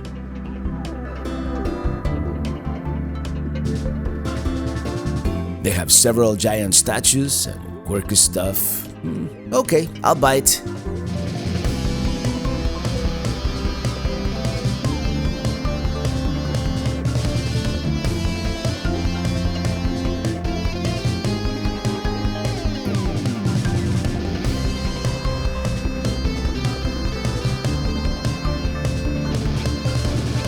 All right, let's check this place out.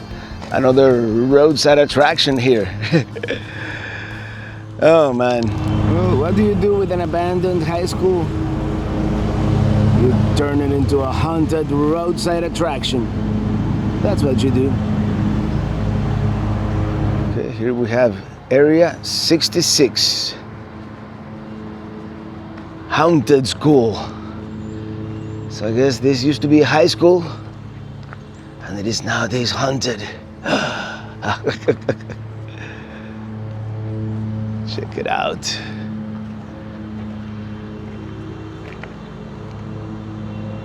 All right, let's see the rest of the attractions here. I wonder, can you go in? I guess it is open seasonally, mostly in October. I'm assuming right before Halloween. Probably not open today, huh? Here's a neat VW bus. Very cool. Add your sticker to me. I want to see if I have any stickers left. Oh, check them out.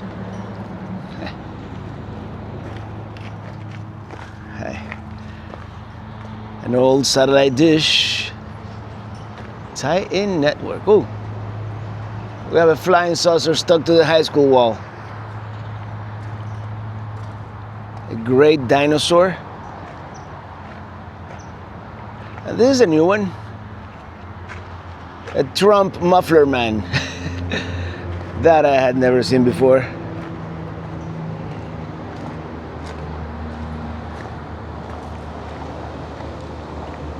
Marilyn Monroe. I'm assuming Abraham Lincoln. A green Sinclair dinosaur. A barber's chair for $500 you can have. Welcome to historic Livingston. Yeah, all the towns have these signs. It's just I haven't been able to. And this is apparently the gym, the gymnasium for the high school. Another giant structure here. Big boy. On Route 66.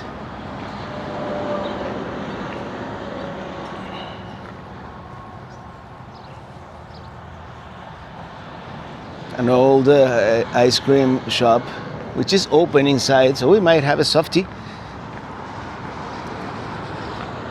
You know, there's the elephant. I guess seasonally they would sell snow cones here.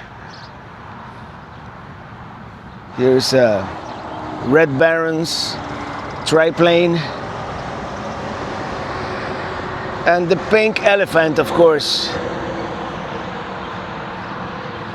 That's the one you see from the interstate. And you come in here and check out all these attractions. But there's more. Look what we have over there. I wonder if we can walk all the way over there. We should. Let's do it. Here we have a hippo. And the rhinoceros. Let's go all the way and see this muffler man over here at the end. I guess this also doubles as a disc golf field here. And then this one is not as huge as the other ones we've seen, but seems legit. It's a Harley Davidson muffler man. Incredible, all these neat places you find along Route 66. Let's see what they have inside. You see, this used to be the old gymnasium. Check it out, an old 45 jukebox. It's really cool. It certainly looks like the 50s in here. We've got Elvis, the Blues Brothers, and the rest I didn't film, but it was a huge antique mall. This is very cool. Let's continue.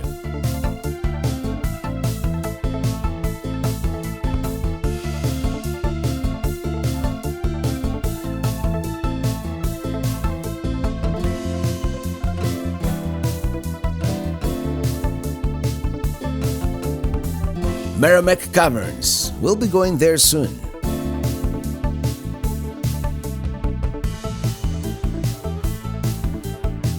Now arriving at the village of Hamel. Population less than 1,000. Probably one of those towns where most people know each other. And there's a famous restaurant. Famous because it's had many names over the years. It is nowadays called Wheezy's.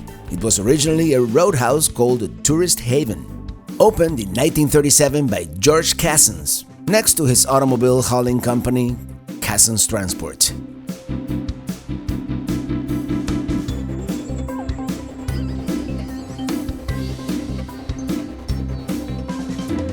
And there it is, the famous Wheezy's. Let's see how much Hamel is embracing being on Route 66. Well, here we have a big sign. A big Route 66 shield, and I don't know what's making that noise. And let's see the interpretive sign, one of our last in the land of Lincoln. Let's check out Wheezy's. Probably not to eat, to be honest, we have another place in mind, but maybe have a beverage, chat with the locals, take a break, and see what it looks like inside this institution of the route. I really have no idea what's making that noise. I think I figured out the noise. The microphone is on inside my bag. I'm assuming this is the original Tourist Haven sign.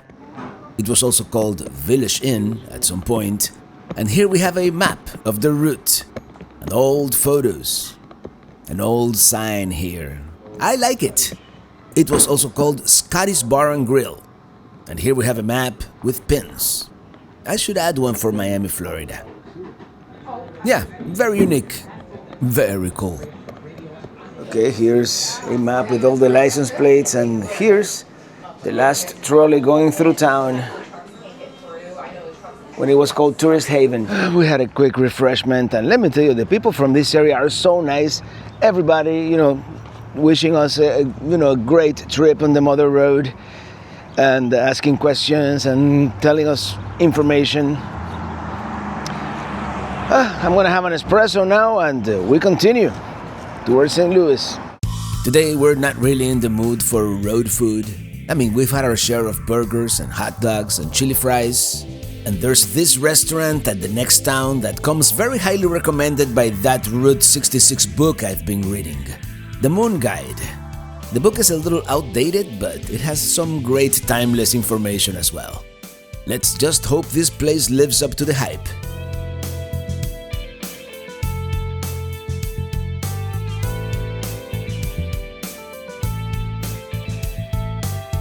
We're arriving in Edwardsville, population about 28,000.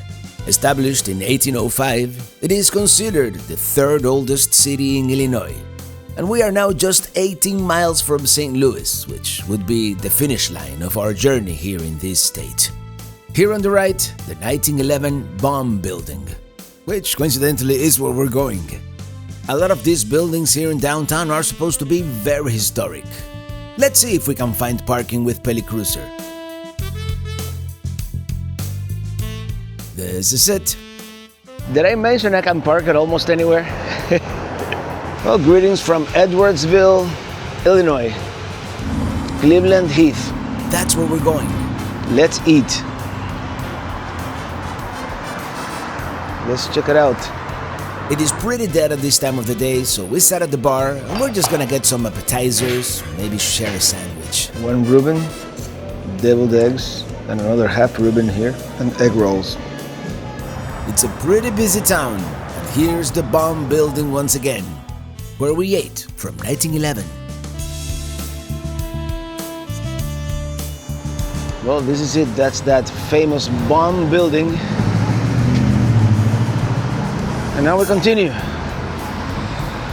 We've got 2 more points of interest.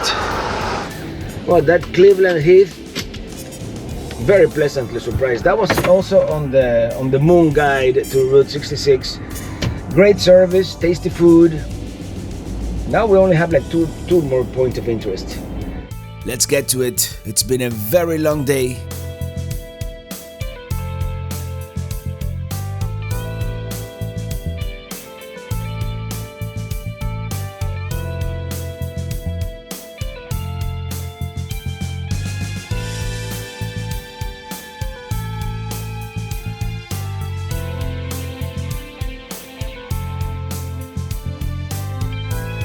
This is Luna Cafe, a known Al Capone hangout place. Well, let me go to the other side because the lighting is brutal here. This is what used to be the famous Luna Cafe. It does have pretty bad reviews online, so we may not go in, but the neon sign, it is supposed to be very famous. Well, there it is, the Luna Cafe on Route 66. We're obviously not gonna eat or drink anything here, we already ate, but we have to at the very least take a peek inside. According to what I read, this is nowadays very much the local dive bar, usually full of friendly locals, but not on this Tuesday mid-afternoon. I guess timing is everything. By the way, this was established here in 1924, and in the Prohibition days, there was illegal gambling in the basement and a brothel upstairs. Well, there was nobody in there, and there's probably a reason for that. Just a bored bartender behind the bar. We're gonna drive a little farther west all the way to the Mississippi River, chasing one of the many alignments of the route in this area. This one is gonna be really cool actually. It is the Old Chain of Rocks Bridge, which by the way, this is not it. This happens to be the Chain of Rocks Canal Bridge, which which takes us to Choteau Island. Driving to the west, into the sunset, driving to the west, driving to the west. Well, this is it. We have reached the end of the road in Illinois. Now, Missouri commences and begins. This is the old Chain of Rocks bridge, and well, here's the last of these Illinois markers we're gonna see. What is it? 4 days ago we started in Chicago, Cicero, Joliet, all these towns, Springfield, of course, Normal, Bloomington, Springfield were some of the largest towns, and now we're here in one of the alignments, and well, tonight we're staying in St. Louis, in East St. Louis, Missouri. Let's walk the bridge just because it's here. Let's walk to the state line, thus finishing our section of Route 66 in Illinois. It's pretty amazing that this narrow bridge was at one point, I mean, it's pretty narrow. You wouldn't think 2 cars would fit through here, but maybe 2 Model Ts, huh? Back in the day. Yeah, this was a 2-lane road. I don't think this is quite the Mississippi yet, but we'll be there soon. Such beautiful, lush vegetation to both sides.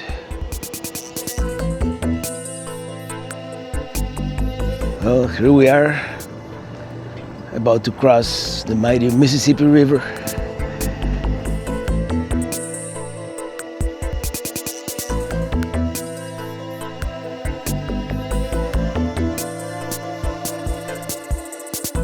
I think I'm gonna walk all the way to the state line, which is just 0.2 miles away.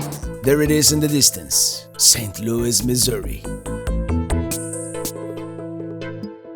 Those are the 2 water intake towers servicing St. Louis. And if you notice, this bridge has a 30-degree turn in the middle, which was made allegedly to avoid the towers, but I'm not buying it. If you really look at it on a map, I don't see any reason why they couldn't build it in a straight line. Here we go, some interpretive signs here. The River of Life. The mighty Mississippi. Oh, check it out. Mark Twain. I wonder if she's gonna say welcome to Missouri when we cross to the other side. You see what I mean? Couldn't they just build it straight? Unless they started building it and halfway through they just realized, oh crap, I didn't notice those 2 towers there. In any case, I'm sure it was a challenge for early motorists. I wonder how many scraped that old guardrail. So we made it. She never said welcome to Missouri. Here's a great view of that. Actually, it's a 22-degree turn. Well, I think this is such a fitting end to our first leg of the trip here. The first state, Illinois, the land of Lincoln. Tomorrow we begin exploring the Show Me State, Missouri. Now let's go to our RV park, and I'll see you tomorrow.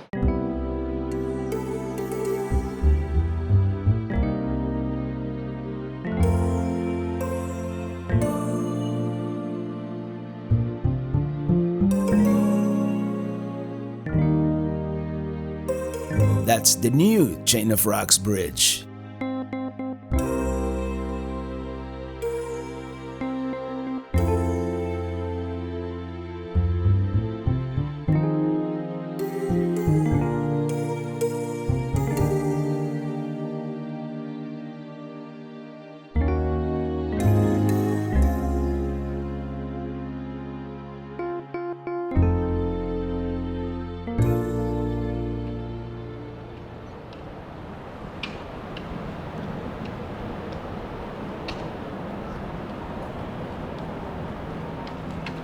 Here's a better explanation for that bend. It turns out they needed solid rock to build on. And I guess that's the only spot they could find.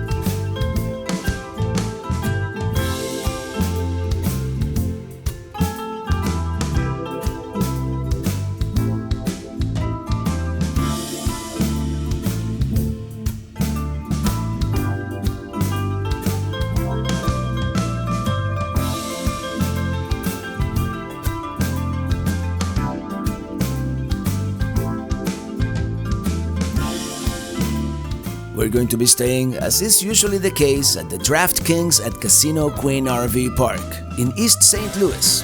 It is an easy Uber ride into town.